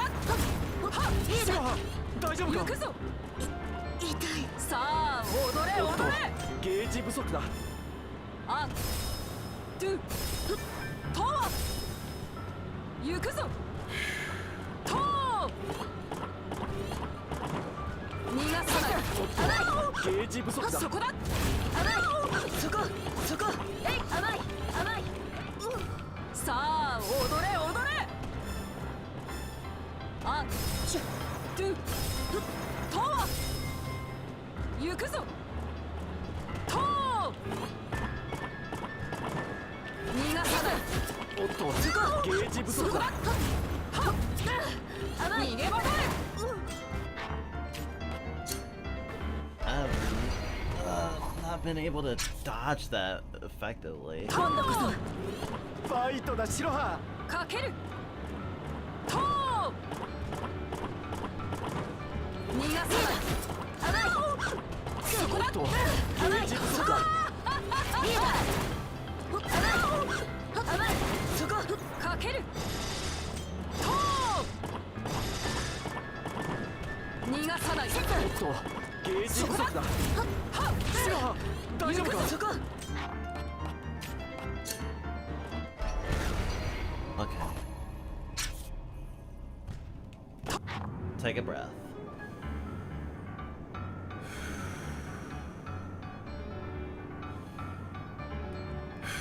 しくじった諦めず行くぞ。かけるトー逃がさないそこゲージ不足だ。そこだ甘いリーダーそこ甘いそこかけるトーせ守って逃がさないリーダー甘いそこだ行くぞさあ踊れ踊れアンシュドゥトー行くぞトー逃がさないおっとゲージ不足だ。そこだ甘いそこ甘い Okay, I gotta time it so when he downstabs, I'm behind 逃 him. がさない甘い油断するなよ白羽。逃げ惑えそこリーダーやっおっと甘いゲージ不足だ。かけるトー逃がさない甘いそこだそこ行くぞ On ト the way. ー逃がさないおっとそこだゲージ不足だ。甘い白羽甘い大丈夫か。 Yeah, because that reprisal attack is what I'm basically taking the most damage from. アンシュドゥトー Well, other than the super. 行くぞトーそこそこ甘い逃がさないリーダーおっとゲージ不足だ。リーダー Hey, Scribble, wanna see my new hockey mask and chainsaw? Nobleman laugh. 蹴るおっと武道会の始まりだリーダーそこチレチレチレチレ赤く染まれまだだ Ah! まずい。 I got distracted trying to read his dialogue. おいしいおいしいおいしい諦めるもんか白羽大丈夫か。逃がさない甘いそこだゲージ不足だ。逃げ場だ甘いそこかけるトー逃がさないそこだ神がかり天井に輝くこの気迫あこっちの体勢を整えるぞ。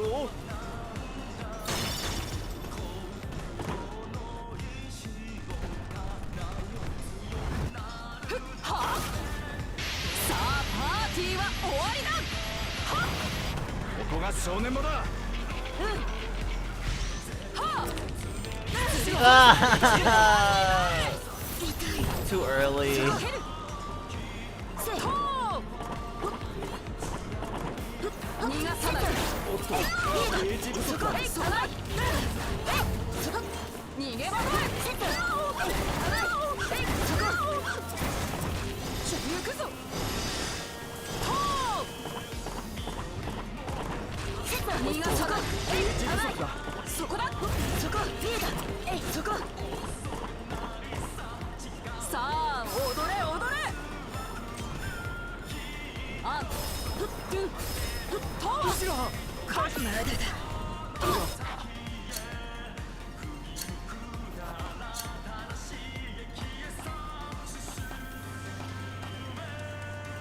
おいいしい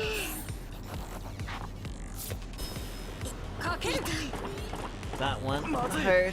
後がないぞグート最後始まりだゲージ不足だそこチレチレチレチレ赤く染まる君のそれもさ切り落とさないとさと逃がさないおっとそこゲージ不足だそこだ見えたそこ甘いそこかけると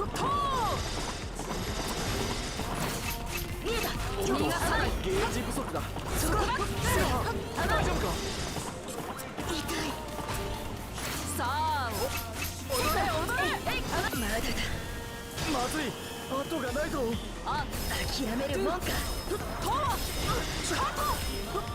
逃げなさいおっとゲージ不足だ甘いかける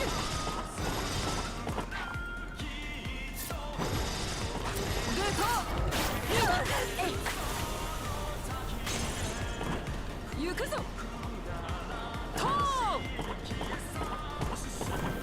逃がさないおっとゲージ不足だそこだ逃げ惑え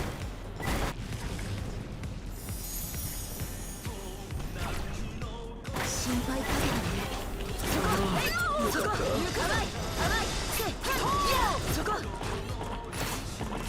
見えたおっと逃がさないゲージ不足だ甘いそこだ見えたそこ甘いさあ踊れ踊れあドゥとシラハ大丈夫か行くぞ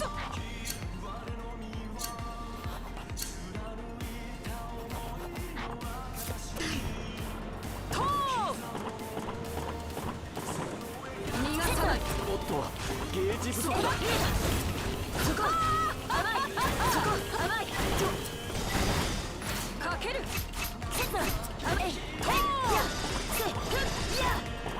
おっと逃がさないゲージ不足だそこだまだだまずい後がないぞAh, もんか rolling. 踊れ踊れ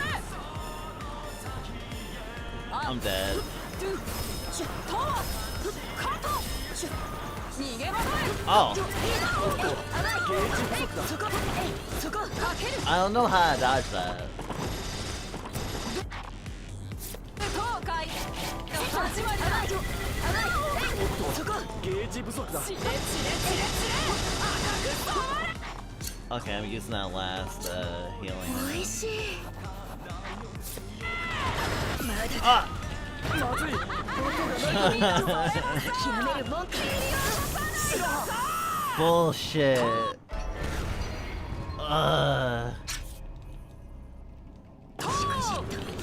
諦めず行くぞかけると逃がさないおっとゲージ不足だそこかけると逃がさないおっとゲージ不足だそこ行くぞさあ踊れ踊れあドゥと行くぞと逃がさないそこだ大丈夫か痛いさおっあ踊れとゲージ不足踊れだあドゥと行くぞと I feel like my heartbeat is just so ゲージ不足だそこだ油断するな so よシラ off so off beat with the pace of this boss fight. おっとゲージ不足だかけると逃がさないそこだおっとゲージ不足だ逃げ惑えそこ甘いかけると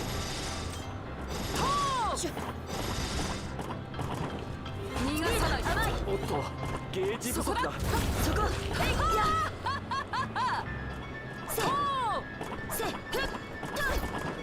逃がさないそこだおっとゲージ不足だ。逃げませんそこ甘いかけるとそこかける We ride. 武闘会の始まりだ甘いえい甘いそこ赤く染まれそこ甘いそこ逃がさないそこ甘いそこだおっとゲージ不足だ。逃げませんそこ甘いそこ怖いじゃろう。かける Alright, time to start the abuse.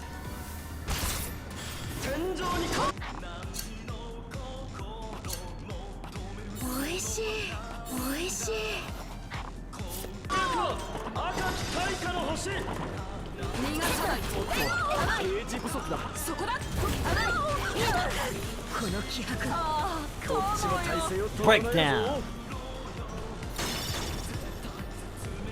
Oh, wait, shit. Accidentally changed one does. さあパーティーは終わりだここが正念場だ。はあ負けないはあ Ah! I need to stop you!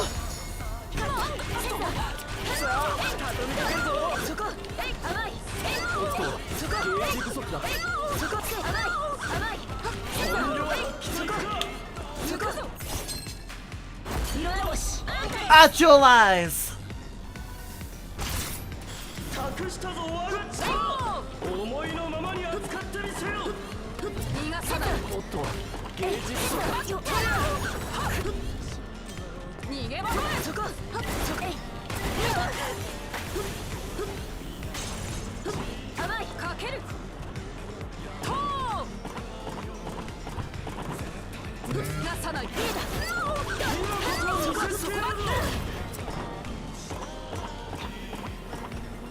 さあ踊れ踊れアンシュドゥとカット大丈夫か。かける痛い武闘会の始まりだ行くよ Here we go! Split the heavens in two! Bare Fist Blade!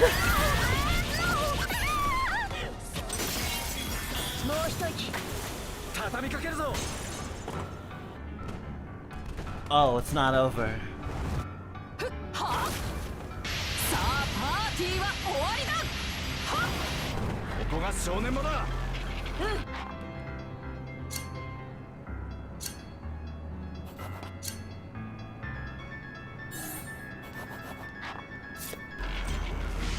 あ負けないはあ Ah! Open your eyes! なんだと畳みかけるぞ。そこ甘いゲージ不足だ。そこ甘いそこ甘い行くぞと逃がさない甘いそこだそこゲージ不足だ。甘いそこ見えたかけるそこえいそこいやせおっと逃がさないゲージ不足だ。そこだ甘い Let's go to our... Oh. I can't. Didn't know that. 神がかり Retransformation. 天井にか赤き対価の星。大丈夫か。おっとゲージ不足だ。逃がさないそこだまだだまずい。 Do I still have a thing? Like, I'm doing so well. Okay, I still have the revive charm. おいしい。音がないぞ。そこ諦めるもんか。さあ踊れ踊れ。あ、トゥントゥン。トーン。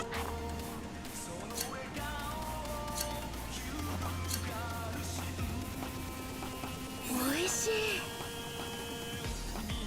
満足。かける。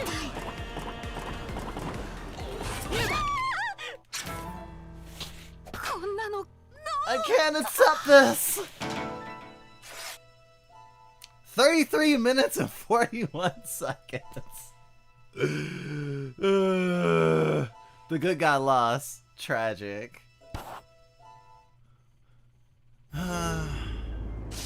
いつかも King after my own 友 heart. 達を忘れないため I'm sure he was also fighting for the sake of his friend's memory. 白羽。レカルト Another Ricarte. また一つ Another piece 僕 of の my 記憶が memories. 戻る。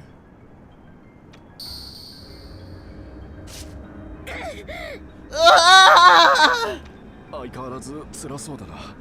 That doesn't look like it gets any less painful. Are you okay? Yeah. It hurts. きっと But I'm これは必 sure 要な it's 痛みだから necessary. 無理はするなよ。 Don't push yourself, お前 okay? の苦しむ姿を I 見る hate の to see you は辛い even in the slightest bit of pain. Fireworks. 花火 They're 綺麗 so pretty. 不思議だ。 What a まるで weird 痛みが feeling. 引いていくような。 It's like the pain just being sapped away. Oh, 思い出した。 I remember now. 父さんと We 母 went さ to ん see と fireworks together. 家族で Me, 花火を見てい you た。 and Mom.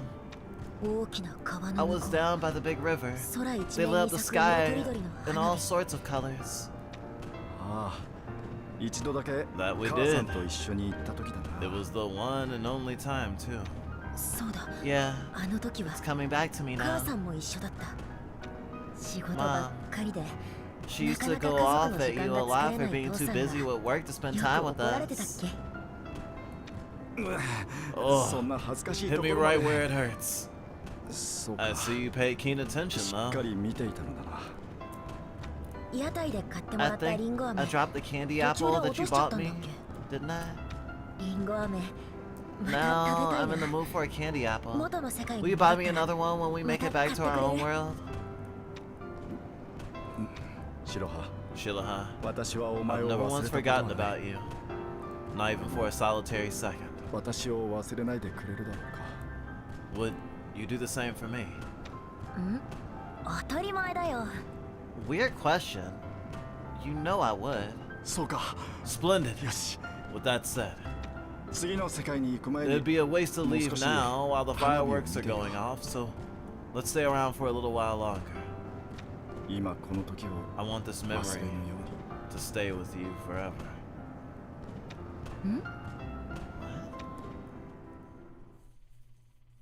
That's fucking 忘れなくて cryptic. 苦しむか To 忘 be れない haunted よう by a にして memory. 苦しむか Or to be kept. Or to keep the memory and pain close to one's heart. ならいっそ忘れた方が Some would 幸 much せ rather か just も forget it all. それでも But 背 our 負い protagonist has 苦 chosen し to む道を bear 選 her ぶのなら cross. 先に待つ Will の her は choice lead to 凄 a 惨 path な of 未来 regret か or aid in は her たま quest た to 違う forge 未来 ahead? なのか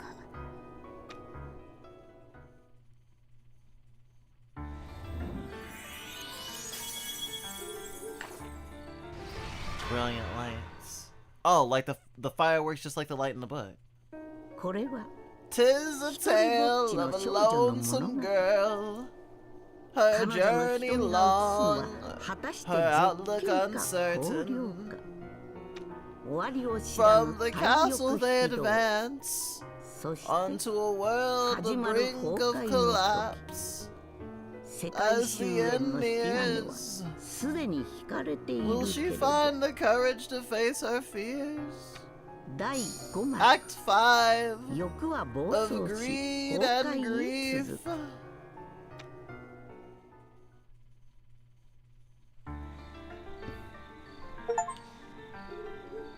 cleared the world of rebellion. Starting with a boss fight! Alright. This might be the end of the prologue. That's what I'm expecting. Mufu, welcome to etc. Mufu. Something sure smells good, Mufu. Motherfucker. Carrying any magic jewels? Damn, I didn't make much money at all. 購入する難易度は購入するお目が高い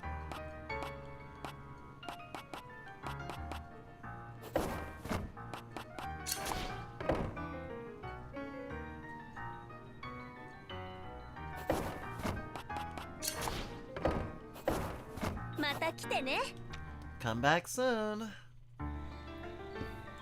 Do I have any I'm not having conversations.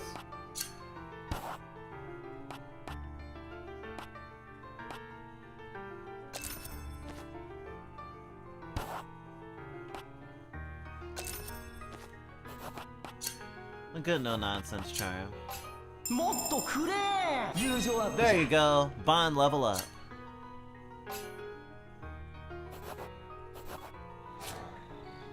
A chat with Antares.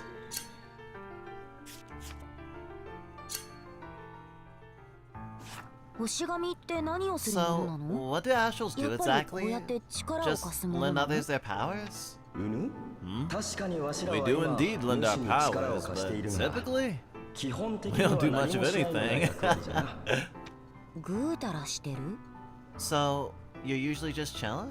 そういうことに I なるのかも suppose し you れ could ない say が that. そもそも Since じ our ゃな powers are usually too わしらの strong 力 for は most 本 people to 来 handle. 人一人が扱うには大きすぎるじゃから手を貸さ So ず we tend to ただ not 宇 lend 宙 any に help 輝いて and おる just んじゃ shine in the night sky. それだけなの That's all? それだけじゃ That it じゃが is. それにも But 意 there's 味がある meaning in a life like this. 空を見たとき Doesn't seem 綺麗 beautiful な星が stars 多い in the と sky 感動する fill じゃ you ん with emotion. それはそうだね It does. わしらはそこにおる By だけ merely で existing, 人 we の calm 心 the を hearts of 和やかにす others. るものじゃ So, ただそこに変わら just ず staying as おれ we ば良い are だけ is じ a ゃ kind of help in itself. ま Well, 星神になる I 前 wasn't から exactly the most active of people before becoming an astral either. 星神になる Before 前 you became an astral? 簡単に言うと My past 前世 life, みたいなもの basically. じゃな I wasn't わし born と a て god 生 after まれな all. がらの神ではないまあその辺の説 But 明 I は can't わしじゃ really うまく explain で it きん well. Maybe シ Sirius リウ would スの know 旦那の more. 方が詳しい Try んじゃない asking か him な when you get a chance. そうなんだありがとう alright. アンタレス Thanks, Antares. I love it when bonding. Act 5, Scene 1. The Craft Witch of Ruin.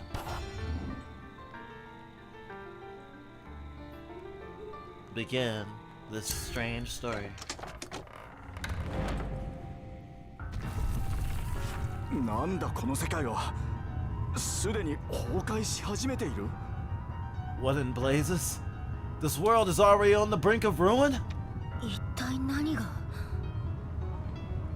What even happened here? 悪い魔女が来たぞ Oh fuck. Oh fuck, I'm ruined. I'm ruined. They're great. They're great. And they're all over each other too. Oh, twin set. The big bad witch is here. Wow, that's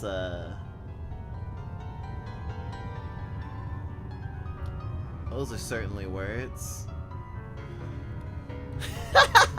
The big bad witch is here. 嘘つきたちが来た The ぞ little lie witch is here. ねえねえフレイ Hey, ヤ Freya. やっと悪者が来 They're たね finally here. そうだね Hey, Freya. やっと They 来た sure ん took だ their ね time. この世界でできる Things ことは got 全 super て boring 終わっ now ちゃ that って we've done や everything るこ we とが can なく do てつま here. んなかったんだ欲しいものは全部手に We 入れた got んだ everything we ever で wanted. もまだま But だ it's still 心が not 満たさ enough. れないよきっと悪を It's 倒 cause し the てない evil から witch だ is still around. 僕がヒーローにな I って can't な be い a から hero だ until she's gone. 敵を倒さなきゃ Peace will come when the evil witch is gone. そしたら Then き I'll っと finally 満 feel たされるに違いな satisfied. いだから潰さなきゃ Evil be gone. だから壊さなきゃ Evil be smitten. お前なんかバラ We'll tear you apart, Baka. お前なんか We'll rip you to shreds. ここの魔女神は2人い One る。 craft which is a handful already. まだ気配 But がある two? ぞ。気をつけろ。 Wait, no. Watch out!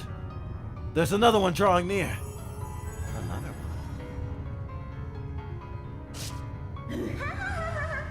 Oh, they combined! Oh, that's sick as hell. Whoa! Guess who's back? Pollux is back. どうやらボスのお出ましのようだ。 You must be the leader of the 魔女神 group. ポルクス。女幹部登場ってやつだね。 We're outnumbered pretty bad. い But くら that 敵 doesn't が多 matter. くても Oh, okay, not combined. It's just 2 lollies and a big dummy mommy with a giant... 4 breasts. ああ、立ちふさがるという Indeed. なら。 We'll strike down any and all enemies that oppose us.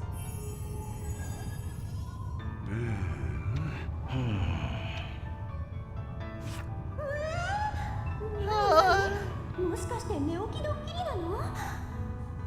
Hey, what's the big deal? Are you all playing a prank on me? ポルクス殿。 Your timing is impeccably bad, Pollux. 姉子 Truly so.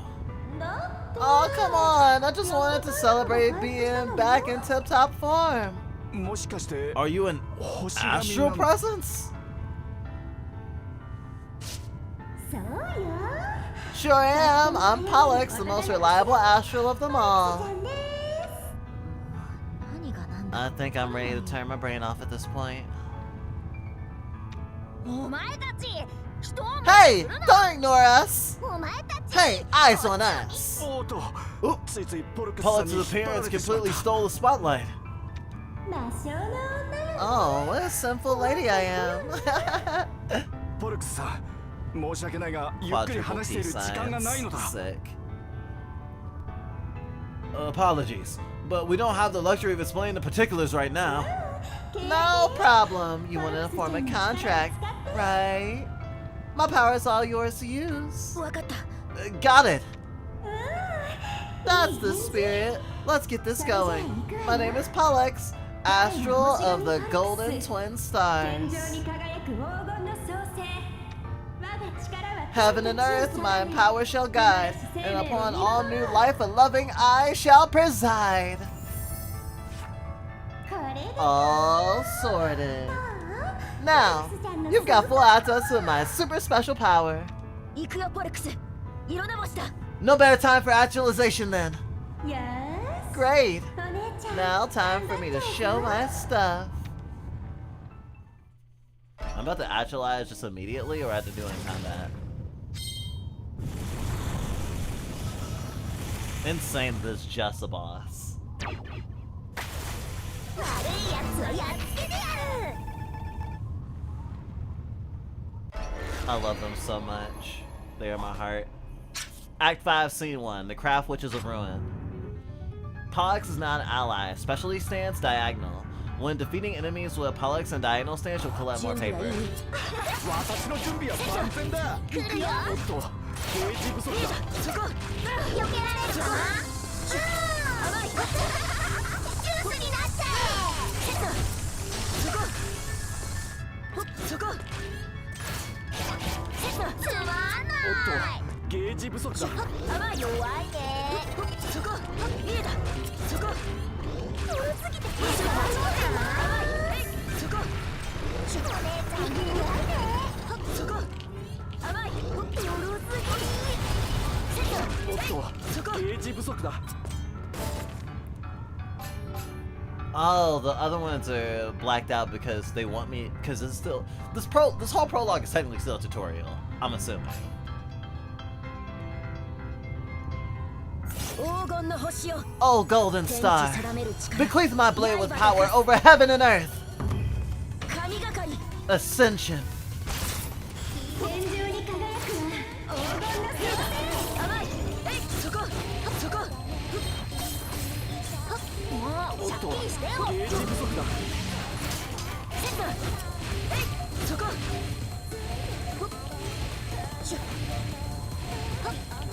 甘い。甘い。見えた。おっと、ゲージ不足だ。そこ。油断するなよ、白羽。 Mwah. そこ。おっと、ゲージ不足だ。見えた。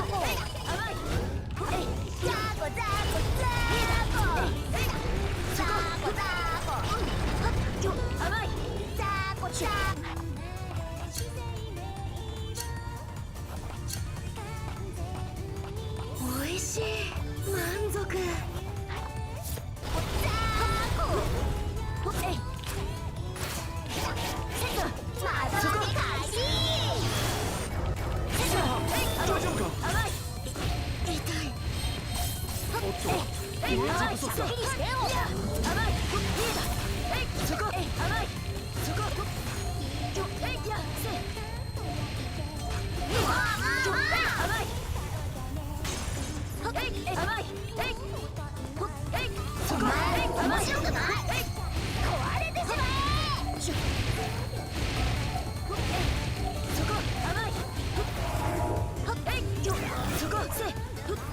Don't want. Oh, maybe some shade.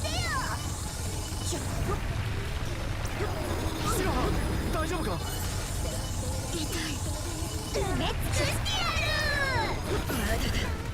まずい。おいしい。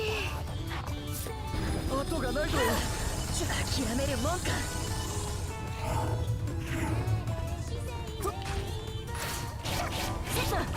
おっと。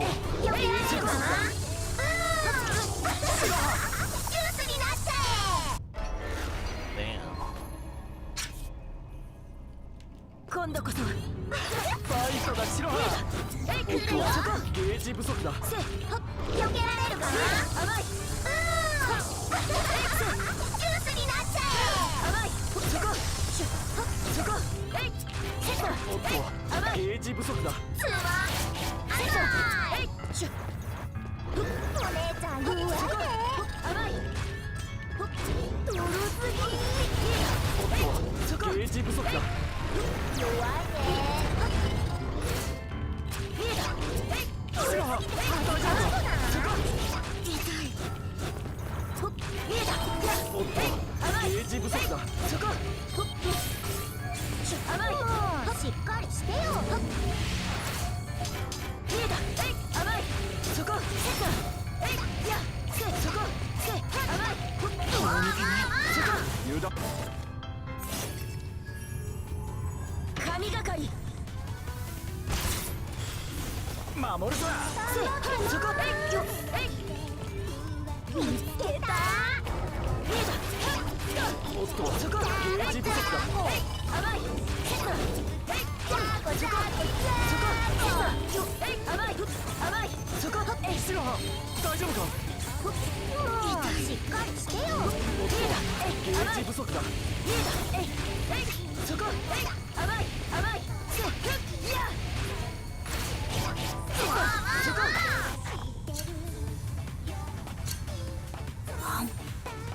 おいしい。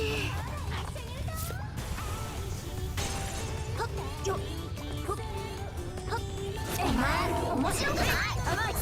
壊れてしまう。そこ。甘い。そこ。大丈夫か。痛い。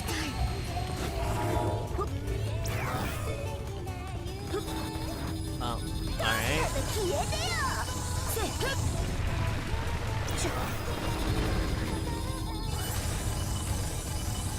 Oh, I see them in the background. Also, they're DJs? 甘い。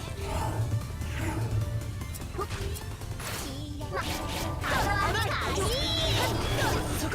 そこ。おっと。ゲージ不足だ。甘い。そこ。まだだ。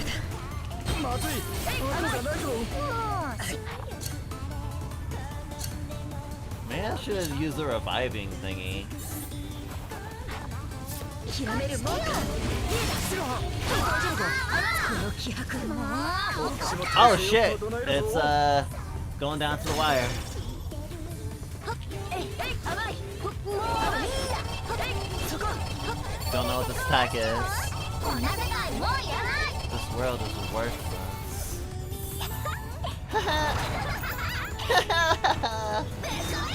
Get crushed! 少年もだ。甘い。負けない。Can't lose! たまにはわがまま Wish I could get away with it. なんて羨ましい You got it easy! 勝ったリーダー今こそ一つに Now is one. 来てポルク Come, Pollux! 天地定める Shine with power over heaven and earth. 今こそ輝け希望の翼よ Oh, wings of hope! 目覚め Now awaken! 色な星に Actualize! Pollux! Oh yeah, Pollux shoots. Restrains several enemies at once with their electrifying barrage. Battle style greatly changes. Press X to fire arrows ahead. Sword master horizontal. Lateral cut. X while holding up or down. Sword diagonal. Lotus bow. Hold X. Search the area in front of you, firing an arrow on the locked on target. One target can be locked up on up to 3 times. Target hits may be inflicted with the restraining status ailment. Infliction time boosted with hit account. Urgent evasion. RB while charging. Lotus blow with X. Activate urgent evasion when a charged lotus blow and you won't take damage.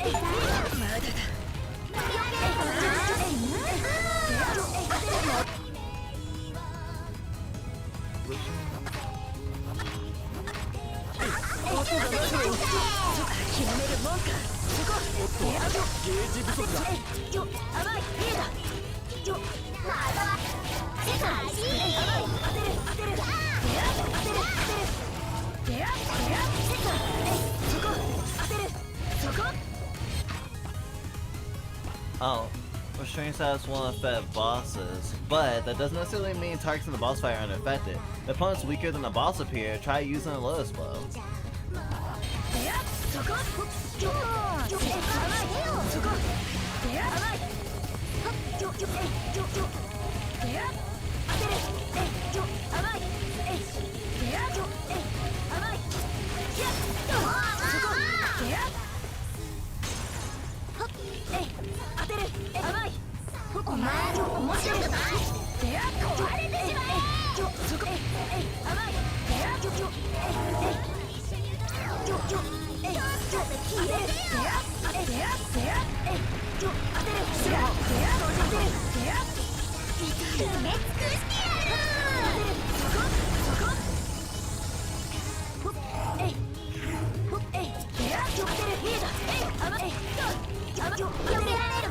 Ah! Shit.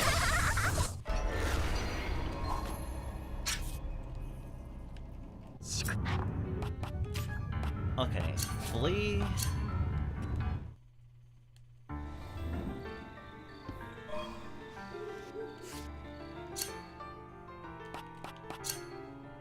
Okay, I can't upgrade that astral. Which makes sense. 戦局万来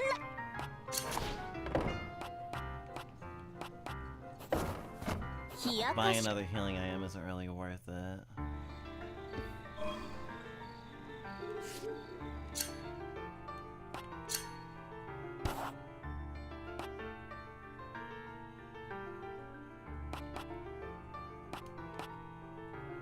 I don't think they're doing fire attacks, right? I mean, it might be.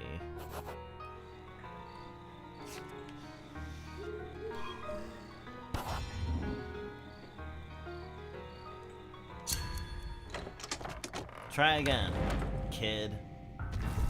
Is this the full game of the demo? This is the full game. This is our 3rd week playing. It's so fucking good. Majogami, I cannot recommend this game enough.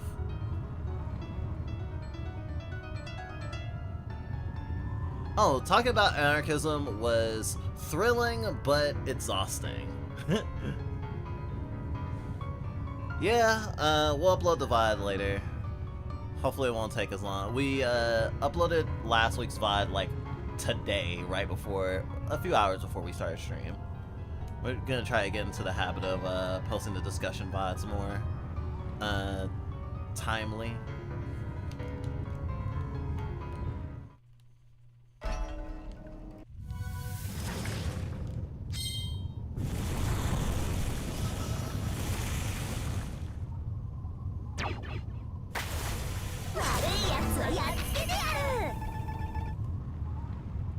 Wait, not telling.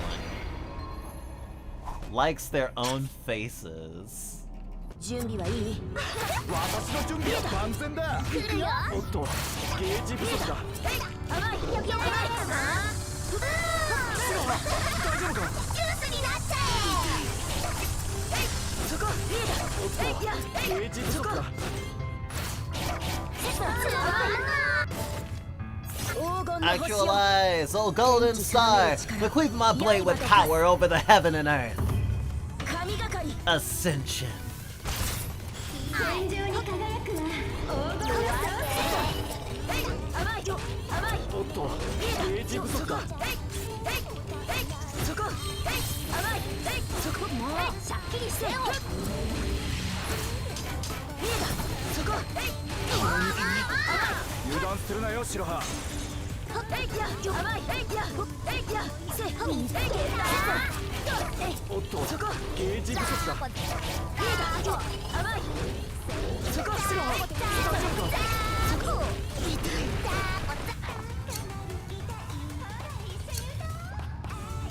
満足。おいしい。そこ。せ。ザーコザーコザーコ。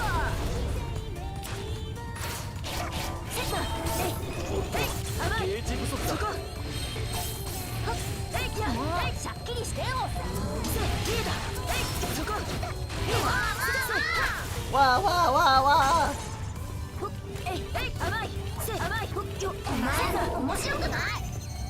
壊れてしまえ。そこ。痛い。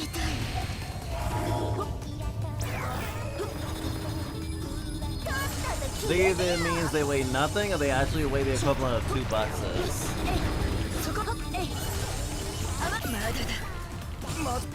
Fucked up. 後がないぞ。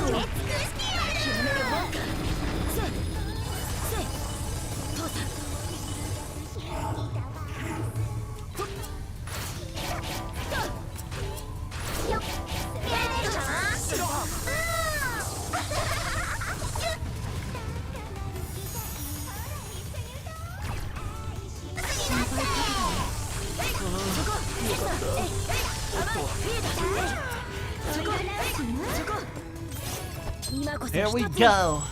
Now is one. Come on, Pollux.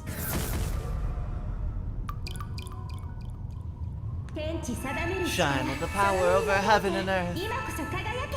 希望の翼よ。 Oh, wings of hope, now awaken. Actualize, Pollux. ファイナル開始。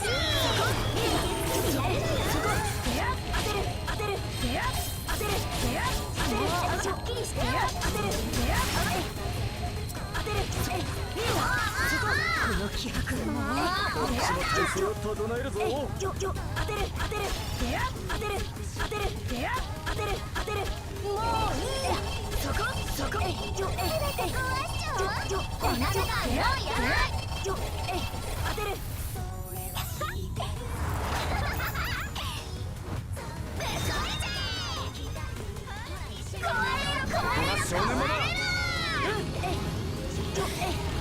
負けない。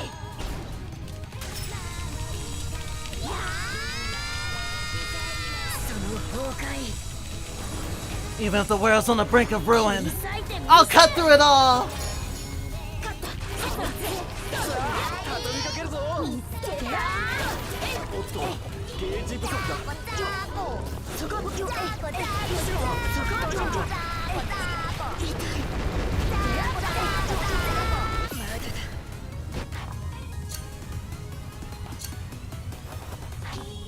まずい、音がないぞ。諦めるもんか。当てる。リーダー。おっと、ゲージ不足だ。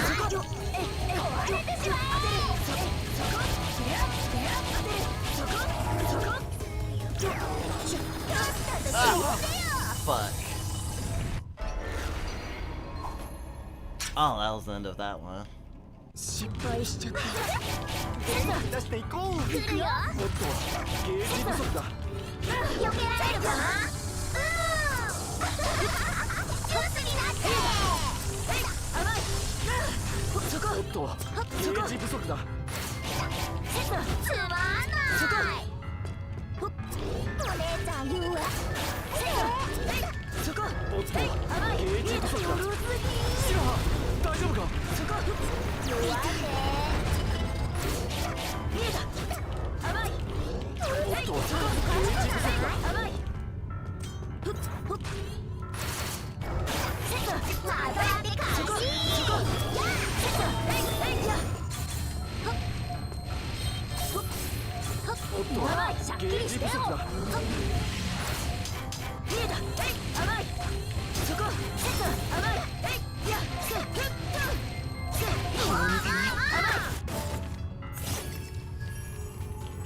神がかり Transform! 油断するなよシロハ。そこ甘いおっとゲージ不足だ。そこ甘いザーコザーコザーコ甘い見えたそこ甘いおっとまだだゲージ不足だ。おいしいおいしいまずい後がないぞ。諦めるもんか見えたやそこ It's still kind of early in the fight. お前面白くない壊れてしまえそこ甘い甘い守ってとっとと消えてよ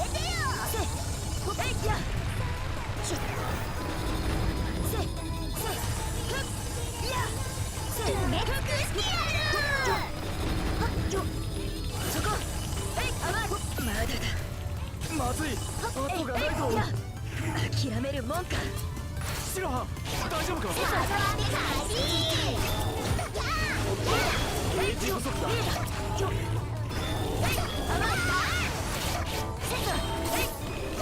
そこもうシャッキリしてよ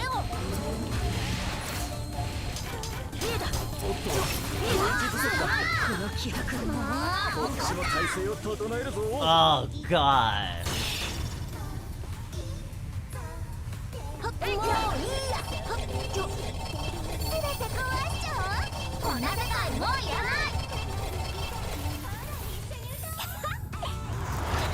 I'm about to get hit so fucking hard. 壊れる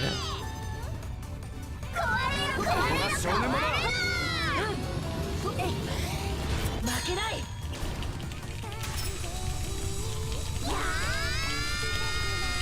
真っ平だ Sick of this! I'll cut you down and push on! イオナ星ボルクス 避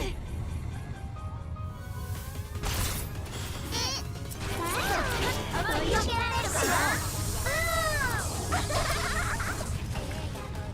And we're back after these matches.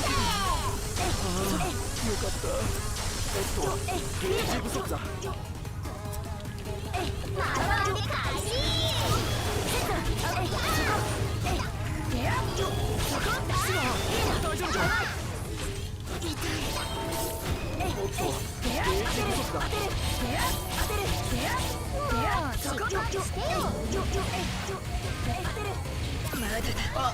まずい後がないぞ。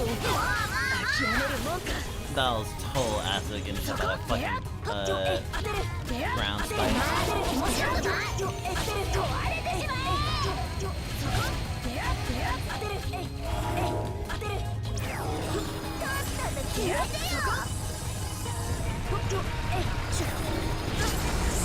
Ah! I still got hit at some point. 失敗しちゃった元気出していこう。おっとゲージ不足だ。避けられるかなジ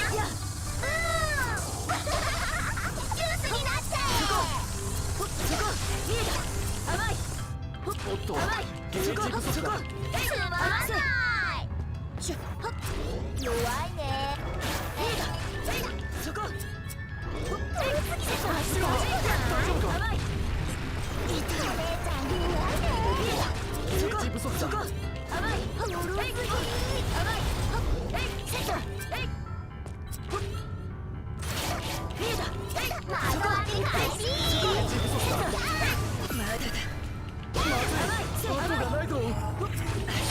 そこ甘い神がかり天井に輝くは黄金の創世もうしゃっきりしてよセット甘い油断するなよ白羽 Tokyo Mirage Sessions ass bitches. そこそこゲージ不足だ甘いそこそこ甘い見えた甘いそこもうしゃっきりしてよ見えたゲージ不足だ甘い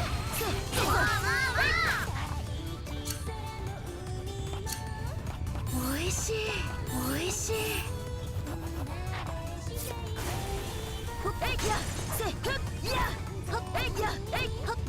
お前面白くない壊れてしまえそこ甘いそこそこシュッ消えてよ甘い Oh boy. 埋め尽くしてやる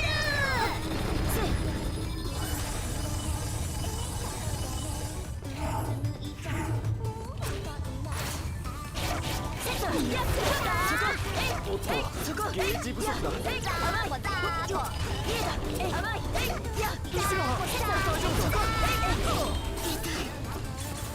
おっとゲージ不足だもうしゃっきりしてよ父さん見えた色ラボシボルクスこの気迫もう体勢を整えるぞ当てる当てる当てる当てるそこ当てるそこ当てるこんな世界もういらない甘い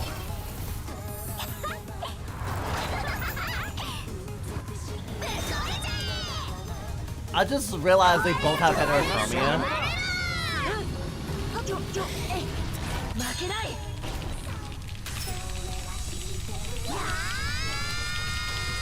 たまにはわがままなんて羨ましいんだ勝ったこいつ飛びかけるぞ当てるおっとゲージ不足だ当てる痛い当てるそこ当てるそこもうしゃっきりしてよそこ当てる当てるそこ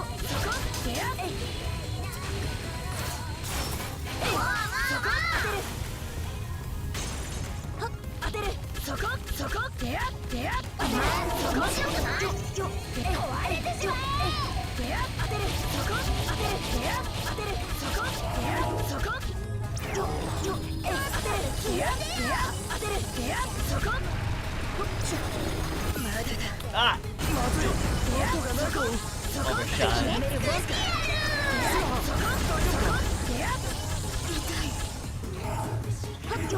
当てる見えた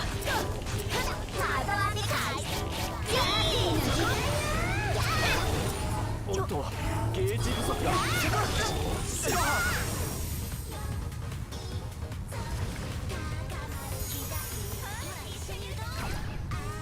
心配かけて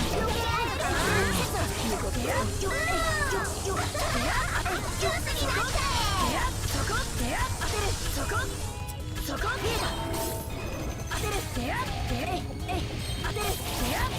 当てるそこ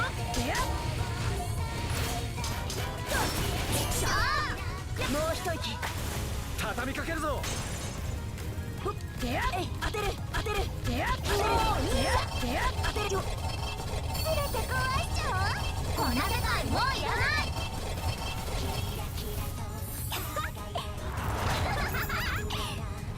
Heavens collapse.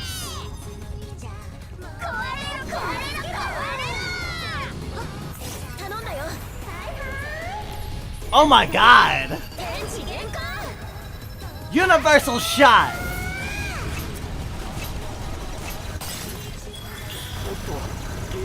だ見つけた。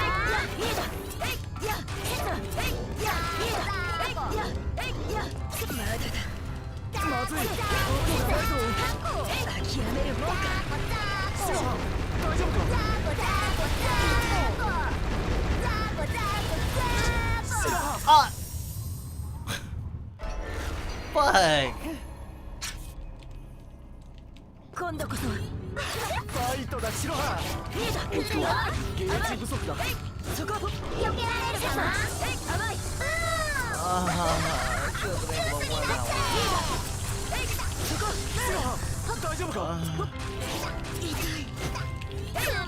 Now my pants are filled with failure. お姉ちゃん弱いね。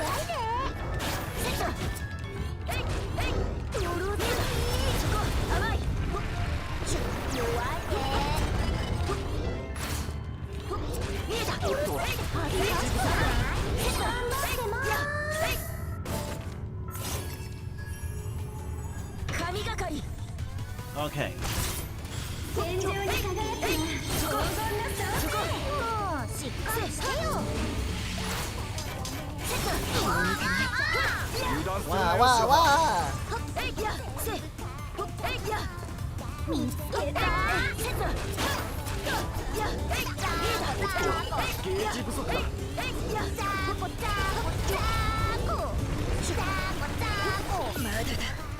まずい、音がないぞ。諦めるもんか。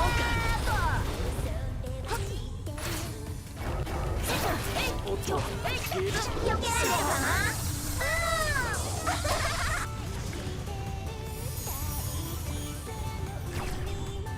心配かけない。甘い。甘い。 I am going to flee.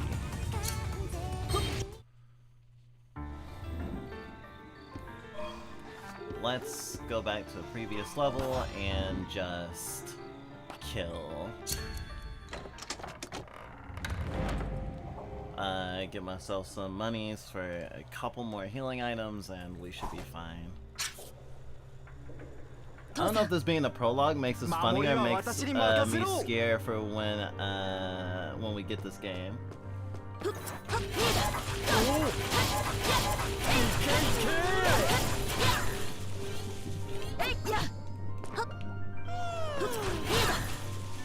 シロハ大丈夫か。おっと、ゲージ不足だ。ア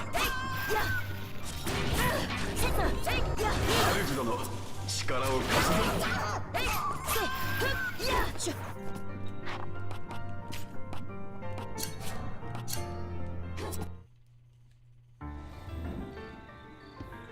I fleed that time because if I accidentally die, I don't want to. I actually don't have that charm anymore. Guess I'll have to buy another one at some point.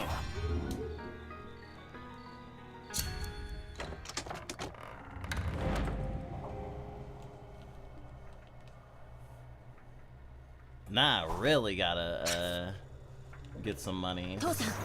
守りは私に任せろ。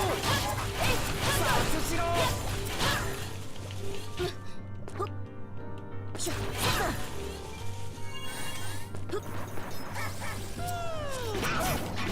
しろ。アルフ殿、力を貸すぞ。シロハ、大丈夫か。おっと、ゲージ不足だ。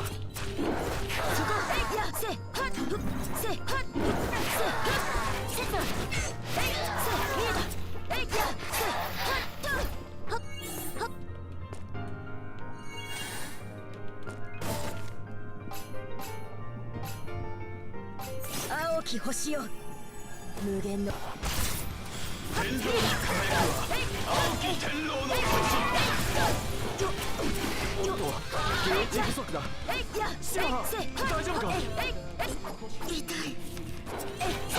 甘い。まだだ。まずい、音がないぞ。諦めるもんか。せだ。先が長いけどガンガン行こう。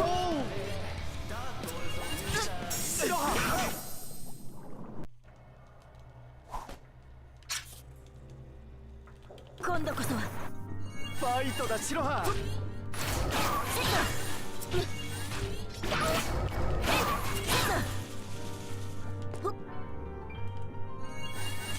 白羽大丈夫か。痛い。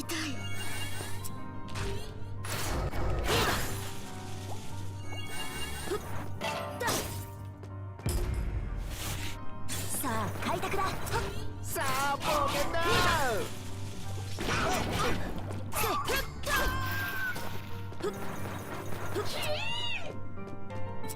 富岳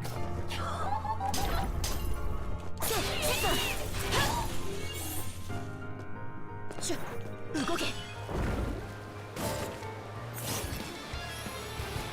Oh, I could have done the other one.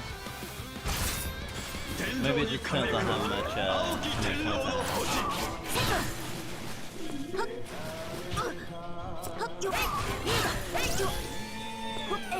Oh, hello, laser. 動け。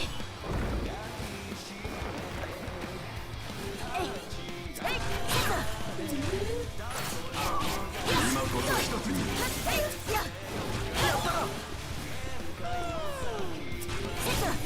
いいぞ白羽大丈夫か。痛い。いいぞ。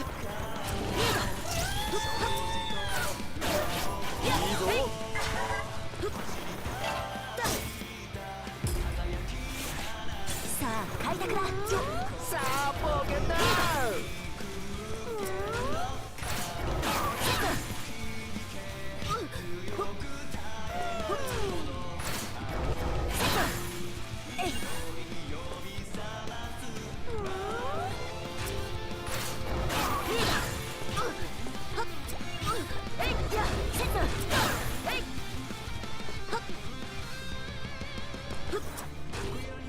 白羽大丈夫か。痛い。今こそ一つに。来てシリウス。 I'm really worried that I'm about to die as soon as I'm done transforming. 旋風が吹き荒れる。行くぞ小さき星よ。よっ。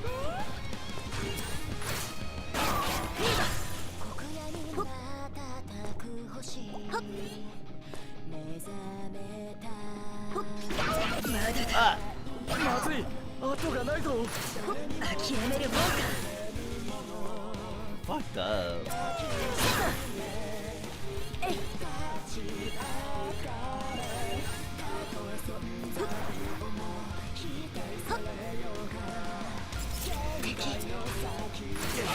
こんな時に。おお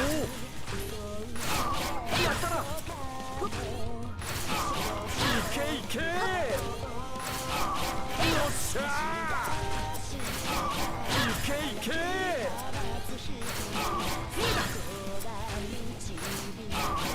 いぞ。さすが。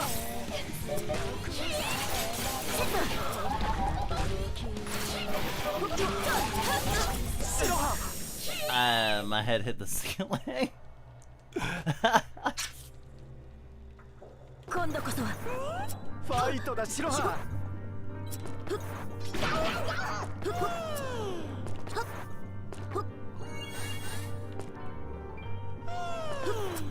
白羽大丈夫か。痛い。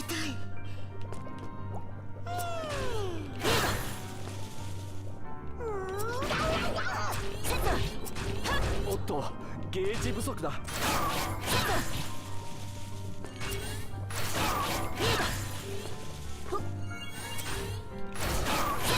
白羽大丈夫か。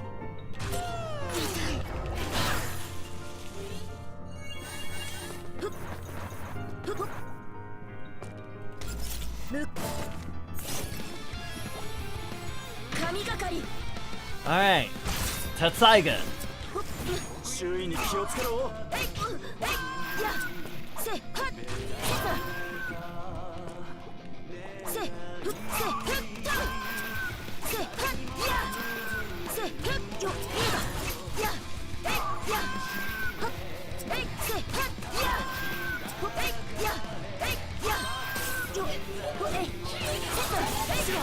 大丈夫か。痛い。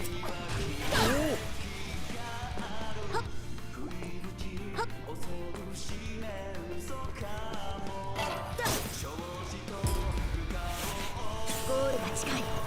さあラストスパートだ。今こそ一つに。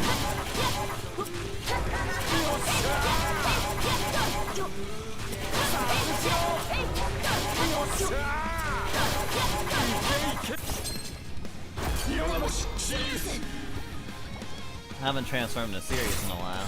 今旋風が吹き荒れる。行くぞ小さく。攻略完了。 Mission complete.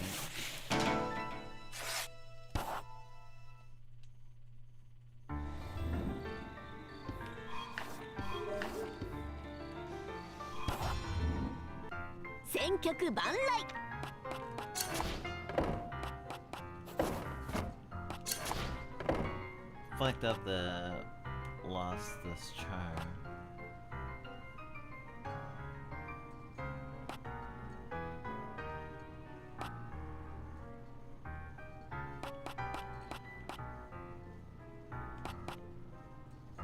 When HP is half or less, will automatically refill at a slow rate. Let me see to resource force movement and break. Let me see to resource force movement and kind of drop an enemy defeat by plus 30%. Ooh.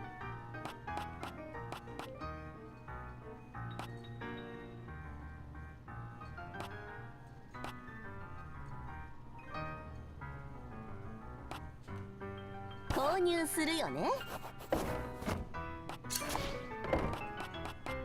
800 worth that much?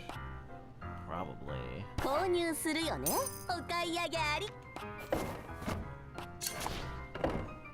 購入する。お買い上げあり。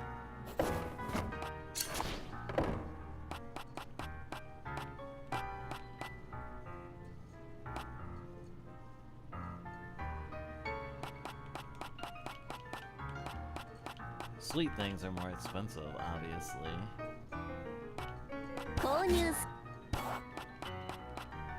Oh my god, by 5 points.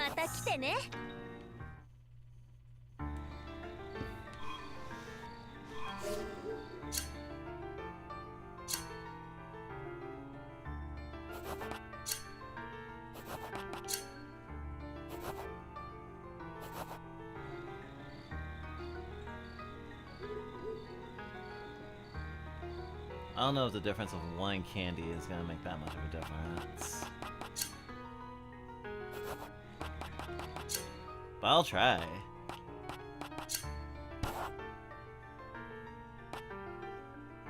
Honestly, I'm curious if the fire charm helps.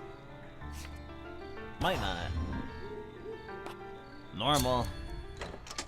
Very, very normal. なんだこの世界は。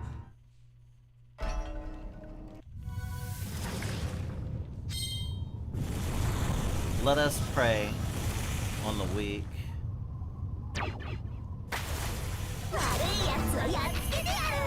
Before they prey on us.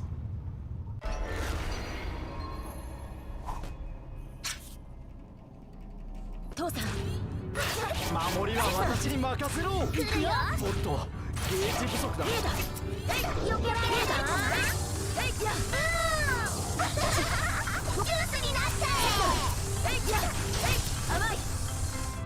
守るぞ。黄金の星よ。 Damn, got that golden star early. 刃と化す。神がかり。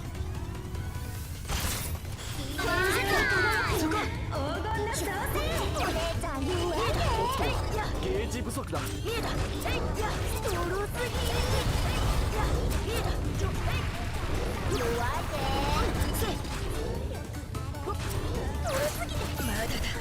What? Right, because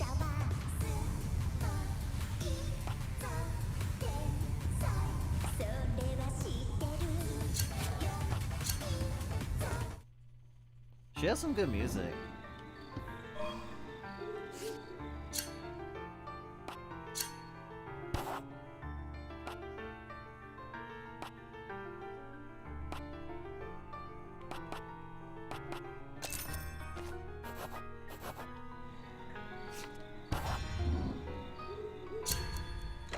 a revive, or double health. Such a hard choice. Almost effectively the same thing.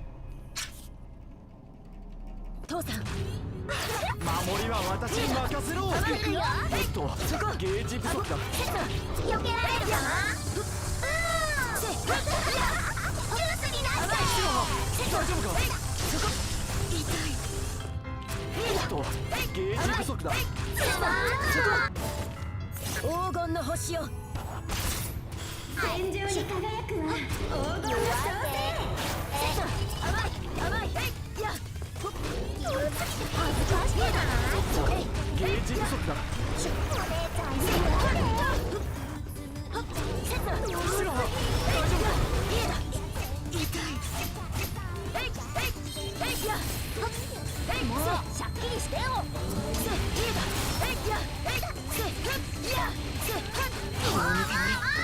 油断するなよシロハ。おっとゲ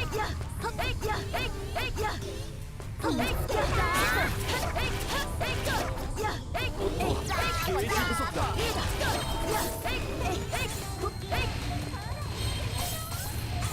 もうシャッキリしてよ。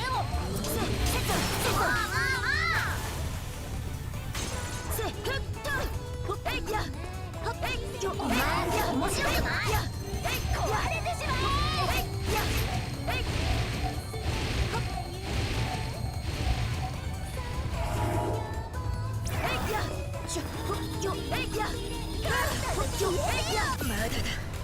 まずい後がないぞ。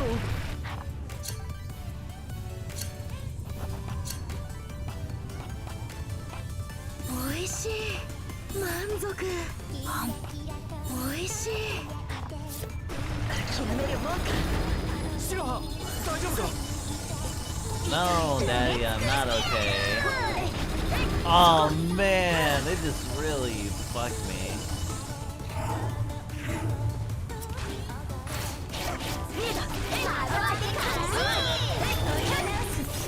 今こそ一つに。 Now is one. 来てポルクス。 Come, Pollux. 天地定める力、その身にまといて、今こそ輝け、希望の翼よ。さあ、目覚めよ。 Shining with the power of heaven and earth.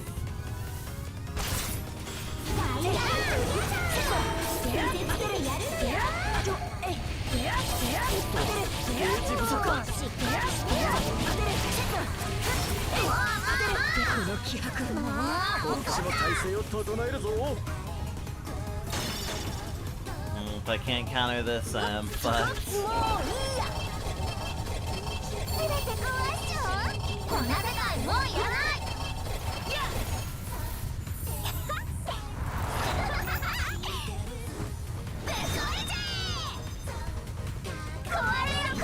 少年もだ。負けない。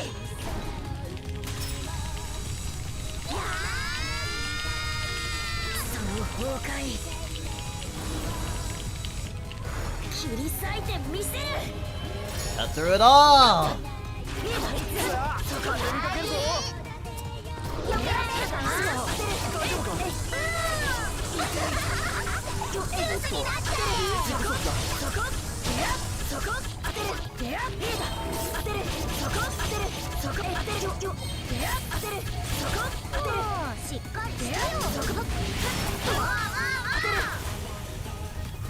当てる。当てる。当てる。当てる。当てる。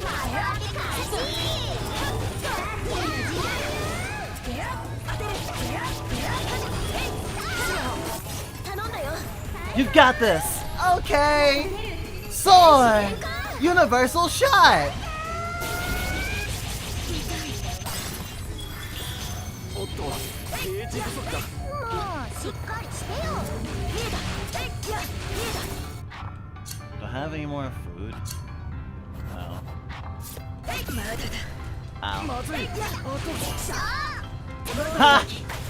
畳みかけるぞ。 Shot.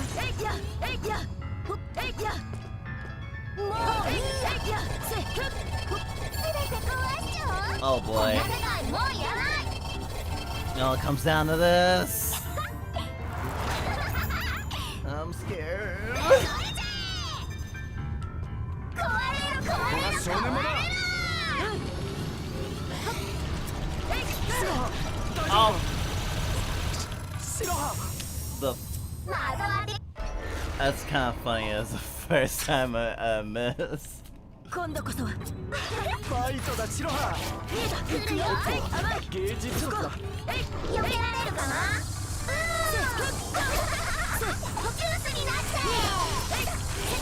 そこ甘いおっとそこゲージ不足だそこ見えたつまんない。弱いね。白羽大丈夫か強すぎて恥ずかしくない？お姉ちゃん弱いね。おっとゲージ不足だ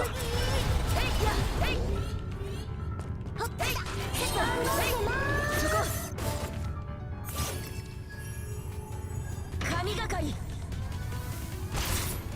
天井に輝くは黄金の創世。もうしっかりしてよ。油断するなよ白羽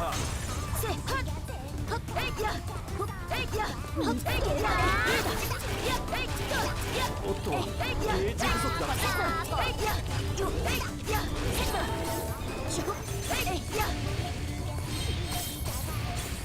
うしっかりしてよ。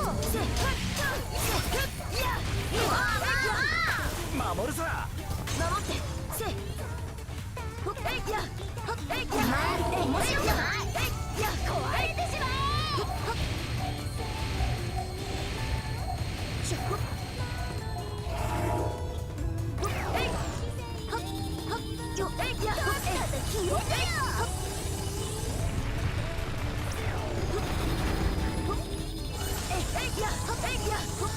埋め尽くしてやる。白羽大丈夫か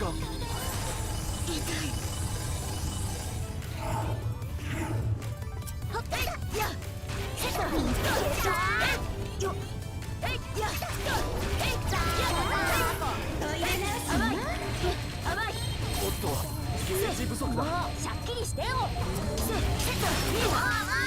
この気迫こっちの体勢を整えるぞ Match their pace, huh?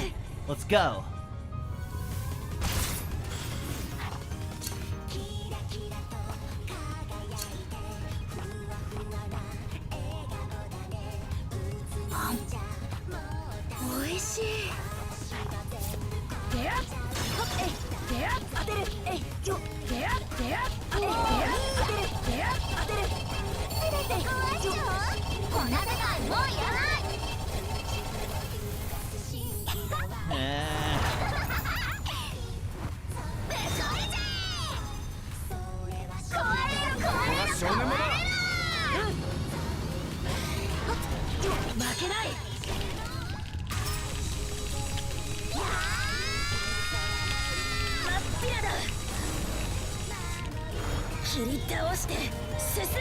Cutting you down and pushing on.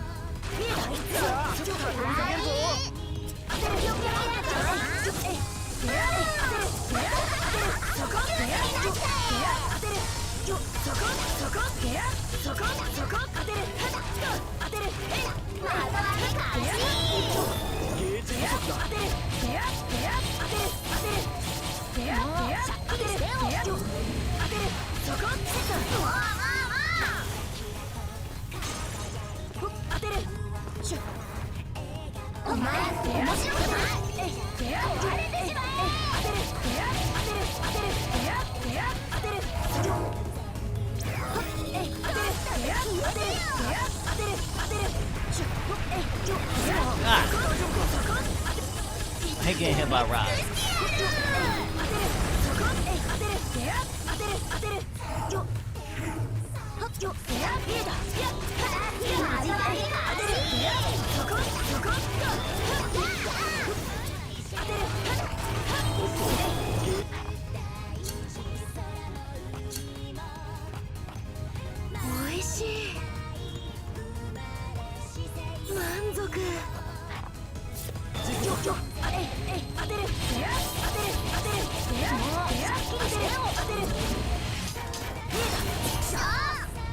Ja!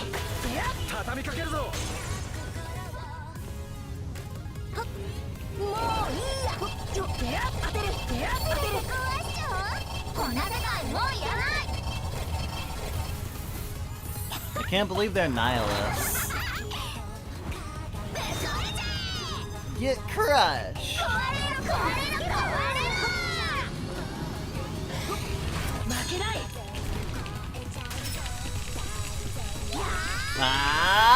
Ah! ママなんて羨ましいんだ勝った畳みかけるぞ。的当て開始頼んだよ Let's finish this. 天次元か Universal shot!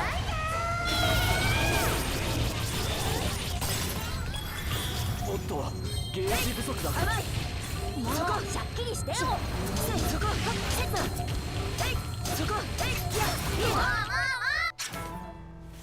お前なんて嫌いだ Curtain call. Finally. I hate you! Whew. Does that mean the prologue is over? フレイヤなんかおかしいよ Hey, Frasier? クレイたち What's going on? Weren't we supposed to be はずなのに invincible?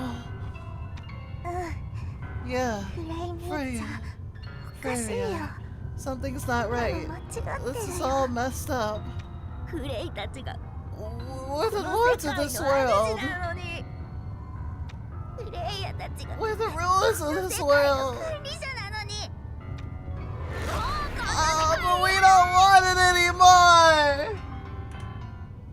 もうこんな世界用なし But we don't need it anymore. 壊れてしまえ Let it fall apart. なくなって Let it disappear. まさか Blast の it. 魔女神たち This world's already on the brink of ruin, but they sped up the process. まだレカルタも見つかってないのに But we どうし haven't たら found the Ricarda yet. 落ち着け Fear not, my master. Pollux' timing may not be as bad as we believed.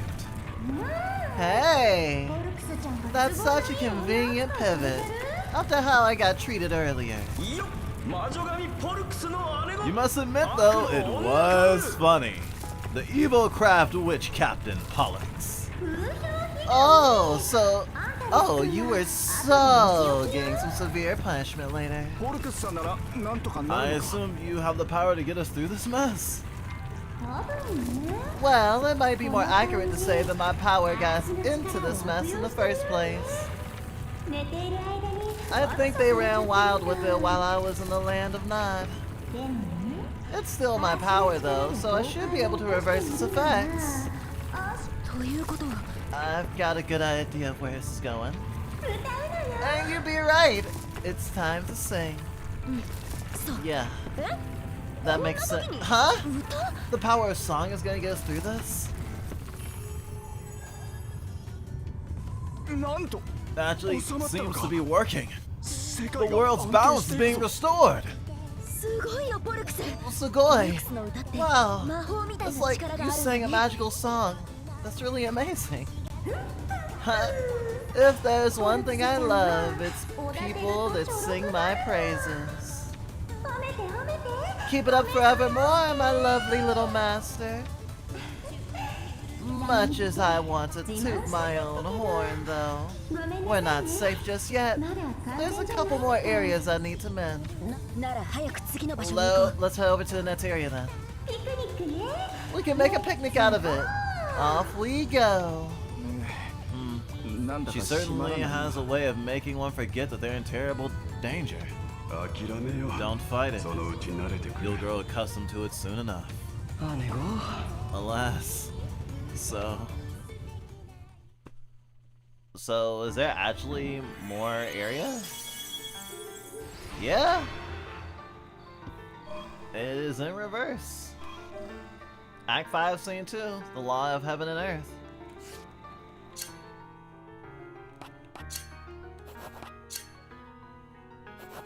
No food. The least I can empower Pollux. And that's the last of my power words. A chat with Pollux has been added. Let's chat with Pollux later.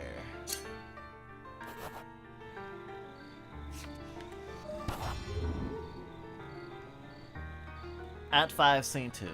Law of Heaven and Earth.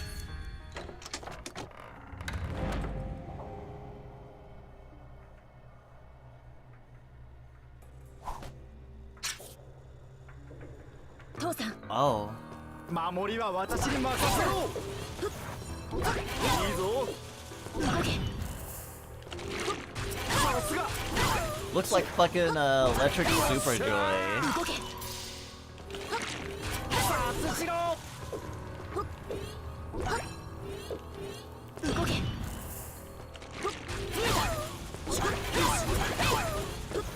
いけいけ。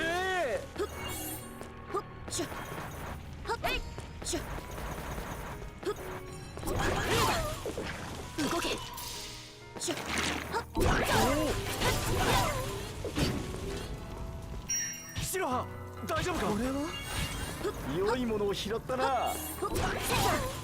いぞ。 Next page. さあ、決まっていくぞ。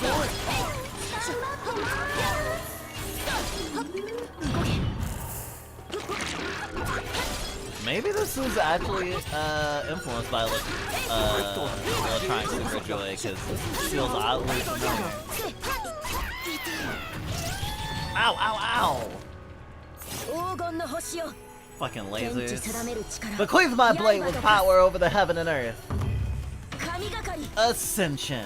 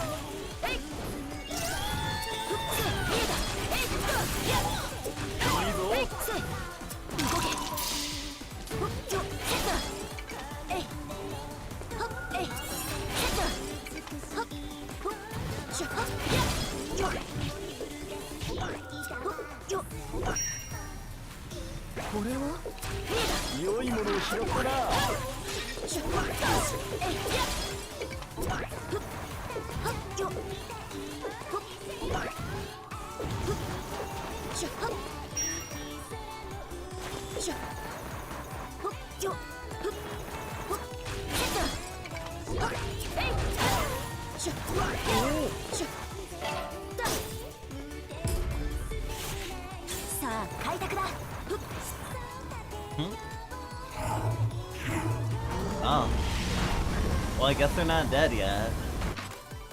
Run away if you come across a tornado! Now that's an interesting tutorial message. I don't know if it's natural to run away from tornadoes. Do you run away from tornadoes where you live, everybody? If you're swallowed by a tornado, you'll have to restart an area from the beginning. Find a way to restrain tornadoes, you may be able to delay their advance.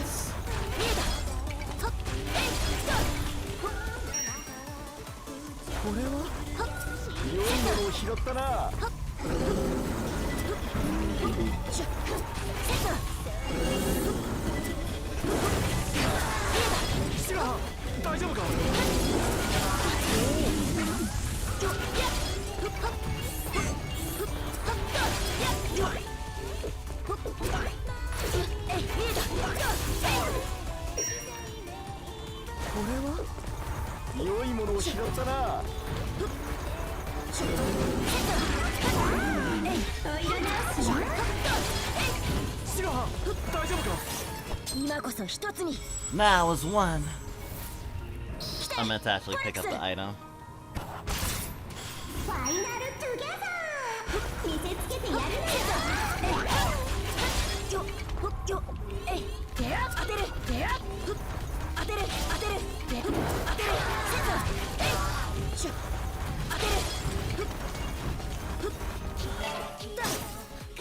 Oh my god, I fucking arrowed the page open.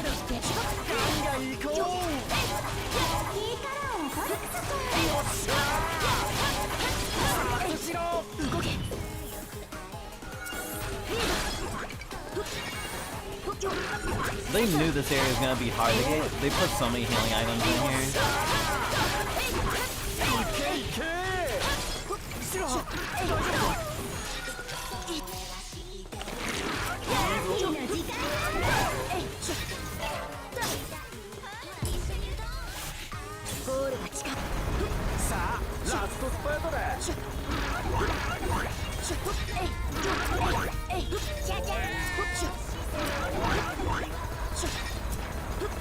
I swear I thought I heard Neko art.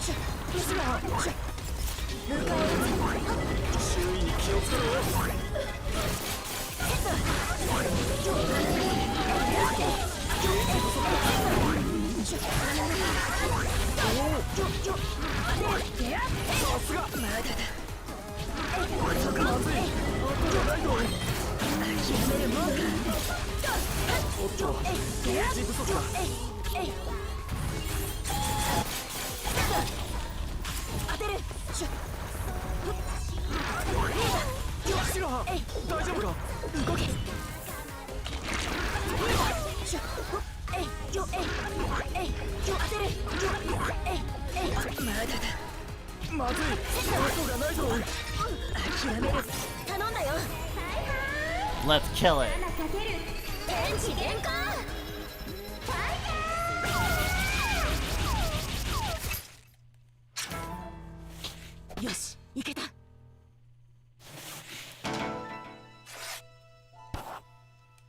Not too bad. Here seems good. Time for the divine idol Palax to turn this place into a pretty prison paradise.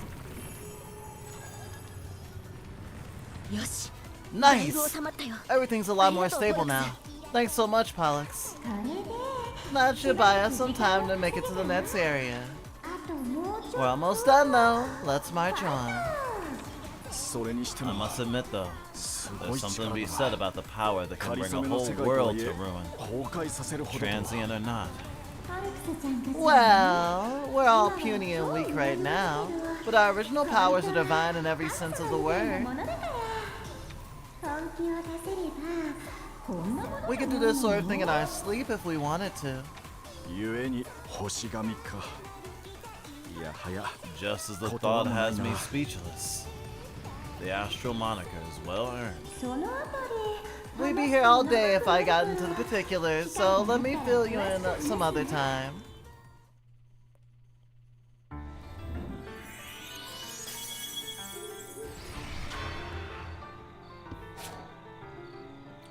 Twins or an only child?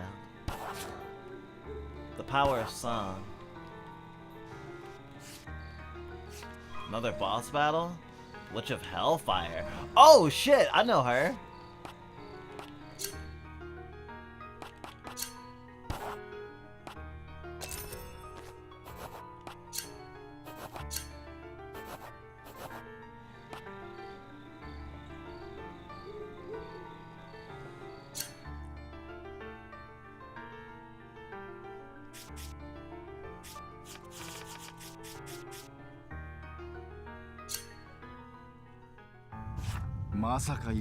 Sure didn't expect a craft which battle right off the bat. And two of them at once? No less. Hard to battle when you have to watch your back. But you managed to take them down. This proves you're getting stronger. How fortunate I am to witness your growth up close. I'm so proud of you. That's my Shiraha. I'm not really used to compliments. Alright. I'll keep pushing on. Well, it's all well and good that we defeated those witches, but who knew we'd run into more trouble? It's a good thing Pollux was here. Without her, we'd have been stuck in a panic. Is Pollux also the name of a star? ああ、そう That's だな。 right. そ It's れは another one of the 全天 21 21 main の一つで stars and the brightest 双子座 star in の the 一番 Gemini 輝く星のこと constellation. だ。すぐ隣に明るい Another 星 bright star, カストルが並ん Castor, でいて neighbors it. まさに双子星と Like い a うべき pair だ of twins. 双子 Twins? 自 Or 分と年の近い like a 家族 sibling close in age? 僕は Wait, あれ was I an 一人っ only 子だったっ child? けん Huh? 何を言っているんだ私の子 Whatever は are you 白羽しか saying? いないぞ You're my one and only, of course. Really? そうだったっ That's け odd. Huh. Foreshadowing?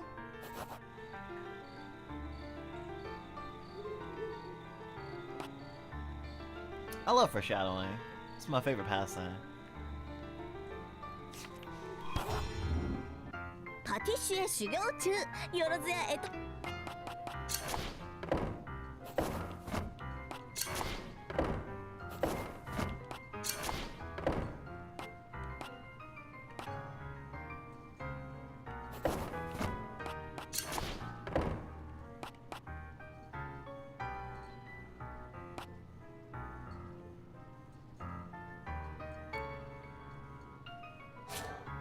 The legendary moon princess that watched over Kageyami.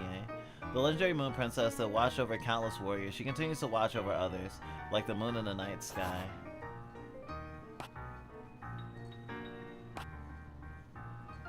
購入するよねそれは大妖精かぐや姫を模したものだね That's based off of the great きっとす spirit ごい効果があるん Kageyami. だろうね Kageyami. Kageyahime. God. Kageyahime. Guarantee it's got some awesome effects. Equipment slot S +2. また来てね Which means what exactly?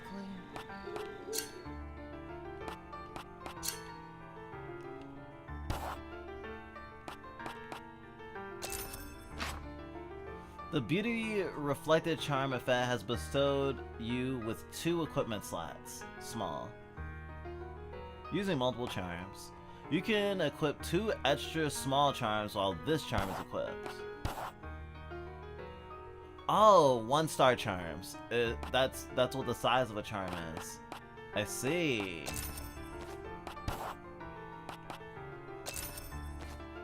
Well, badass. I'm so here for it. Maybe I won't even need any health items. Famous last words. Act 5, Scene 3, Witch of Hellfire. Funny because I've seen her before. Well, Glitch has at least. 2度あることは3度ある Here's the third area. Time for the hat trick. Let's get singing.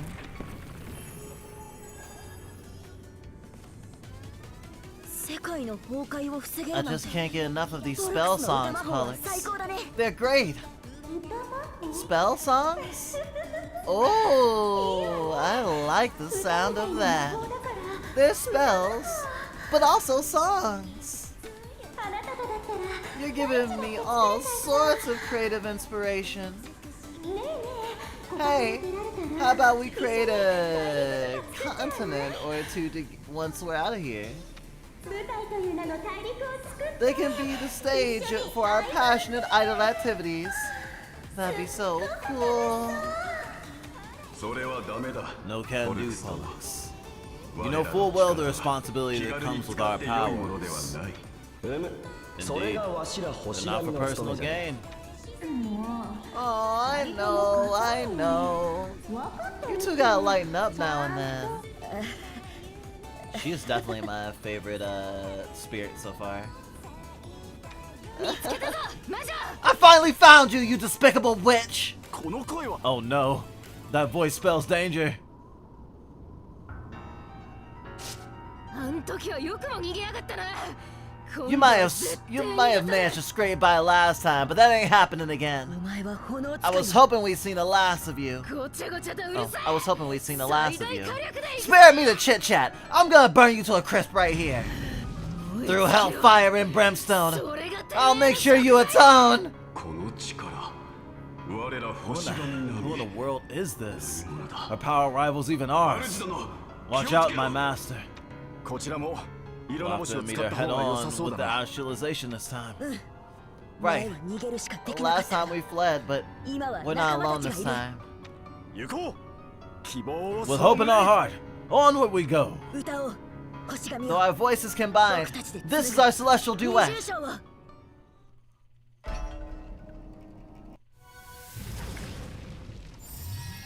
Whoa, that's shiny. Special. 燃えろ燃えろ燃えろ Oh, her birthday's coming up. Act 5, Scene 3. Witch of Hellfire. 父さんほっ守りは私に任せろ逃がすかよそこゲージ不足だ白羽大丈夫か Oh, wait, I'm recognizing this, something about this fight. 暴れ尽くせ This reminds me of Mega Man S そこ見えた Dynamo? 甘い今日ものそこ燃え尽くせゲージ不足だ白羽大丈夫か見えたグレイズファイト気を抜けない油断するなよ白羽せ見えた頑張ってな甘い見えたゲージ不足だ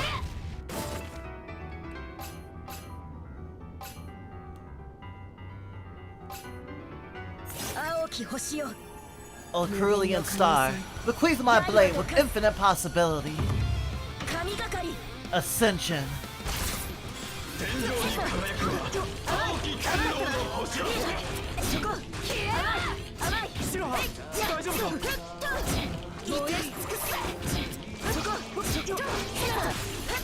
の気迫こっちも体勢を整えるぞ Wait, is she not a craft witch? そこそこ I don't think she's a craft witch. 今こそ一つ もっと More! More! I'll burn you to ashes! 後悔のまだだゲージ不足だ燃やせな今こそ一つに That was one. 来てシリウス Come serious! 無限の可能性 Now, take off, clad in infinite possibilities. 希望の翼 Oh, wings of hope. ネズミ Now よ awake. 色がもし Actualize! 今旋風が吹き荒れる行くぞ小さき星よ白羽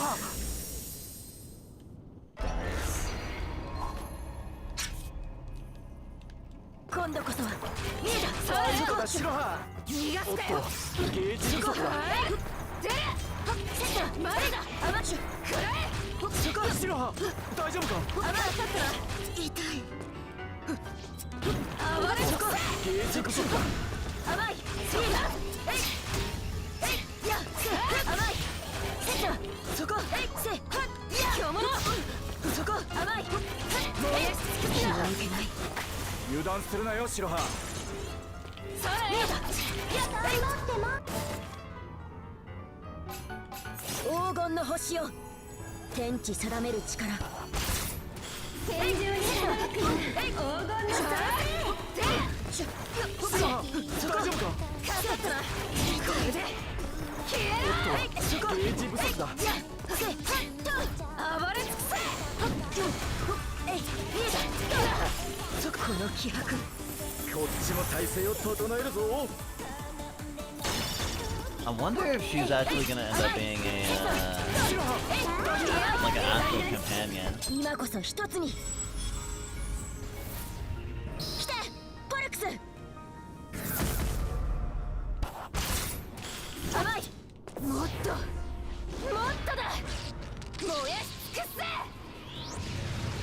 後悔の始まりだ燃やせなおせ当てるそこ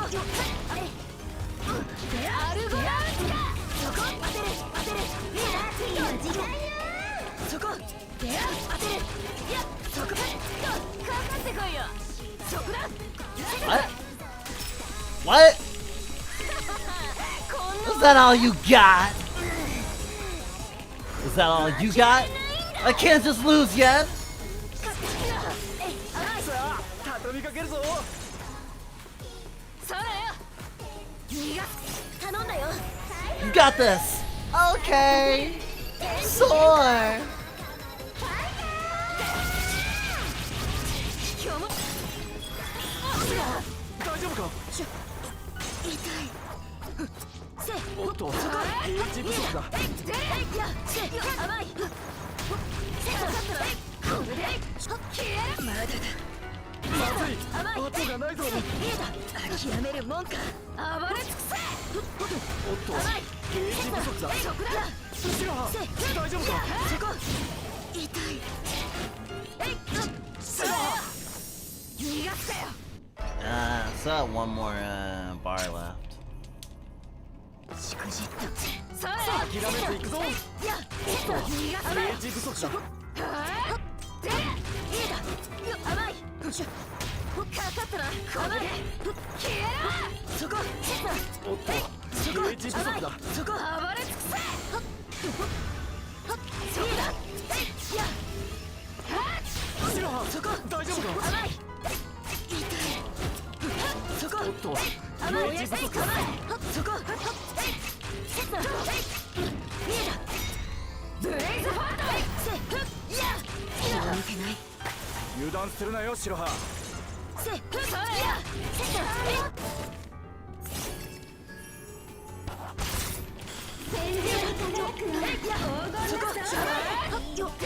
そこゲージ不足だ。後ろは大丈夫か。この気迫こっちも体勢を整えるぞ。甘いヒーロー清名星ボルクスもっとだ後悔の始まりだ燃やせ直すおっと切り裂けそこ見えたアルゴナウチか当てるそこ当てるそこそこ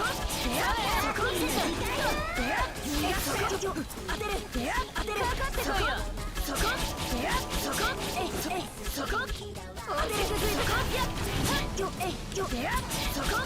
ゲージ不足だ。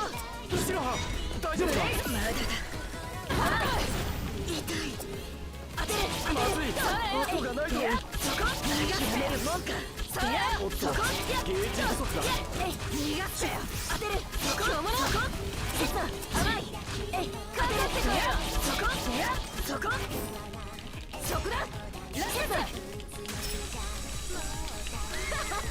こんなものか押し切られる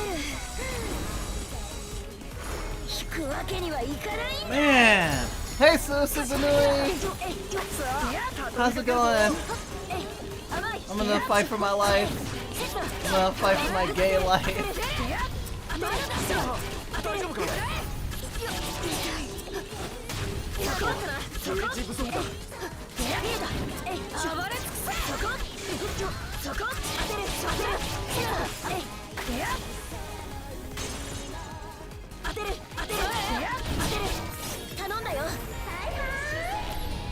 Oh, this might miss because it's directed up.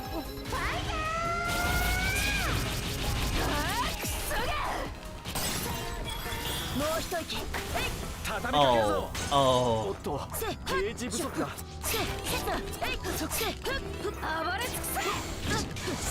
Ah, I was so close.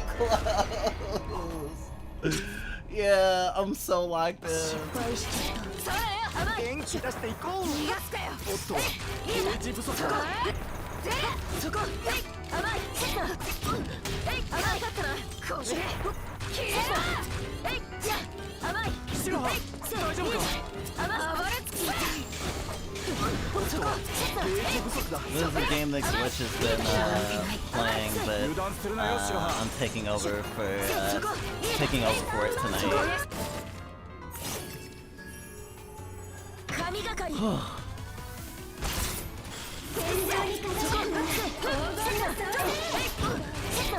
おっとゲージ不足だ甘いせ甘いよせそこせ甘いせ白羽大丈夫かそこくらえ甘い甘いせだったらそこせそこせ暴れつくよせ甘いそこだ Another attack I need to learn the timing better of. Amazing that I could play this game for so long without really having seizure symptoms.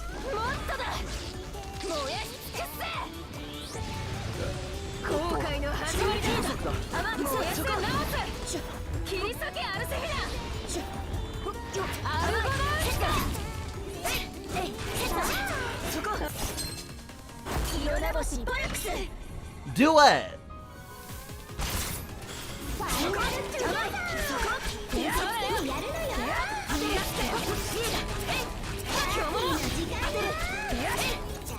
当てるおっとゲージ不足だ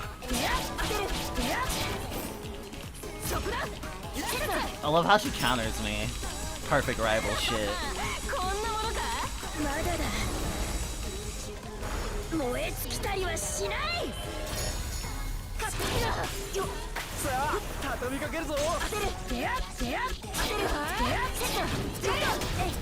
まだだいやくらえ当てるおっとゲージ不足だそこ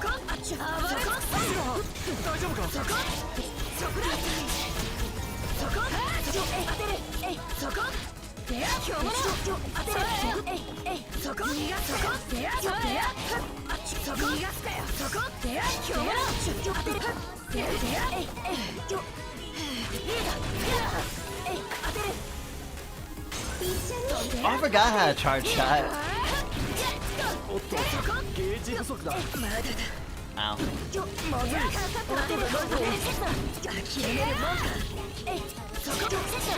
白羽大丈夫か 頼んだよ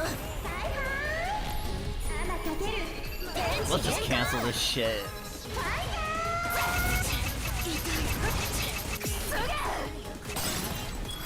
もう一息畳みかけるぞおっとゲージ不足だ甘いセット甘いリーダーまだだそこくらえ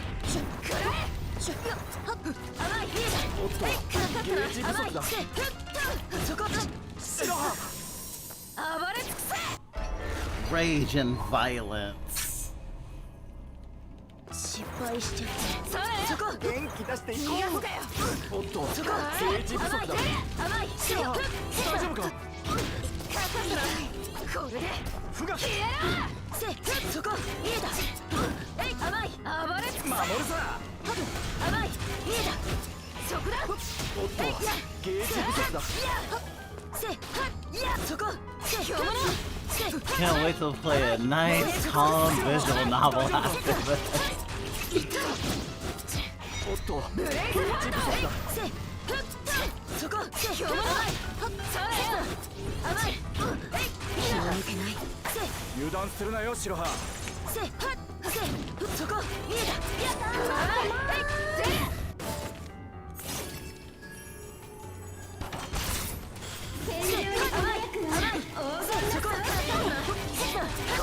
おっとゲージ不足だ白羽大丈夫かそこ暴れ尽くせこの気迫こっちも体勢を整えるぞ Actually, I should drink water. I don't know when the last time I did that was.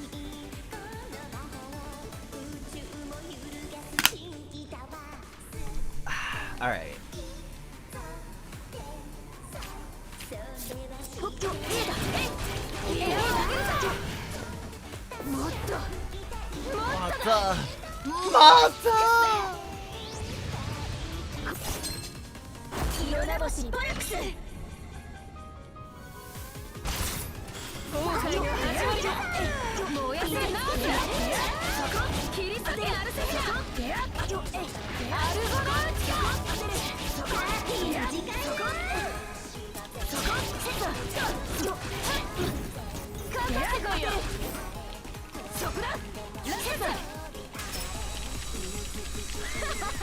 こんなものか。負けられないんだ。At least I haven't lost one of these. さあ畳みかけるぞ。当てる当てる当てるシロハ大丈夫か。かかったなこれで消えろ。そこ当てる暴れ尽くせ。そこ当てるそこだそこそこ当てるそこゲージ不足だ。今日もだそこ当てるリーダー当てる当てるそれリーダーおっとゲージ不足だ。当てるそこ当てるリーダーよまだだもう一息畳みかけるぞ。当てる当てる燃やし尽くすぜ。甘いおっと甘いゲージ不足だ。当てるよブレイズファード頼んだよ。 Kill, kill, kill, kill, kill! 今日ものそこかかってこいよ。おっとそこゲージ不足だ。そこ気づいたかリーダー甘いシロハ大丈夫か。今日ものシロハ Fuck. Okay, I'll pick up some items. Ugh. 今度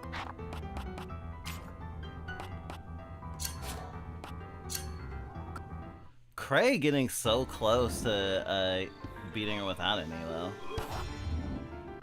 毎度 Even よろ with ずやエトセトラへようこそ the benefits I did have.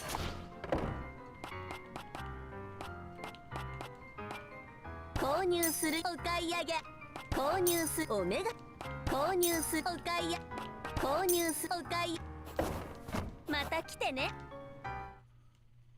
Alright.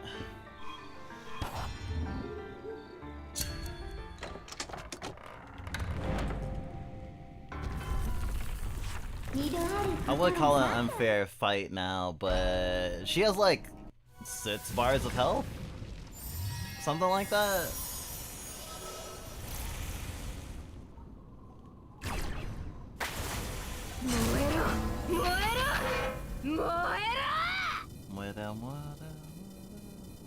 Oh, it powers out the charts. 行くよ。そらよ。私がついてるぞ。逃がすかよ。甘い。リーダー。おっとゲージ不足だ。そこ甘い。かかったこれで。シロハ大丈夫か。甘い。今日もの。痛い。暴れ尽くせ。いやそこだリーダー。おっと甘い。ゲージ不足だ。リーダー。出世そこせ甘いもうやさそこ甘いリーダーおっとゲージ不足だ。ブレイズファー甘いリーダーそこそれよ大丈夫か。今日ものおっとゲージ不足だ。リーダー気を抜けない黄金の星よ油断するなよシロハ。そこもうやりだおっとゲージ不足だ。ブレイズファー今日もシロハ大丈夫か。逃がすかよそこ甘いそここの気迫こっちも体勢を整えるぞ。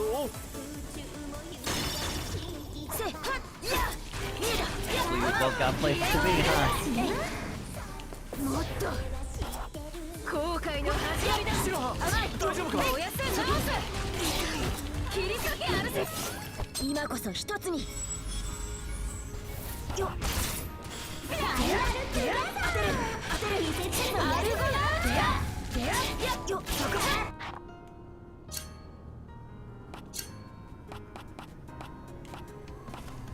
おいしい満足絵の時間よ。そこ当てるそこ当てる当てるそこそこだラケットこんなものか引くわけにはいかないんだ勝手になそこ畳み Oh, かけるぞ nice.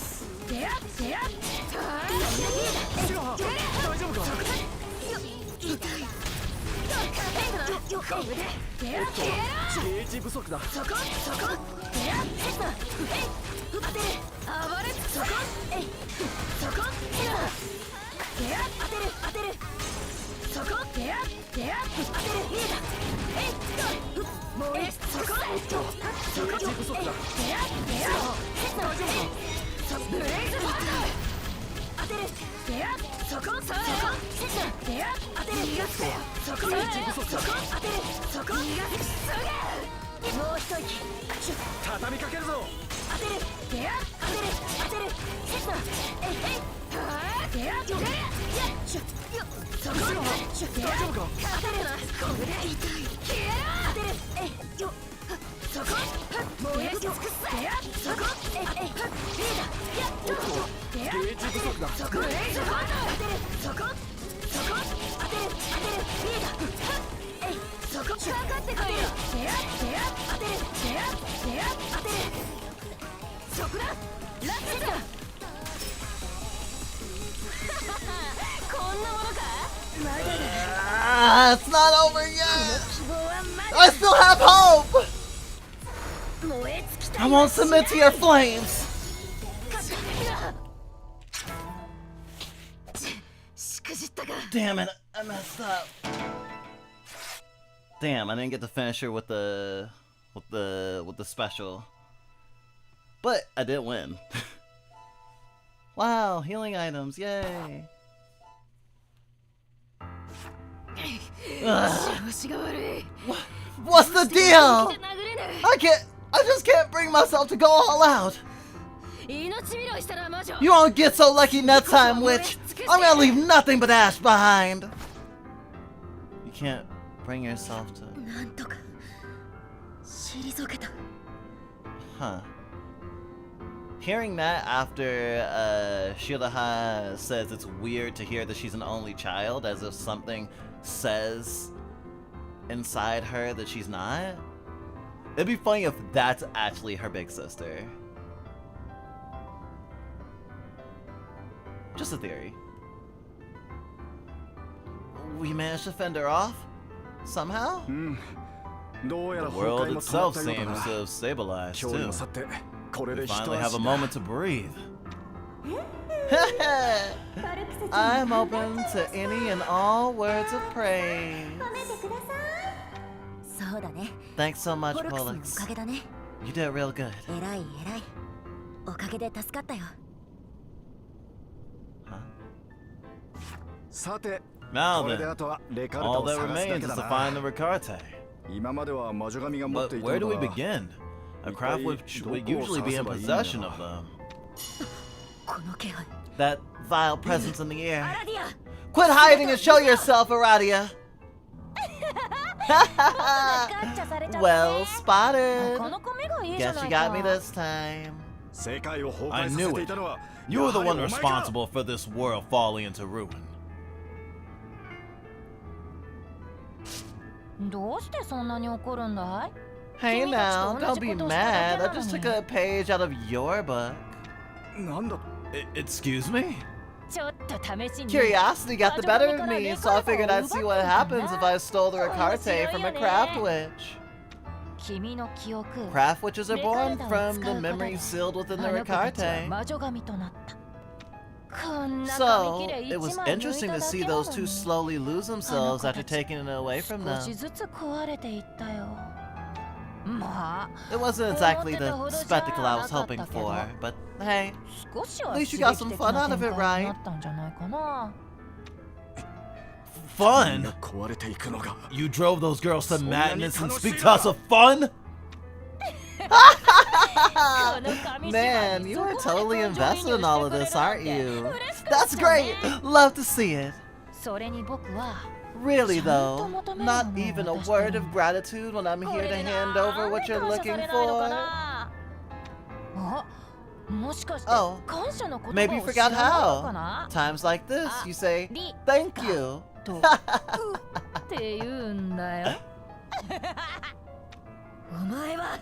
You're a real nasty piece of work.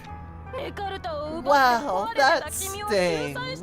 Imagine saying that to the person who saved you when you were just a broken shell of yourself.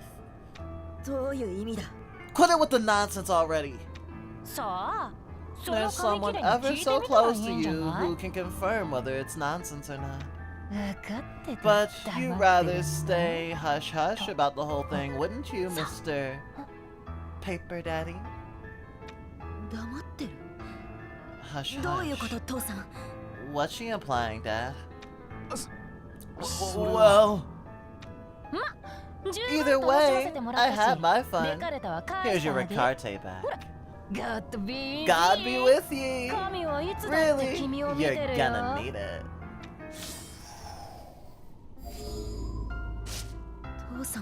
There's something you're not telling me?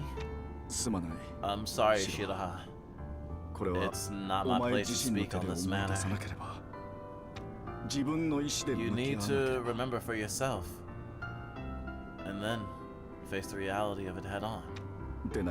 Otherwise, everything up until now will have been for naught. Does this have something to do with...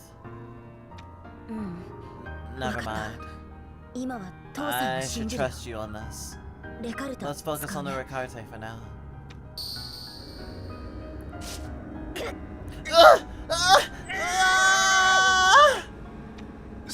Shira.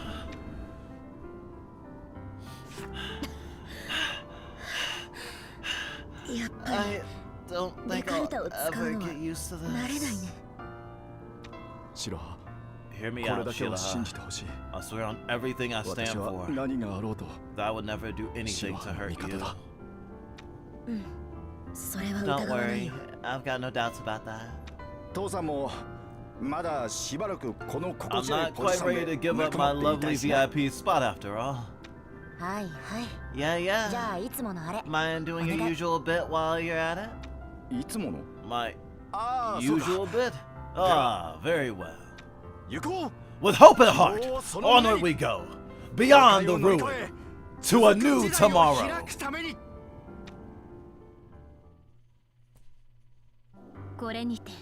And with us, the Astrals have been assembled.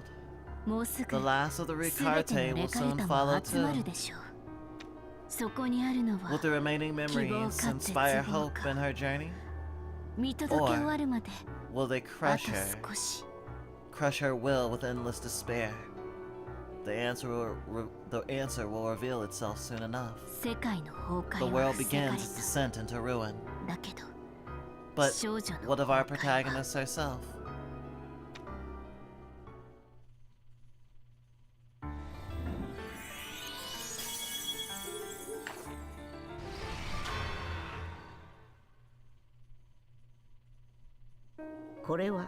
Tis a tale of a lonesome girl, her journey long, her outlook uncertain,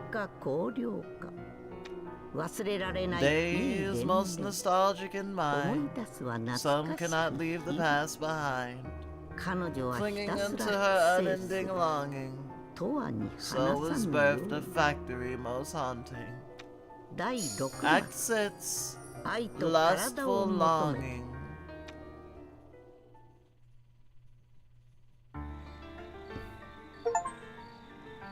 In a crumbling land, clear the world of ruin.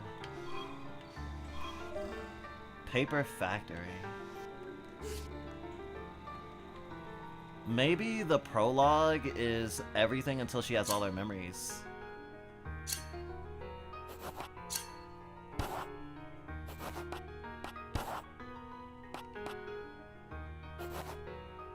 Kinda hard to tell.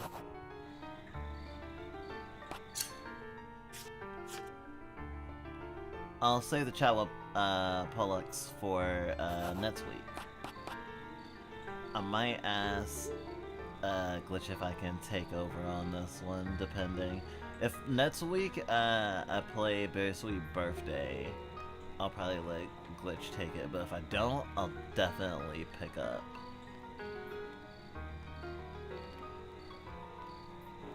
And thinking about the memories, like all the conversations...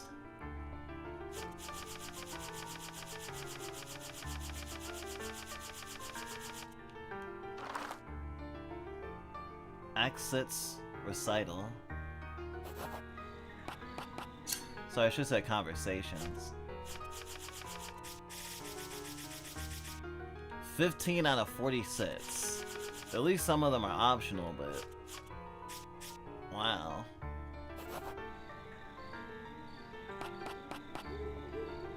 Not gonna lie, I'm a little sad if there literally are only 3, like, guardian spirits, but I'll live. It's pretty awesome either way.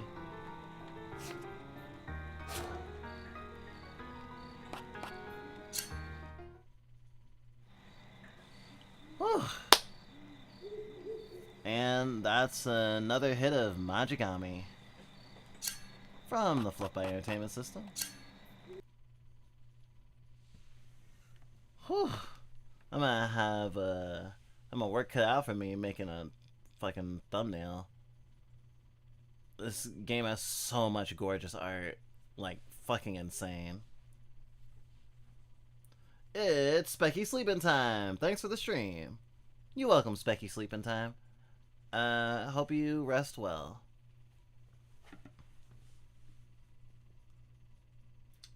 As well as all you craft witches and wizards out there. And warlocks. And bards. And whatever other spellcaster you might be. Take care of yourself.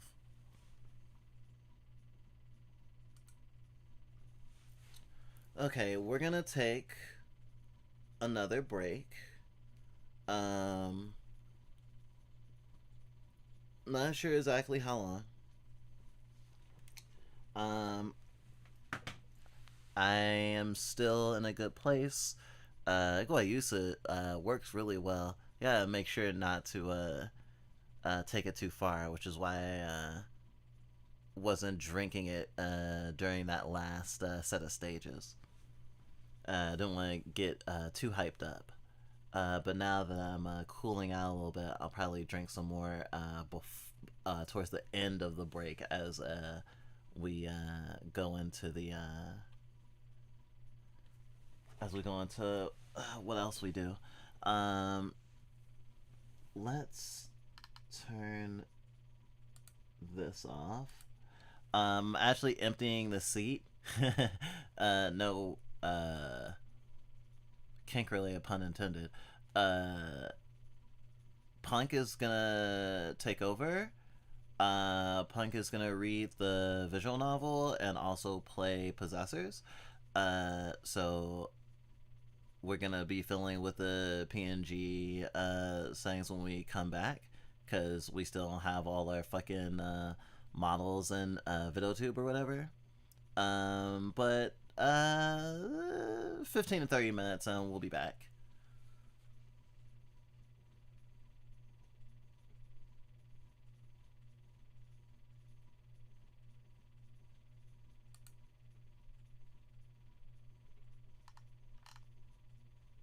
So, be right back.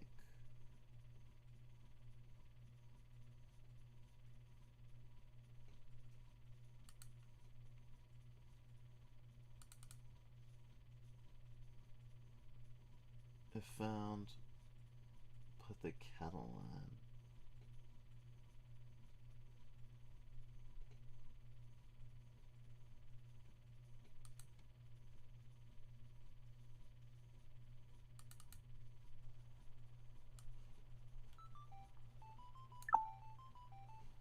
There we go. Alright, see you soon.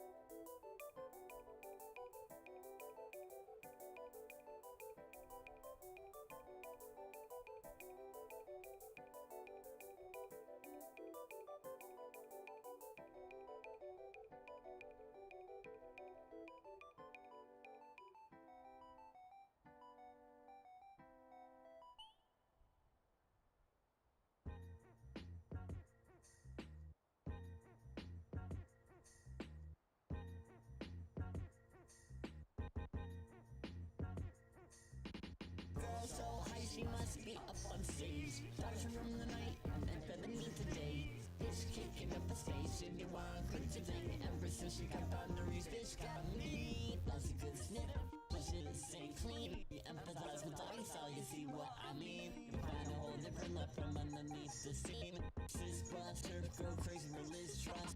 Like an abused puppy with how I distrust. I stick on spoiled edgy, yet she still bust. I'm waiting with good wheels like my last name crush.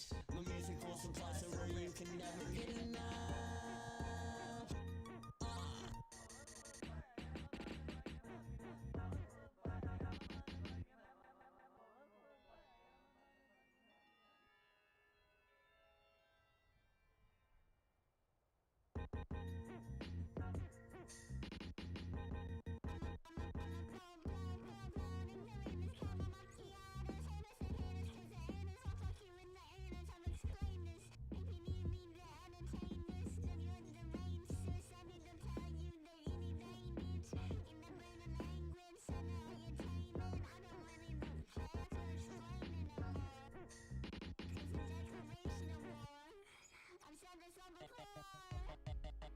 In and out, rolling back my race. I wonder when it comes time will I run to the fight. Call my siblings, call my comrade, call my brother, call me whore. If they serious, also struggle, write me down on spot for war. World has never been like this before. It was snowing yesterday, but now it's into downpour. It was snowing yesterday, but now it's into downpour. It was snowing yesterday, but now it's into downpour.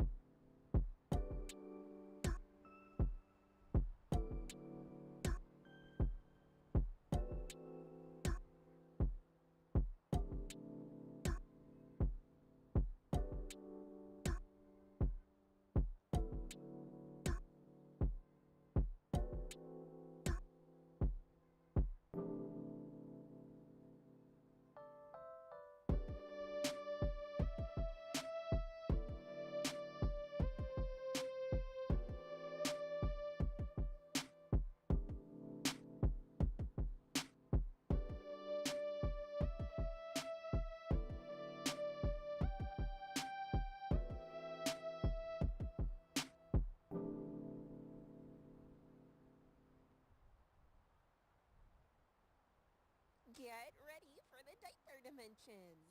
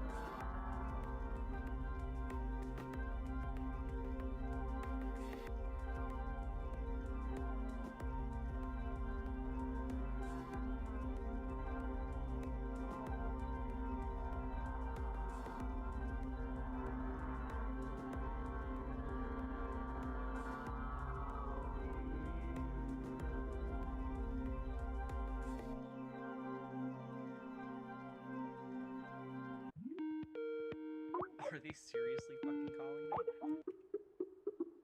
Hey, long time no see. What's that? You're cool with baby fur now? Oh, because you're an age regressor now. Oh, okay, that's cool. Do you want a fucking trophy? I don't have fucking time for this. Once or twice a week, it seems some tranny wants to talk to me, to let me know they're so sorry for all the times they tried to kill me. But I don't want the sympathy of any feeble, frail pussy. You want to make it up to me, try giving me your fucking money. I don't care what guilt you feel, there's only one way I can heal. You tried to take my life from me, 'cause strangers talked about my pee. I tried to act like it didn't hurt, I tried to act like I couldn't be hurt, but it did, and I can. And I am not afraid to be angry anymore. Give me $20, you fake ass bitch. Give me $20, you fake ass bitch. Give me $20, you fake ass bitch. Yeah, maybe I'll think about being your friend. Give me $20, you fake ass bitch. Give me $20, you fake ass bitch. Give me $20, you fake ass bitch. Yeah, maybe I'll think about being your friend. But probably not, 'cause having friends is kinda hard. I'm tired. I'm like really tired.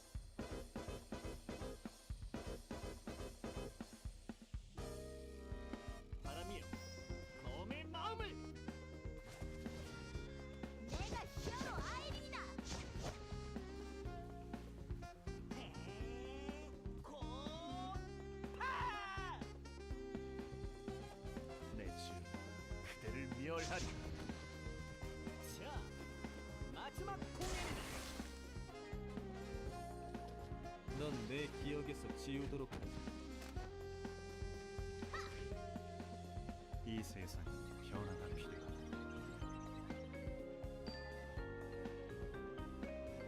살려주세요. 제가 가겠습니다.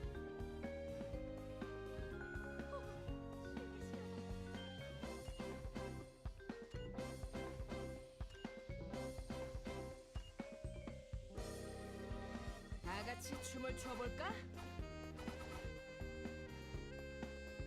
들려? 이 소리? 자, 고개를 들라고.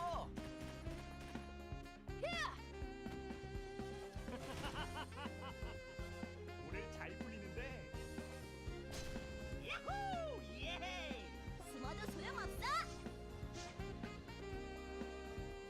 내 불은 불꽃이 될지. 자, 마음껏 싸우세요.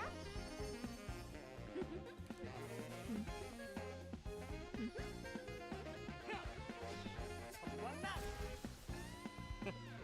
좋은 느낌이야. 미션 컴플릿! 아, 힘든 하루였어요.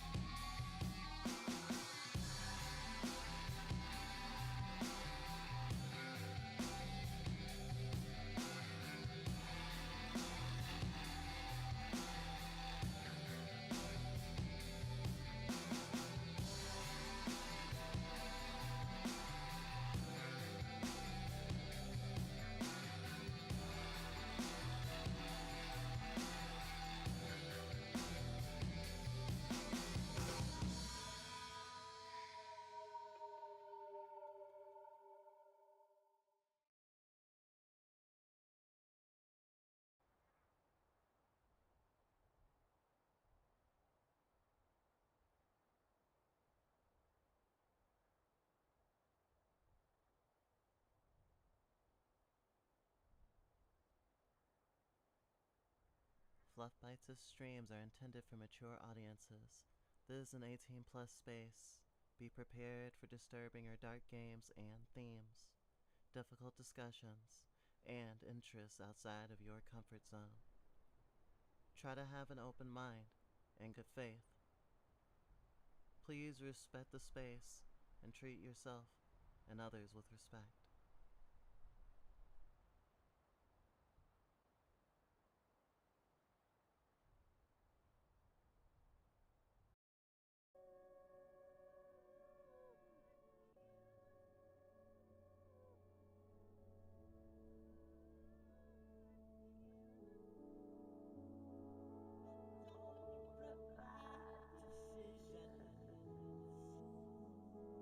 It's only because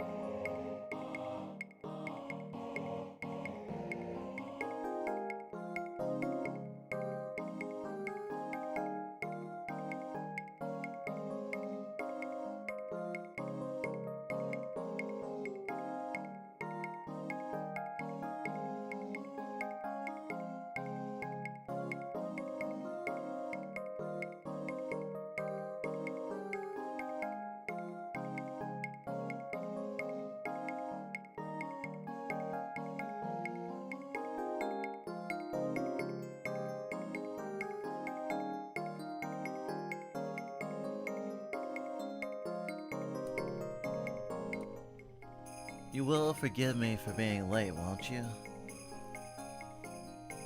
I hope you'll give me the grace. That break was longer than we thought it would be. But we should be ready for a nice long time before we have to take a break again. It's been an interesting stream so far, and I am taking over for Scribble, who started stream out. Hi, I'm Punkbite. I use she and they pronouns. I'm a Shark Bun, and welcome to the Fluff by Entertainment System.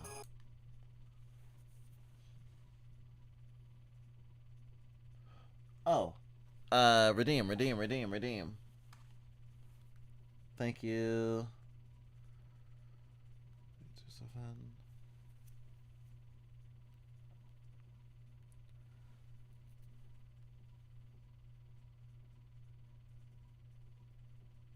Empty stream times are not allowed.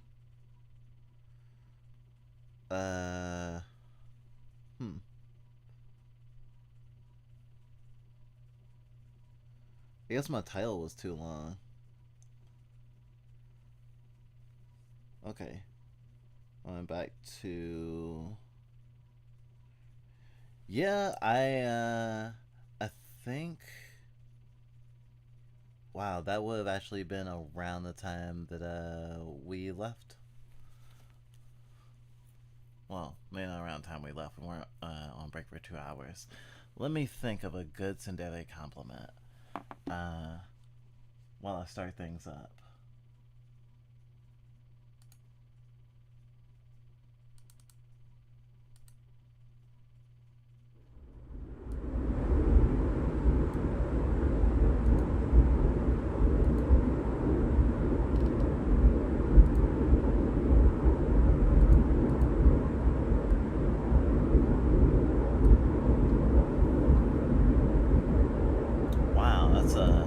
That's a loud gravity.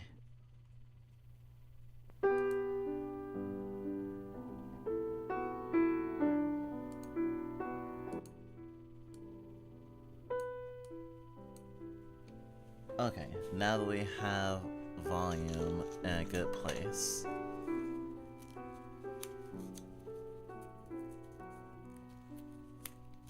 It's not like I appreciate you sticking around for the break at like 4 a.m. But it's pretty cool that you did. Idiot.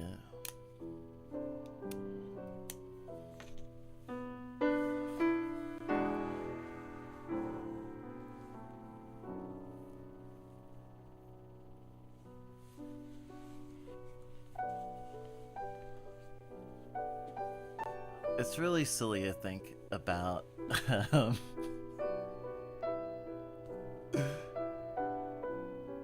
about being a cartoon character, like, on purpose.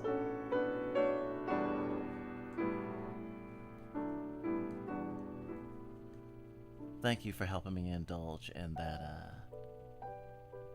that together.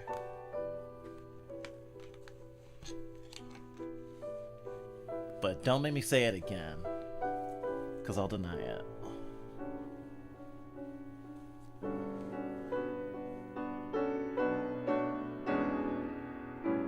So this game, huh? This is another game by our friend, Joyce. Her and her partner have, like, a fucking visual novel circle together. So awesome. Entry for the Yuri Visual Novel Jam 2025, not the toxic Yuri Visual Novel. This is an ongoing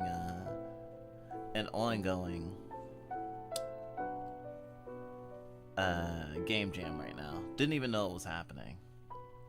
Honestly, we've been swamped with so many things. There's like 9 days left on it. I don't think we could do anything in the time that we have.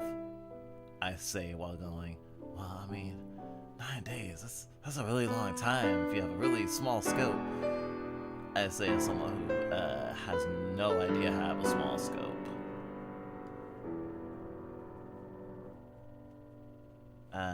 Viewer discretion advised. This is not as hard-hitting as Gravity House's other visual novel that we read on Picardo on purpose and not on Twitch. I was actually surprised to see a black protagonist, or at the very least a black object of affection.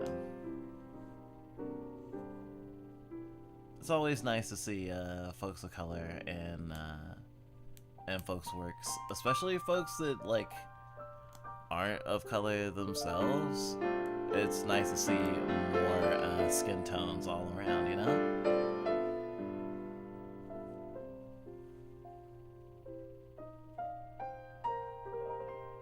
The first visual novel that they made, Gravity House, didn't have any like character art, so they really stepped up with this one. I should turn down the music more. Okay.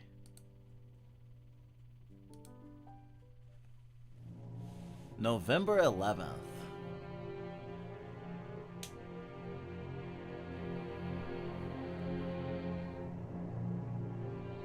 We finally found you, Rosa. Ever since you went missing, we've been looking all over for you. Showing your picture to anyone who looks like they might listen to us.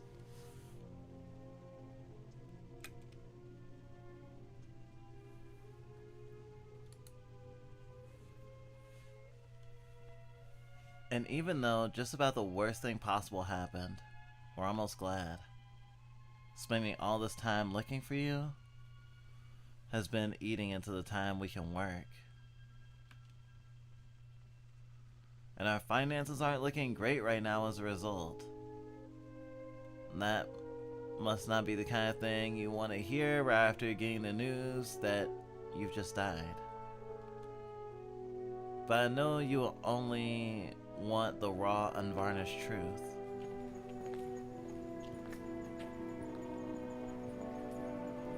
That kind of hit me like a ton of bricks. Alright.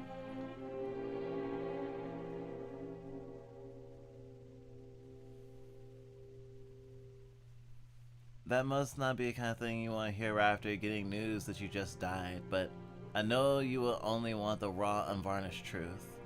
Monica was the one who found your body. Man, reading this right after fucking Trans Day of Remembrance is a fucking trip. Oh man, this is gonna be one of those days. I like the pulpy, almost noir. Yeah, definitely a noir vibe going on here.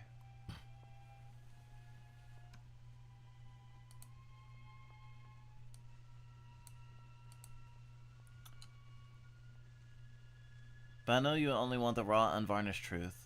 Monica was the one who found your body, slumped awkwardly on the side of the road. Your throat slit. A kitchen knife covered in blood sitting right next to you. When she came back and told me, I immediately asked her to go see you. Keisha, however, stopped me. She said that it was best that I didn't have to see you like that.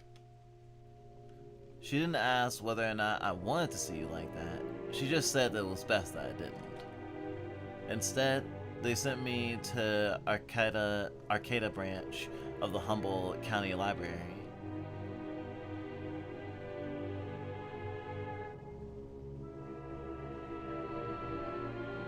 They sent me to the Arcata branch of the Humboldt County Library to call the police. Someone had to inform them that you were no longer a missing persons case, but rather a homicide. Oh, Rosa. I'm sorry it all had to happen this way. That I don't even know how to say it. I really tried to get them to go looking for you. I called and asked a few days ago, but they assumed, based on your name and the fact that we live in the slums, that you had to be undocumented and therefore not really their problem.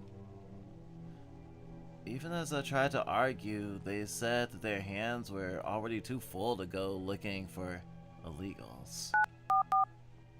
But today, the receptionist I got a hold of was a man I had spoken to before.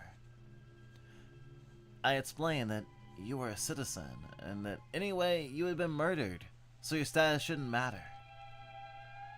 That seemed to move the needle a little bit, thank God. He told me that to avoid being fined for improper disposal of a body, we will have to call an ambulance to collect you and arrange for some kind of funeral service. I told him that we didn't have the money for either, let alone both. He said that, in that case, he would have to arrange for their own crew to go out and get you, which would take 1 to 2 weeks. And they'd schedule a time for a small funeral free of charge. Another 1 to 2 weeks after that. I asked how that was possible.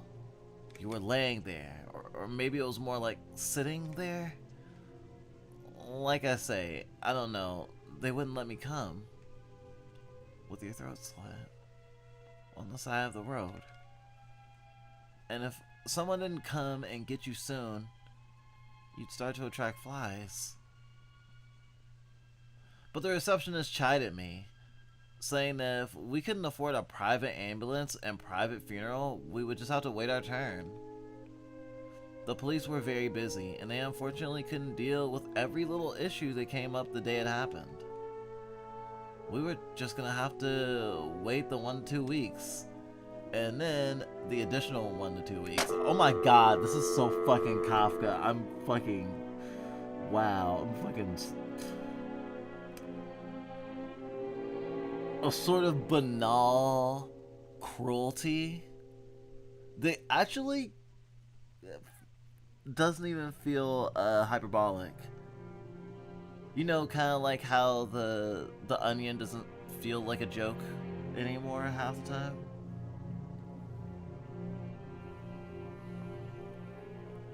Man. I wonder why it's always a kitchen knife. Where'd that start in horror? Well, I mean, Psycho is very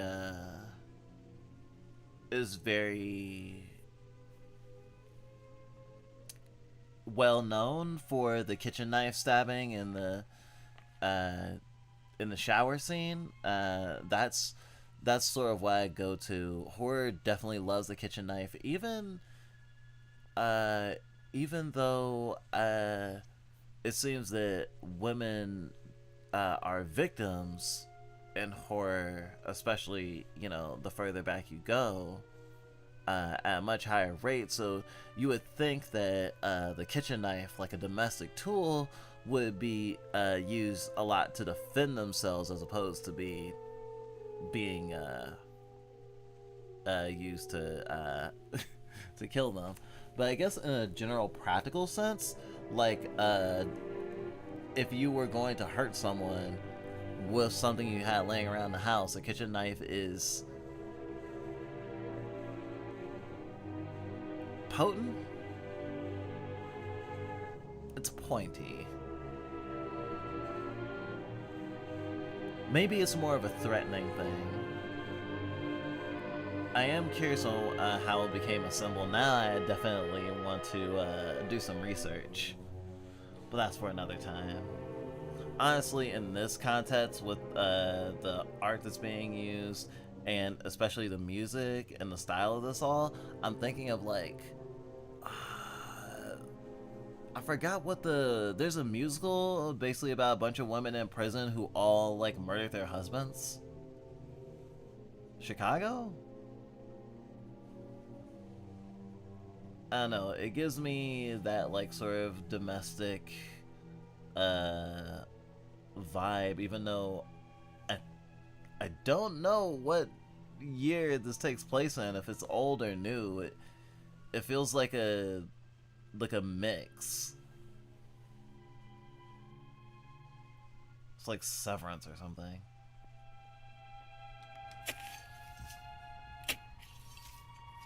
While I did that, it was up to Monica and Keisha to drag your body off the roadside and bury you as best they could on the shoulder. Later, Monica gave me the knife, the murder weapon, and a little bag to hold on to. Apparently, Rosa, I'm not allowed to see you, but I am allowed to have the thing that killed you still covered in your blood. It's crazy making. I haven't been able to stop crying all day, not even while on the phone to the cops. When I asked the library staff if this was supposed to be normal, they shrugged and said I would just have to come back tomorrow. Almost nobody in the slums had a working phone, and the few who do have mostly had their numbers blocked.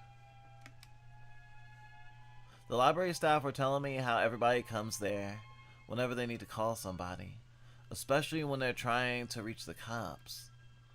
People come as soon as the library opens, hoping to get in contact with the station while they still have availability for the day. Apparently yours isn't the only murder case that the staff know is currently ongoing. Those people, or I guess I should say, people like me, who have lost their friends and family members, tend to just come as early as they can every day, waiting and waiting and begging and waiting for some kind of resolution.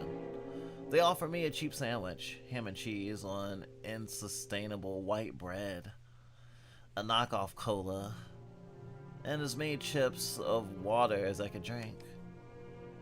Cups of water. I was thinking of like ice chips. Like, I put kitchen knives in devotion, but I didn't pull from anything specific. It just felt right. Honestly, whenever we hold a kitchen knife, we do think of, well, I don't know, like a Mori or Deltarune or other stuff of just like the shape of it. Not even like, oh, referential, but like, I don't know, a consolation, a spirit. There's a certain macabre style that I love with the kitchen knife.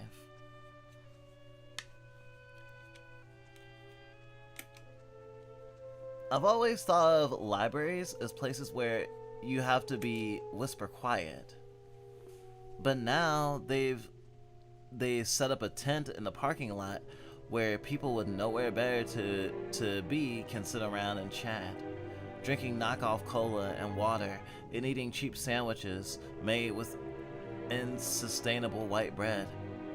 They told me that they were dreadfully sorry, which I believed, and that they wished that they could do more, which I believed.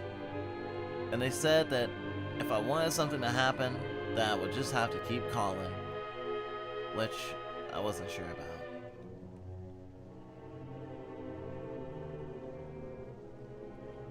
The sandwich was awful. They had a turkey one, which I think maybe was supposed to be halal, but by the time I was done with the ham one, I wasn't hungry. I hated every single bite of it so much that I thought anything else I ate would be tainted with it. November 12th. The days trudge on so slowly. I arrived at the library this morning half an hour before opening. There was a line. I waited for about an hour until I could get to one of the 5 phones. Then I dialed the number for the Arcata Police Department, which is listed alongside the numbers for taxi services, ambulance services, food bank services, and all kinds of other services. On a little sheet of paper pinned to the walls of the makeshift phone booths, separated with cardboard dividers, the line after me was longer than the line I've waited through. I reported your murder again. Reported the location of your body again. Reported that we had what we believe to be the murder weapon again. And then asked again whether or not they could pick up your body. There's a sound of shuffling papers on the other end of the line. And I was transferred to the same guy I had just talked to yesterday. He shouted that no matter how often I called, it would be exactly as long as it was going to take for them to come and get you.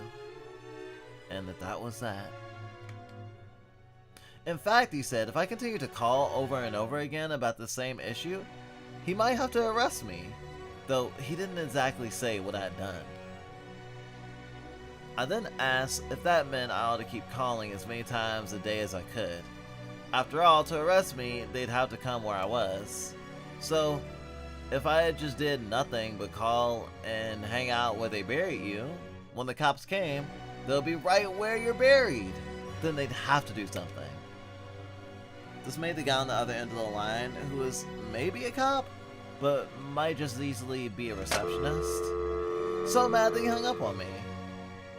By the rules of the library, as long as there's a line behind you, you're only allowed to make one call, so I had to get out of the way for the next person. By the time I saw the length of the line to place another, I decided it was more trouble than it was worth. They didn't even have sandwiches today. We spent the rest of the day working. Everybody in the slums always keeps working, even when somebody dies. Because what can you do? You can choose to stop responding to your gig suggestions or doing your micro tasks, but then you have to go without the money too. I couldn't keep myself from crying, not just about you, but also about how cruel they were. So Monica and Keisha put me to work cranking the generator while they used the 2 laptops to crank translations and label images, to check translations and label images.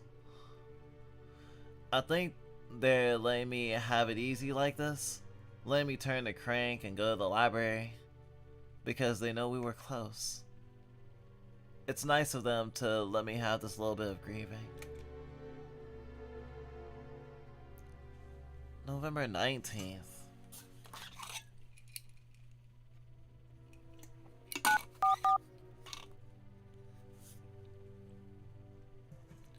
They finally let me talk to somebody new at the station, a man by the name of Detective Park. He assured me that he was dreadfully sorry about all this. Not just about them not being able to come and get you, but also about the way I've been treated this past week or so. Sometime in the next week, he said, they will call the crew to exhume and properly dispose of you. And he would come by the shack and collect the murder weapon. In 1 or 2 weeks. They will set a time for you to receive a small funeral free of charge. I thanked him, even though it was exactly the same thing the first guy had said. He apologized again and said that the Arcata PD normally held itself at a higher standard than this. It's just that they're swamped with cases. He muttered that it was something to do with all the people coming and going. Transients looking for seasonal work and migrants heading north to try and find work in British Columbia or Alaska. Certainly food prices had gone up, even as the permanent population had gone down, as the stores here realized that travelers have few other options. I've gotten into the habit of trying to take as many sandwiches as I can, wrapping them in towels and rags and bringing them to Monica and Keisha. I asked Detective Park to please be in touch, and he said he would be. December 10th.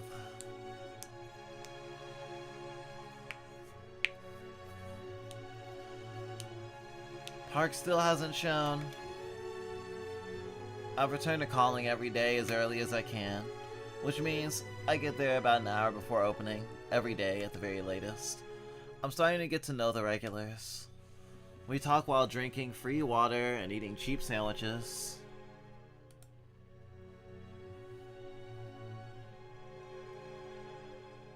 on insubstantial white bread, or sometimes these awful little bags of pretzels, which never fill you up, only leave you more thirsty. I've made friends with one of them, a man named Charles. Charles carves little figures of dolphins, seabirds, turtles, and lizards out of driftwood and sells them to people passing through. It's not a bad life. He makes more carving than I do with my micro work.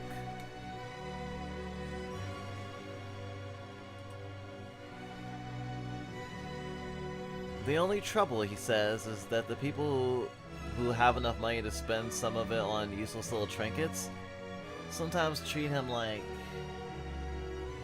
and I quote, "He ain't worth a single damn thing." Charles is also here to report a crime. One of his customers followed him home from his stand and then set about torturing him for several hours at gunpoint. He forced Charles to smoke an unknown substance from a glass piece he described as a crack pipe, to submit to oral and anal sex without protection, and to use one of Charles's own carving knives to carve the word whore, all caps, into his own arm. In the words of this customer, like a concentration camp. When I asked, Charles timidly rolled up his sleeve and showed it to me. Certainly, it wasn't a pretty set of scars, though Charles told me that the swelling and oozing had gone down considerably. The customer went on to claim that he had AIDS, and that Charles then had it too, and that Charles was so poor that he would then die of it. Charles told me that the guy was full of shit. It had been over a year since the incident, and though he couldn't afford testing or treatment, nothing had happened.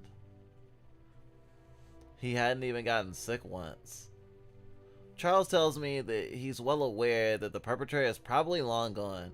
He says that he doubts anyone will ever catch him. All he wants is for the Arcata PD to put the word out that about the guy to other police departments on routes north and south, so that if he has the habit of pulling stunts like this, maybe somebody else can catch him.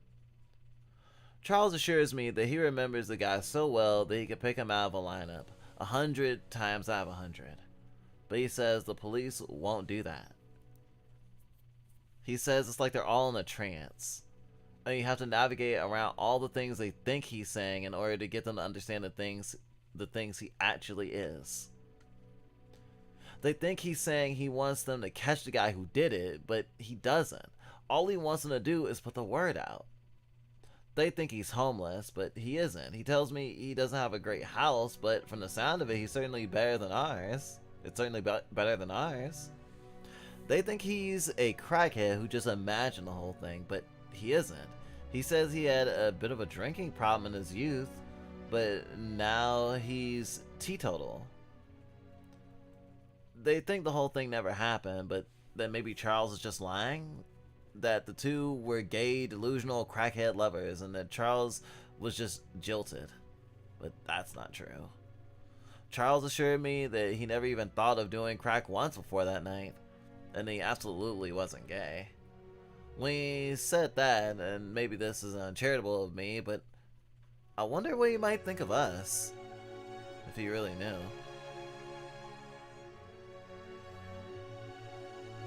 Hey Issy, this is a really heavy visual novel, be careful. Hope you're well.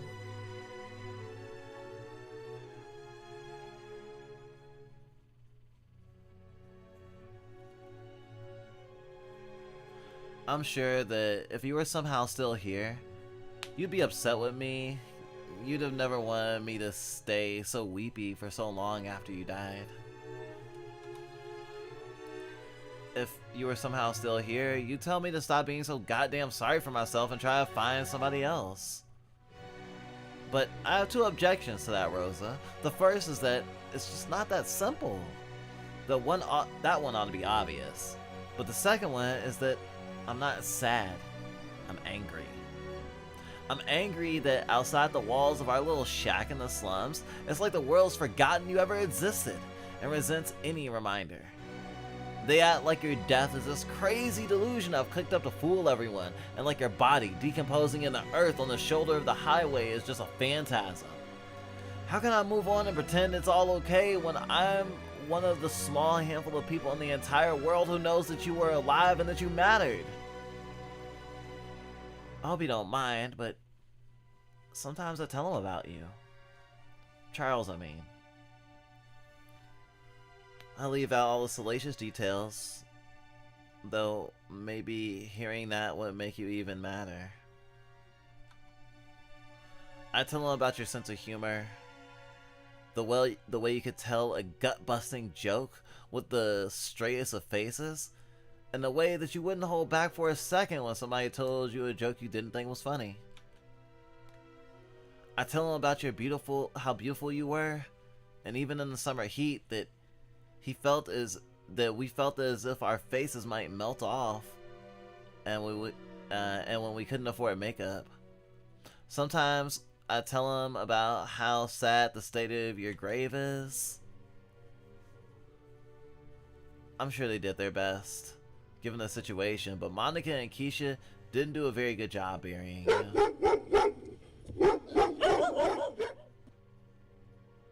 And so a week or two after, feral dogs start to dig you up, eating the half-rotted flesh off your feet. We beat the ones we saw to death with shovels and took them home to boil. Then dug your grave deeper and covered its surface with rocks, so that nobody and nothing that ain't the crew that's supposed to come and get you can dig you out. This time, they let me come along, since they needed all the help they could get. I'm sorry to say this since you're already dead, and because you're dead, there's a limited number of ways for things to get worse. But your beauty didn't exactly last. I threw up a few times burying you, and we didn't even know how to clean it out, so we just put more dirt on top of that. So if something stinks beside you, that'd be it. Charles said he wished he could have met you. I said that didn't make any sense. I would never have met him if you hadn't died, so it never would have worked out that way. He said that was what he meant, with some frustration. I say all this as a way to avoid having to report my progress, such as it is. I got my favorite receptionist again, and he screamed at me. He said that nobody named Detective Park worked here, or maybe had ever worked there. I asked them when they were coming to pick you up, since we've been long since blown past the 2 weeks it was supposed to take at the high end. He screamed that there was nobody there named Detective Park and hung up on me. December 20th.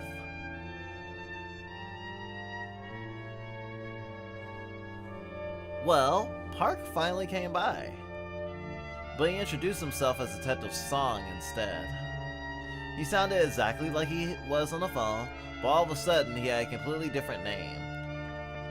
He asked all of us questions, and then jotted down our answers down on a little notepad, just like in a movie.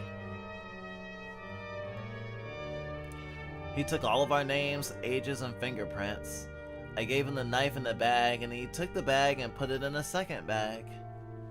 I asked where the crew was coming by to pick you, when the crew was coming by to pick you up. He said that because of the holidays, it was going to take them a while to get people out there to collect your body. I asked if the city, or for that matter, the county or the states, were in the habit of leaving corpses to rot in unmarked graves on roadsides for over a month. He shrugged and said, given the department's resources, it was an unfortunate reality. I asked him if that meant that murder is just legal now. We've had the murder weapon for weeks now, which may well hold the fingerprints of your murderer. And the department hasn't even bothered to come and get it.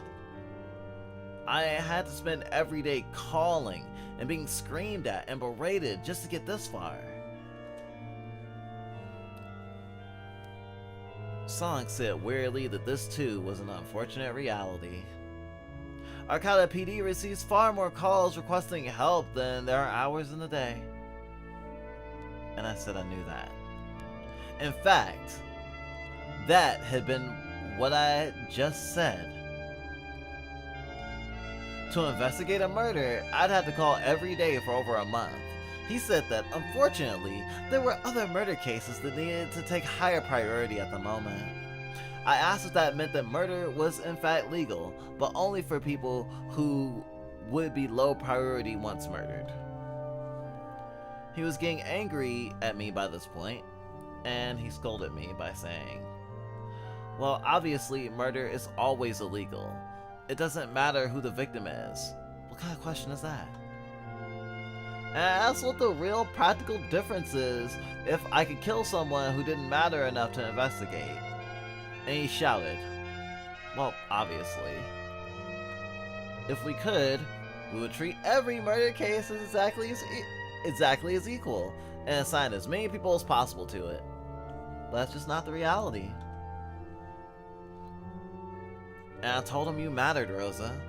I told him that you were a human being and that you mattered. And then I made a really stupid mistake. I asked Detective Song or Park or whoever he is what priority he would be. I asked how much higher priority he would have than you. And because of that little remark, I get to spend the night in the county jail down in Eureka for threatening an officer of the law. Song told me he'd have them let me out, but I'd have to cool my head. I guess it's better than getting tried and convicted. I'm still thinking of you though. I'm always thinking of you.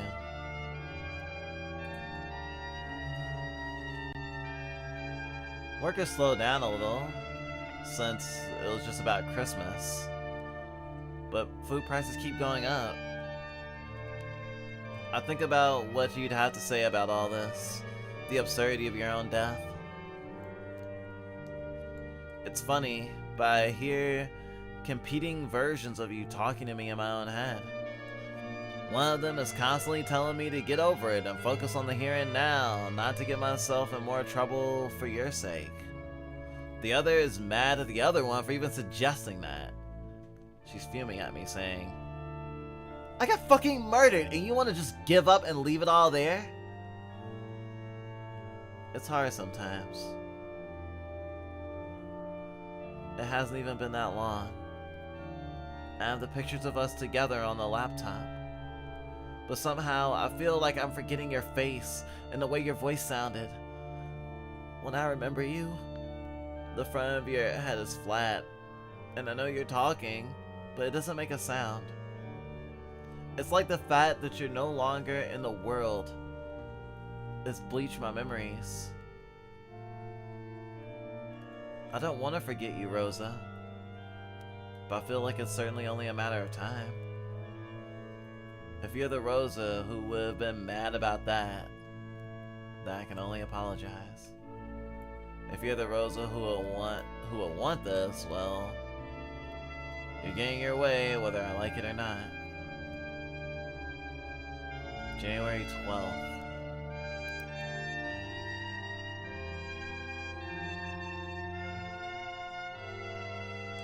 Do you remember the last letter I wrote you about sitting in jail?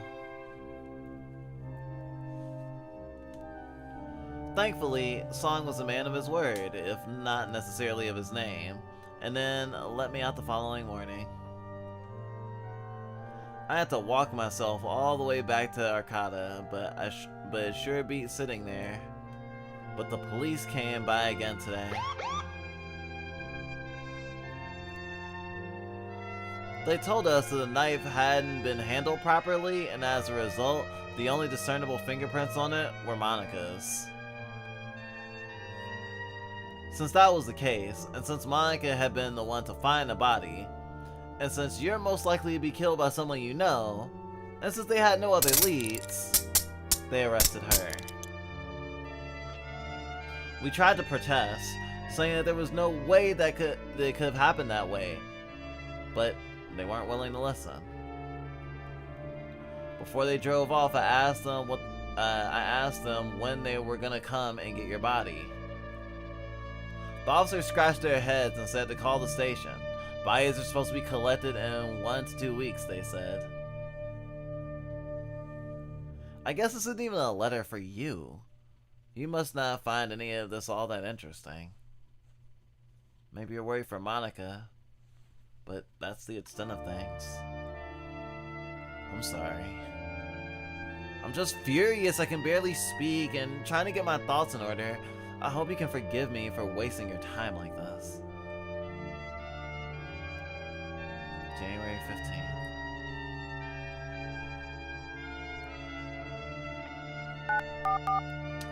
I had a conversation with my favorite receptionist today, and it went as well as usual. He told me that your body had already been moved on December 13th. I flatly informed him that that was impossible. I met with Detective Song on the 20th of December, and he said that they wouldn't retrieve your body until after the holidays. And the guy screamed at me to stop making up personnel at the station and to try to get what I wanted and hung up. Charles and I had a long conversation today about how we used to be a professional football player. It makes sense, he's built like a giant even now, when he's reaching into old age. He said that he'd grown up in a football family. His first toy was a stuffed football. His first memory of his parents was watching football with them in the living room. He started out playing flag football in elementary school and didn't stop until he retired from the league in his mid-30s. He confessed to me that it helped explain why his life had gone the way it had. From 18 to 37, he needed to take stimulants to wake up and alcohol to get to sleep, and spent his days getting hit in the head professionally and semi-professionally. Once he left the league, he had nothing.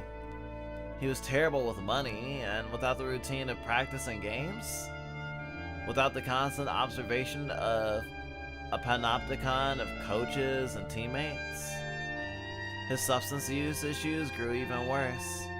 He found he couldn't interact with anyone whose relationship to him was unclear. He found he had no idea what he was supposed to say. Alcohol loosened his lips, but it made him say the very first thing that came to his mind, which was often extremely and explicitly violent, sexual, or both.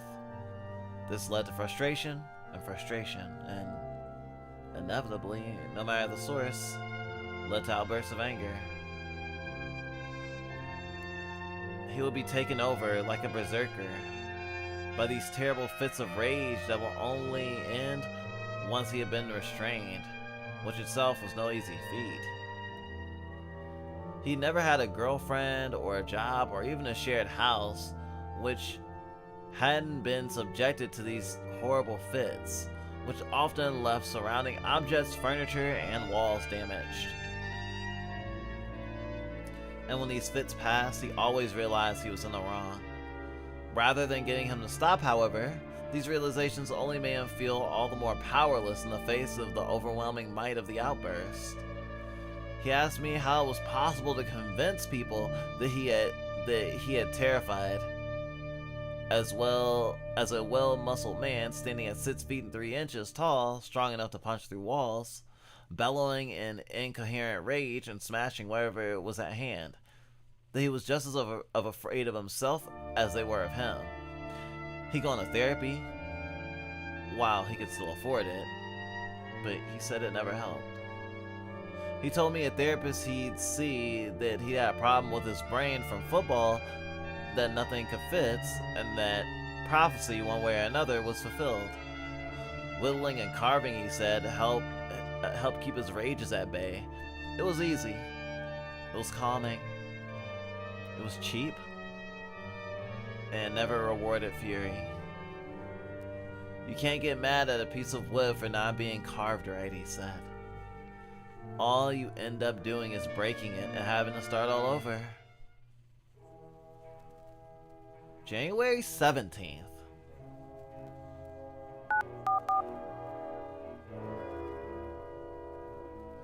I got a different receptionist today, a woman, and both of these facts led me to false hope.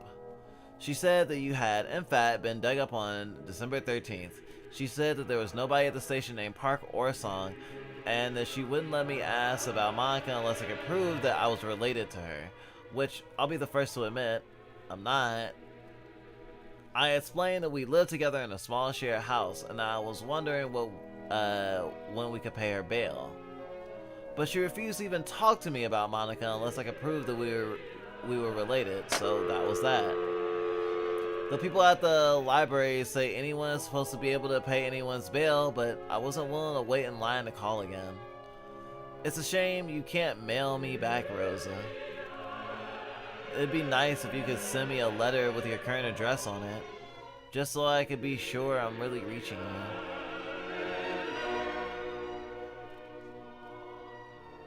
January 24th.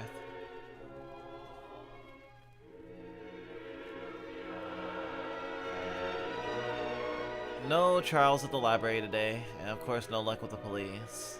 I made a promise to myself, just after writing my last letter, that if I didn't make any progress in another week, I'd do something drastic. So just after leaving the library today, I got a shovel, moved the rocks, and started digging you up.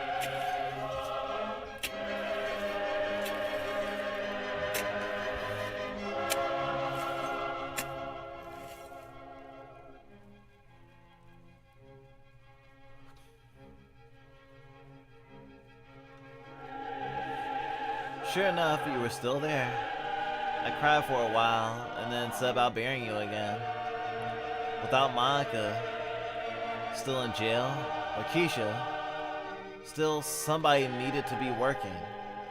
It took me all day and a decent way into the night. As I'm writing this now, I'm starving. They didn't have any sandwiches at the library this morning, and I haven't had the chance to eat anything since. February 20th. Was that White Day? No, White Day is in like March. Monica came back today. We were afraid we might never see her again. Oh, Rosa, I'm sure you can imagine, but after everything that's been going on with you, the idea of losing her too was just too much to bear. Apparently, they just never formally charged her.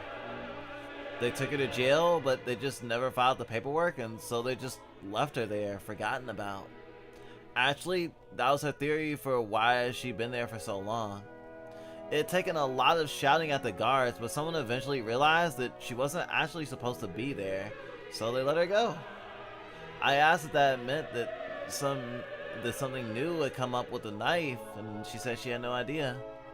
They hadn't told her anything, not even that they were sorry. At this rate, we're just glad to have her home. March 1st. Gosh. Life just keeps on fucking ticking, huh?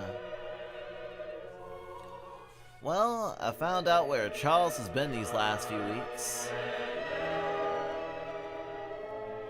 He came to the library this morning, so of course I struck up a conversation with him. He said that unfortunately he'd had another one of his fits. Furious at being ignored, he marched down to the station and started screaming and throwing things until they tased him and got him under control. He said that he was grateful, if anything. After he regained consciousness, he explained that he had advanced CTE and needed to be hospitalized. Since the local psych ward was already full, they just let him cool off for a week or two in jail. He might have even been there around the same time as Monica, but I elected not to mention her for simplicity's sake. He says the hardest thing of all is knowing after it's all over, when you have to pull all the little barbed prongs from your chest, that you couldn't have done anything to stop it. He said that he was aware that it was his fault. In fact, he said what he said specifically was, "I'm a man, so I have to take responsibility for the things I do." But he also tells me that the disease just gets worse and worse. He forgets things sometimes, and tremors are so bad that he can't carve or even stand. And when these outbursts strike, for as much as his mind screams and cries that all of this is wrong, it can't stop the things the body it's locked inside is doing. He told me stories about pro football players who shot themselves in the chest rather than the head, so that their brains could be studied to find out more about CTE. Actually, I've heard that's kind of common. He said that all a mental hospital could do for him was keep him under watch for a little while. The problem was with his brain. You couldn't solve it without removing him from his own body. You might find this insensitive, but I knew Charles was the kind of guy who to think nothing of a question like this. So I asked him, if he was so sure that he was beyond help, why didn't he do the same thing and make himself of use to science? And what he said was, I can't.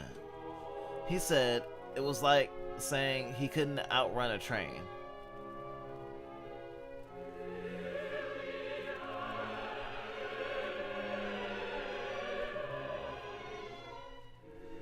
He explained to me that he was truly deliberately afraid of death. Sorry, debilitatingly.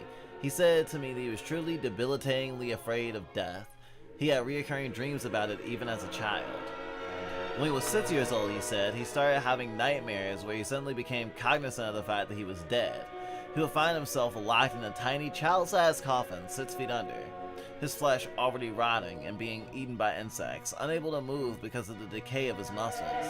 He couldn't even cry out because his vocal cords were too frayed. All he could do was stay here in complete darkness, feeling the vermin feast on his corpse, not being able to see anything, not being able to feel anything. The older he gotten, and the more people he'd seen go, the more and more realistic the nightmares had grown.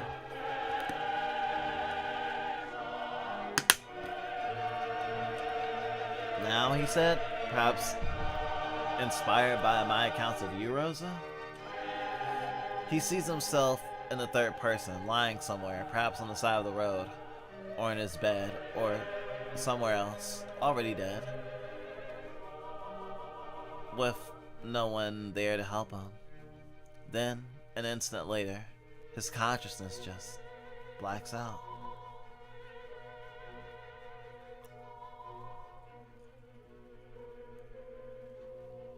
He wakes up in the morning totally convinced that he's experienced what death is really like. He says it's a complete shutdown of everything. He's not unconscious. He's unable to be conscious. When we're asleep, he says, we're still perceiving. If a big truck drives by, it rattles the cheap recycled wood frames of the tenement buildings. If a dog barks in the neighborhood, we can hear it, even if we're not aware we're hearing it. If sunlight is coming in through the blinds, even if our eyes aren't open, we can still never stop seeing it.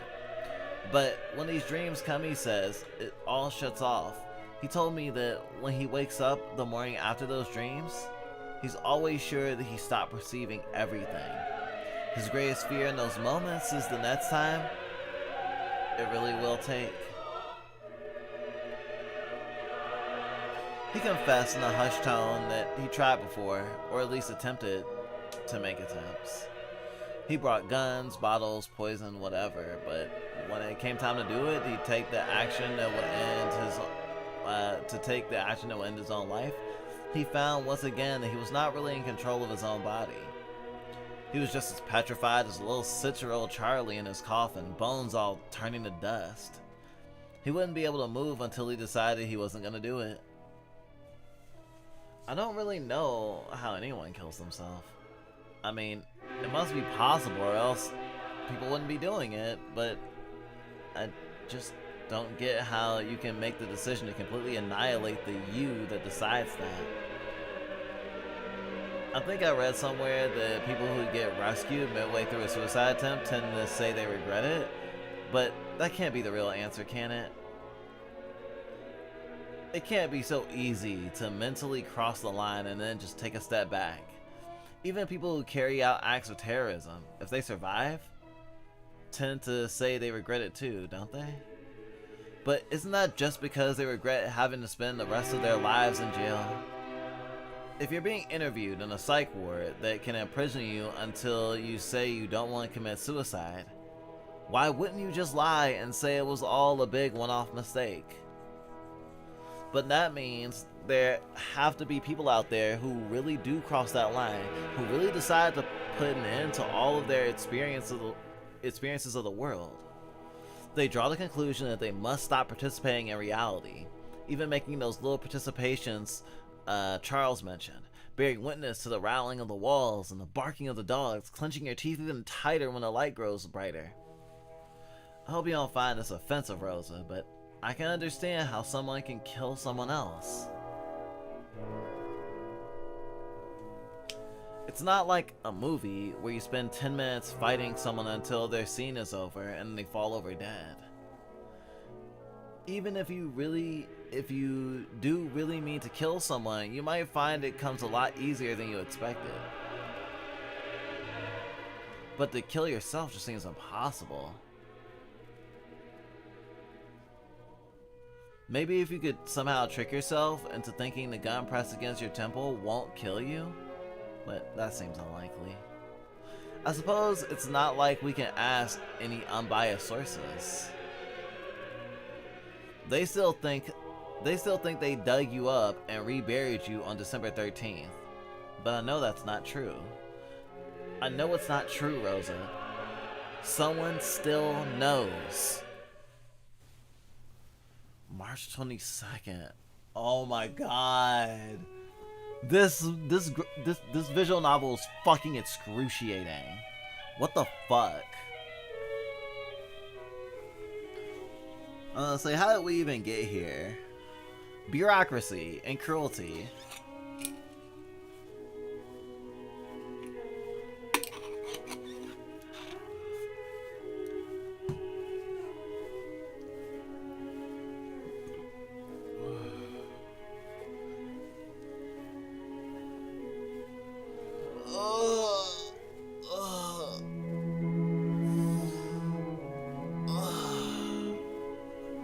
Stretchies. I'm sorry I had to say this, Rosa, but Monica and Keisha convinced me to stop calling about you. We're broke, one of our laptops is broken, and we can't afford to fix it. The food prices are still going up just about every week. At some point, the two of us just had to sit me down and explain calmly that none of this is going anywhere. It's all more trouble than it's worth. One of us has already been arrested as a suspect. Surely at some point they'll send someone, even if it takes years. And all that's left of you is dry, crumbling bones. After a bit of crying, I had to admit that they were probably right. And then, today, totally unannounced, Song came back. He has all go out to where you were buried so he could get a lay of the land. Had a crew come and dig you up and asked us more questions. Our answer is now even hazier than last time. He told us that within 1 or 2 weeks, they will be in contact with the time and date for a small funeral for you, free of charge.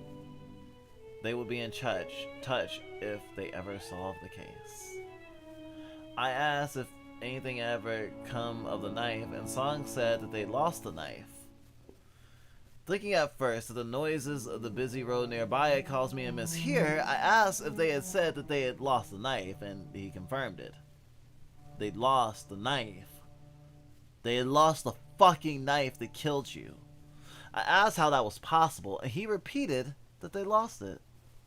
He began to monologue as if it were a well-practiced speech about the absolute volume of stuff a modern police department is required to hold on to.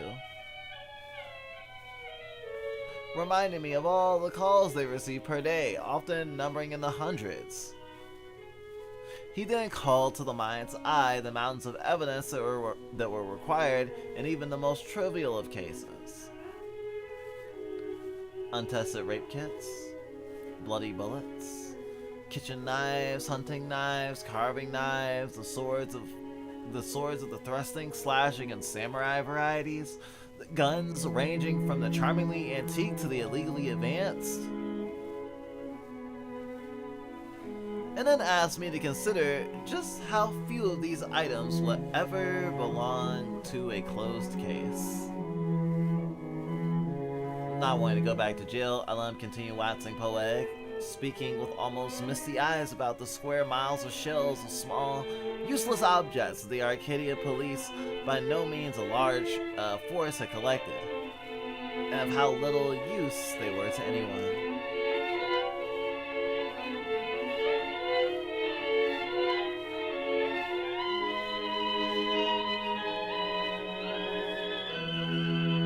It was almost an exercise in philosophy that the detective was leading us down. Hearing him speak, one could imagine a warehouse stretching out in all directions. Euclidean geometry, filling it with nothing but rows and rows of evidence as far as the eye could see. Hot damn.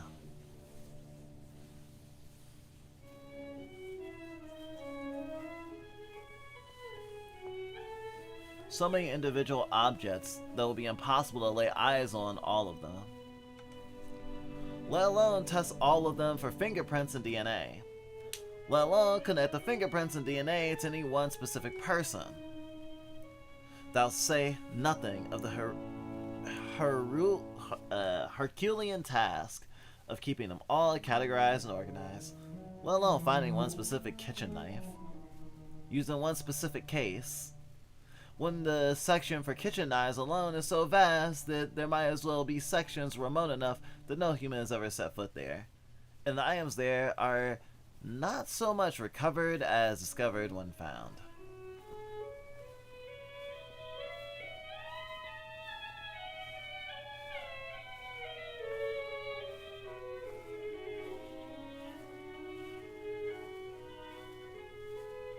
I asked again, slowly and carefully, what he meant when he said the knife had been lost. I explained cautiously that all I wanted to know was exactly what he meant by that.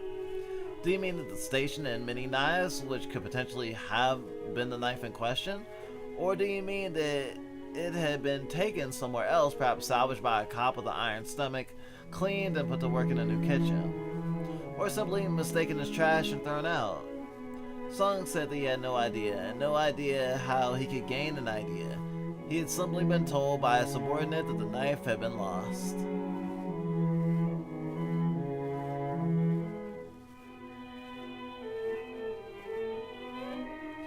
I asked then if he had personally gone into the stacks of the vast library of evidence and looked for the knife himself. He said that he had not personally done so. I presumed then that the implicit meaning of his whole speech about the mountains of garbage the police collected was that we plebeians ought not expect someone who occupies the glorified and sanctioned position of the detective to lower himself to such things. Then, feeling as if I had suddenly gone mad, I asked how I knew the man I was speaking to was Detective Song at all.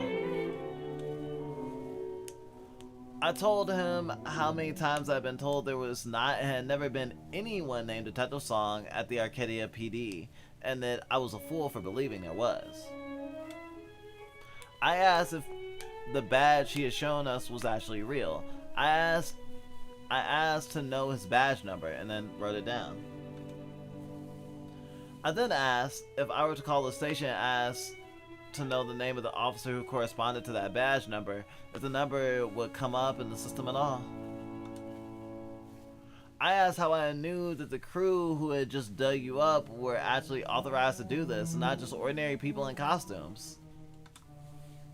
I asked if it was all just gonna be like this forever, an endless stretch of days asking for them to do something, and then one day to be told that it was already happened ages ago now, to just get over it and stop asking. Song said that he had no time to indulge my paranoid delusions, and so gave me a piece of paper with the numbers of various mental health crisis lines and then left. The bastard. May 8th.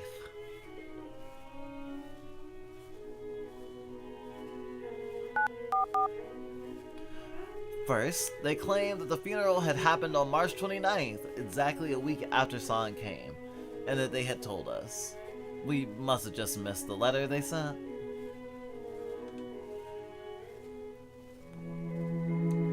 Wow.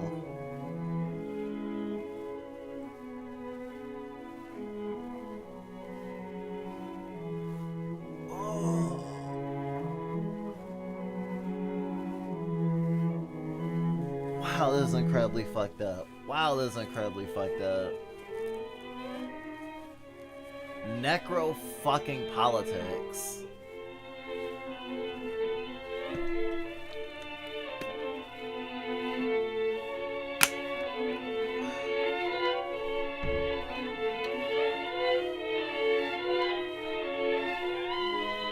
Firstly, they claimed the funeral had happened on March 29th, exactly a week after San came, and that they had told us that we must have just missed the letter they sent.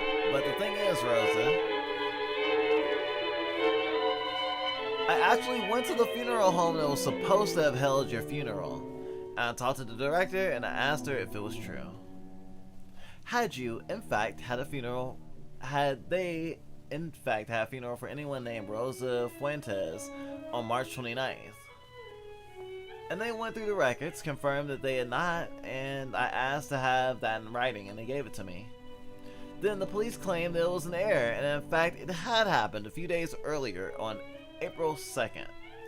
But see, Rosa, I had already thought of this when I went on April 4th. I didn't ask them if they had held a funeral for anyone named Rosa Fuentes on March 29th. I asked them if they had held a funeral for anyone named Rosa Fuentes from any time between November 11th of last year and the day I went in, April 4th, and that I had this in writing.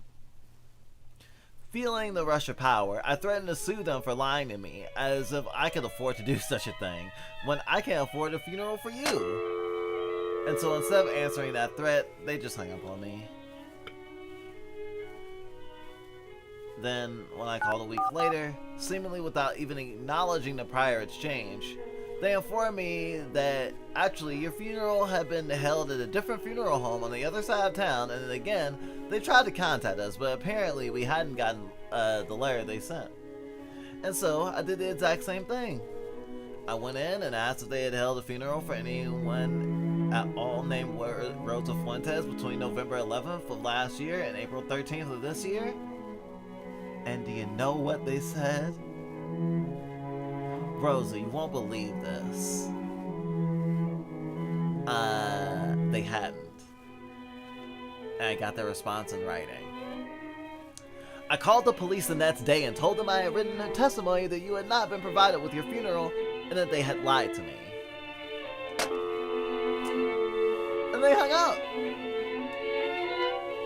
The only thing that had been keeping me from carrying on in the song and dance is the amount of time it takes. Both funeral homes were in weird places, so I had to walk there myself, and then spend the time explaining my situation to the funeral home directors, who had to spend time getting the paperwork in order.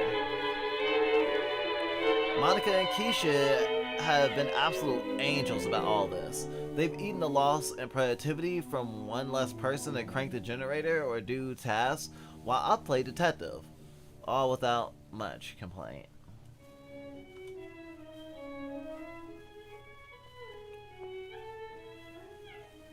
I'm really grateful to them, and to you for introducing me. I have thought that after enough of this, they get sick of it, and get me a stop, like before Song came. But there's something about the way things are now that lit a fire in all of us. I'm sure you'd hate me saying something so corny about all this, but it's true. We're more invigorated than ever. Even though I don't think they'll do any good to call, I still go by the library every morning, hoping to find free sandwiches and conversations with Charles. Maybe one day, they'll get mad enough that they'll send a cop down there to arrest me. But then, what are the odds of that?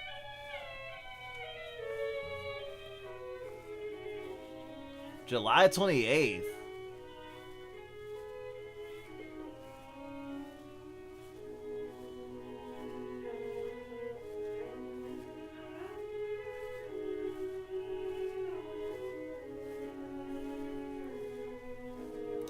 They finally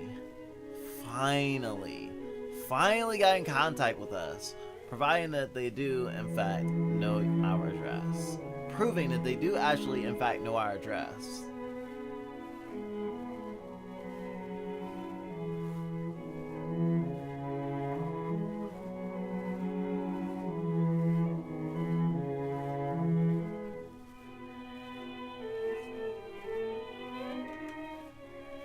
They set a day and a date for the funeral, and even forgave the fine they gave us for temporary disposing of your body.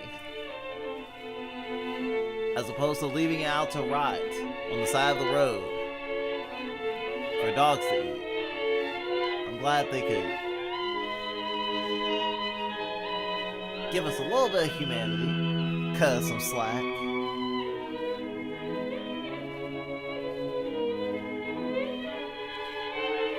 They promised us they were deeply sorry it had all been this way, and that soon this long nightmare will be over. They had no leads on who killed you. The funeral is going to be held at 11 a.m. on the 18th of September, and honestly, when I heard that, I couldn't help but feel deeply relieved.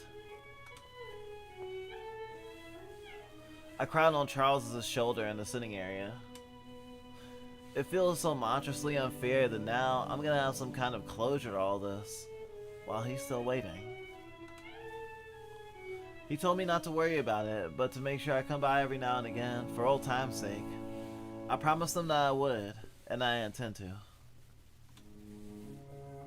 At this point, it's hard not to stop by the library. After all these months, I can hardly remember any mornings being any other way. So, that's it. I'm sorry, Rosa. We probably won't ever know who fucking killed you, but at least we can all rest now. You included. What's left of you is gonna be cremated, and we're gonna try and find a place with a good view to bury your ashes. It's not much, but it's all we can do.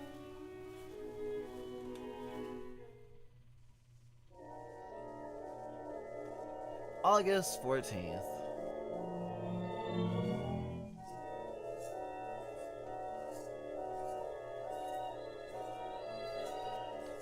(11 a.m. on September 18th has now become 9 a.m. on October 1st. When I called the station to ask how this had happened, they claimed that the funeral home had overbooked. I asked them how many people had canceled funerals, and they said they didn't know and hung up. August 27th.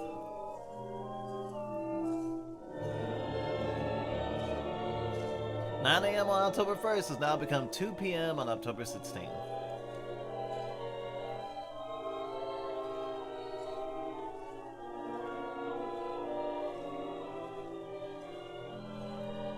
(2 p.m. October on the 16th has now become 10:30 a.m. on November 3rd.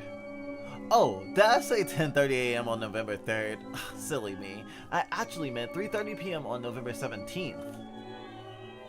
Oh, did I say 3:30 p.m. on November 17th? I actually meant 11 a.m. on December 4th. It's been more than a year. Will almost be more than a year. Oh, did I say 11 a.m. on December 4th? Sorry, that must have been a typo. We really do try to avoid the sort of thing, and we understand how it can be confusing and upsetting. It's actually 11 a.m. on December 14th. I couldn't be mad at them, of course. Lord forbid I be mad at them. After all, these things just happen. As for why it had taken them an entire month to realize the minor typographical error, well, these things just happen. January 31st.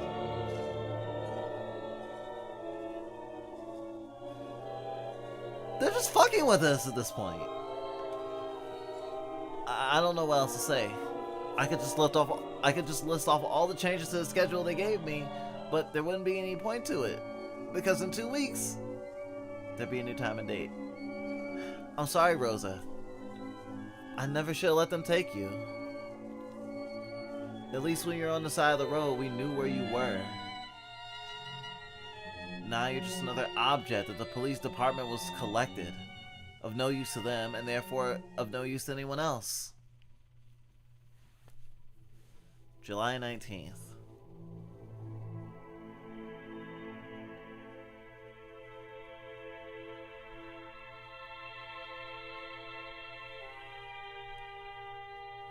I wonder if these dates are picked at random because they resonate with me for reasons.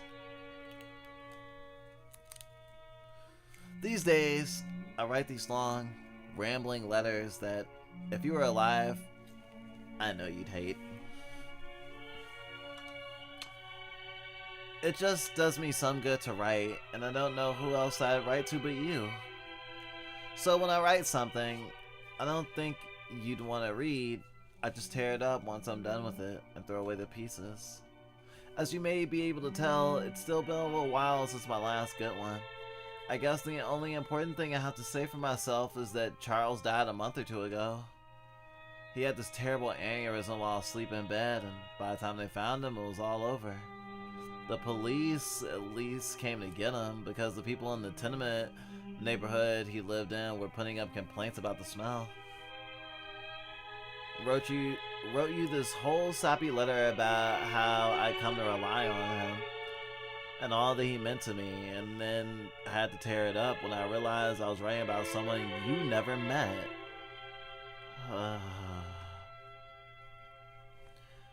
If there was ever any point in writing these letters anymore, if they stand any chance of reaching you, you've got better access to Charles than I do. He can tell you all his stories himself. The reason I'm writing to you now is because we finally have a real funeral date. I got together all the papers I have, went to the station, and threatened to sue them all into oblivion if they didn't give you a real funeral.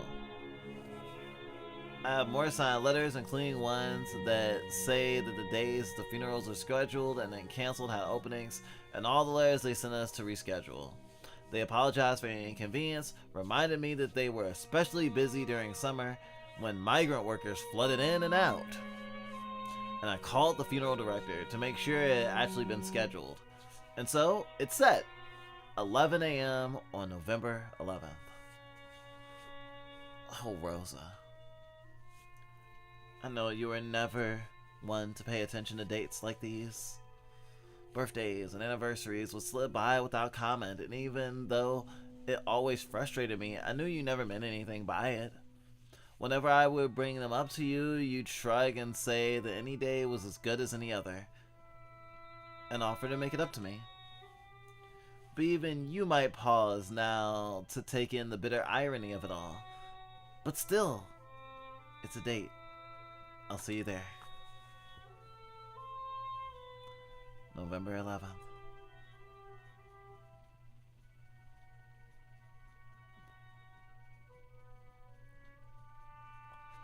To be honest, I was still sure that it will all get called off at the very last second until the ceremony actually started. And then it was over before I knew it. They gave you exactly as much funeral as we paid for, and that's it.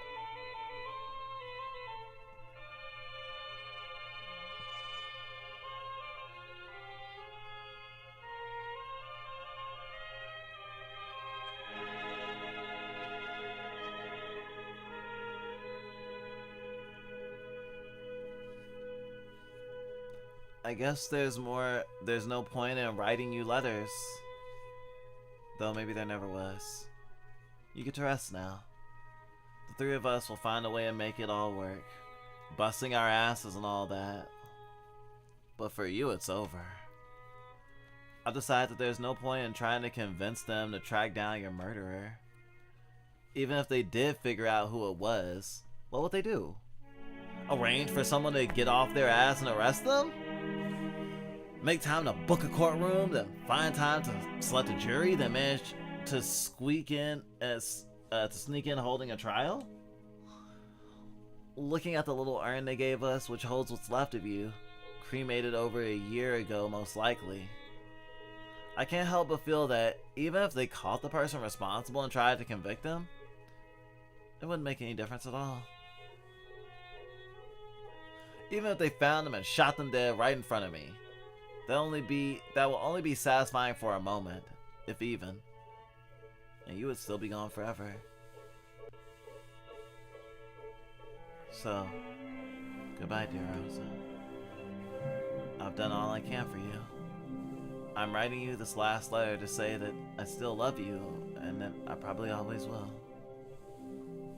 If you'll permit me to have a little self-pity, after someone else's funeral, no less, I'd say that at a certain point, love stops being a positive emotion. I know that I wouldn't have done all this if I didn't love you, but the times when things were good, when we were happy and together, feel further away than they ever have. I love you now more as a concept, a vague, hazy memory of better times which now have come to an end. I wonder sometimes if I'd ever recognize you if I saw you walking down the street. But I still love you. I love you somehow, in some way, and I may not be able to stop now. One day when I'm old and decrepit, and I can't remember anything that didn't happen in the last 30 seconds,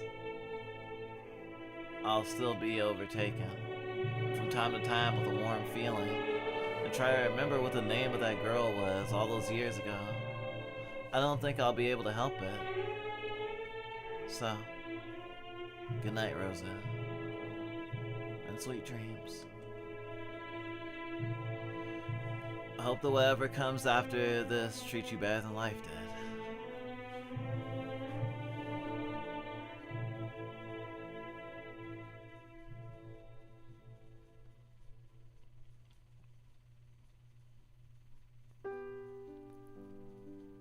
And that was Letters to Rosa. I feel like I have had a fucking crane scooping my insides out like a raw pumpkin. That was some of the most harrowing fiction I have read this year. Combining the Kafka-esque nightmare of bureaucracy with the necropolitics of black and brown trans bodies being worth less than nothing by the state, and a weaponized incompetence that seeks to make you give up, and the nature of getting all the receipts in order, doing all the legwork, and keeping up the calls or whatever else needs to be done, reminds me of one of our parents. We sometimes talk about how we were raised by a cop and a lawyer, and that had a very interesting effect on us. But the lawyer was one who was like disbarred and couldn't practice law it's like specifically, but could represent someone or help someone represent themselves in court usually. And there's this thing that bureaucracy does of trying to starve you out because you don't have resources, especially time and money. But if you know how to follow the motions yourself, if you know how to navigate the system, you can cut through some of that red tape. And the stuff that they use to stop most people can only slow you down at most, because you're not dependent on someone else and potentially paying someone else to, like, I suppose you could say, kick the hornet's nest. But I think especially in how the world is right now, how the government is right now, how, like, things that seemed to be rules before have now revealed themselves to be only a kayfabe that people were willing to play at the time, and that really, when it comes down to a lot of people in power, looking at you Democrats are like super spineless. Like, people are, I'm sure people already died from lack of access to food.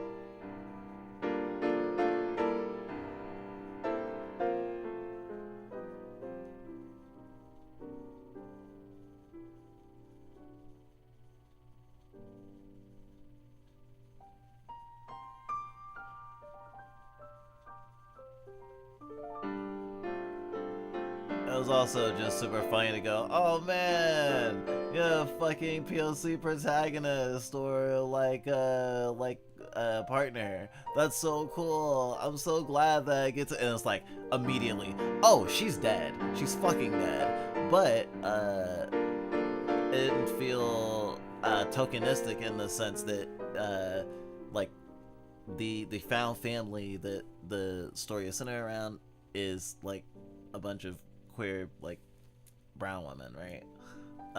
So presumably queer. So it's not like it's weird because I think some people have uncritically like decided that if a queer character dies, then it's barrier gaze and it's bad representation. But like, trying to tell a story about death and how like queer bodies, how trans bodies are like disregarded, or even thinking in the case of the old football player guy, how a body can be designated as queer or degenerate as a way to delegitimize that body, as a way to take power from it, and by labeling it to like basically subjugate. And that's scary. That's fucking scary. This whole thing like hit close to home in a way that is palatable.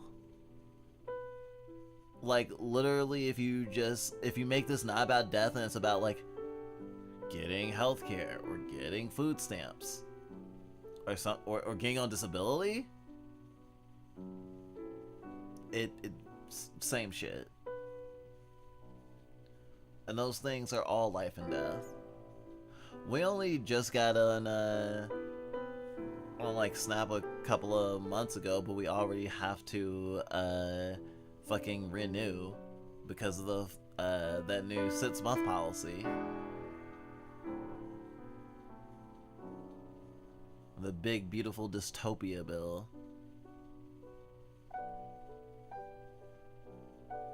This was a melancholic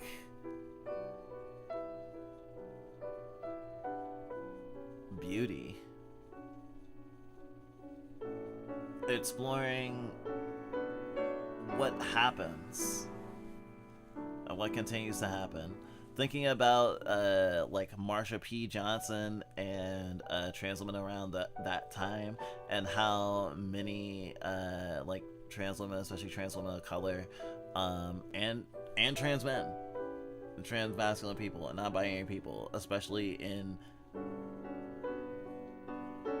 the inner city, especially of color, especially like say disabled, disenfranchised in whatever way, so often went missing or were found dead, and the police were not fucking motivated. The thing is, at first blush, this work seems like it may be a hyperbolic representation, and it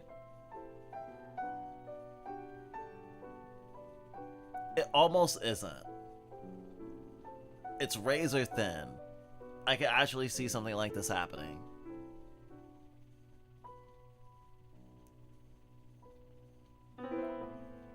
Now, thinking about the energy scarcity part of it too, like having a hand crank to use your laptop.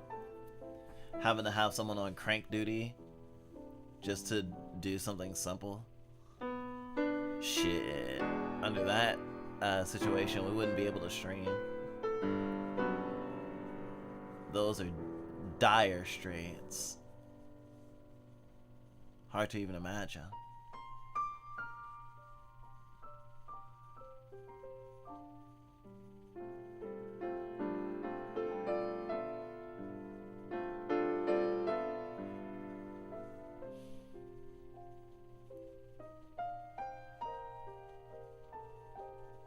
I'm scared of the future. It's gonna be filled with happiness and sadness. And the sadness is gonna be very, very plentiful. But I wanna still be there. I wanna still exist. I wanna try and make it on the other side of things. I hope you will too, everybody.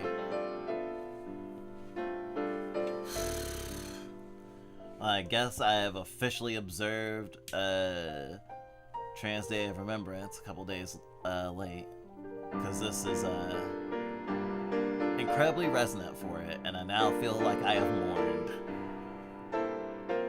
I have mourned those that we have lost, and those who will never see the justice they deserved, who should never have been taken in the first place, or lost or misplaced.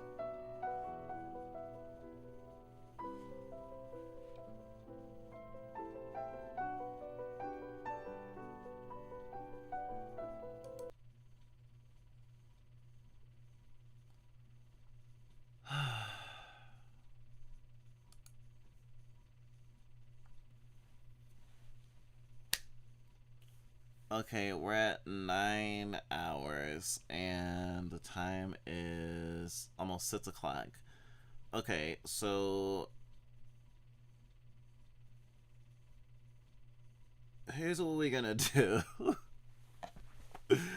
I'm actually going to go to sleep. We are going to like rest. We're gonna turn off stream. We're gonna rest, and when we wake up, we have a stream already queued up on YouTube for the second part, so that it actually saves. For some reason, YouTube doesn't save our VODs past like 11 hours, so we've been setting up 2 VODs for our weekly stream, or 2 scheduled streams, so we can separate it and get the whole VOD saved, even though it's in 2 parts. So we are gonna raid someone in a couple of hours. Saturday morning cartoons. I will do Possessors, and Glitch will do, what's it called? Main Abyss. And then that'll be it. We will not be streaming all day into the night like we did last week. Woof. Not interested.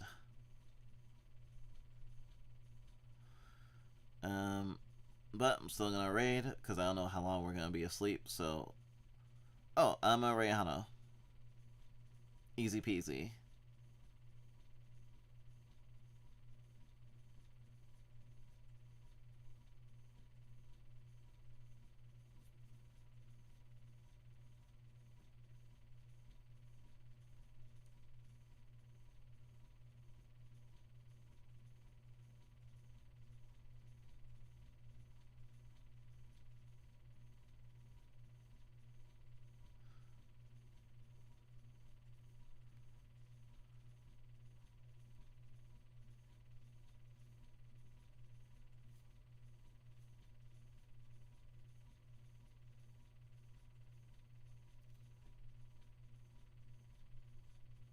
Okay, so we got the raid message set up. Your life will be filled with happiness and sadness. Hano is a friend of the channel. Treat him kindly. We already talked about the morality of purchasing video games. So please don't be a dick about the fact that they're playing Arc Raiders. It's been interesting to see things have just been so muddy with things, and there's no moral high ground under capitalism, I guess. But we have our own lines in the sand that we all do. I guess ours is possessors. I hope they're having fun. And I hope you all have a good night or morning or whatever.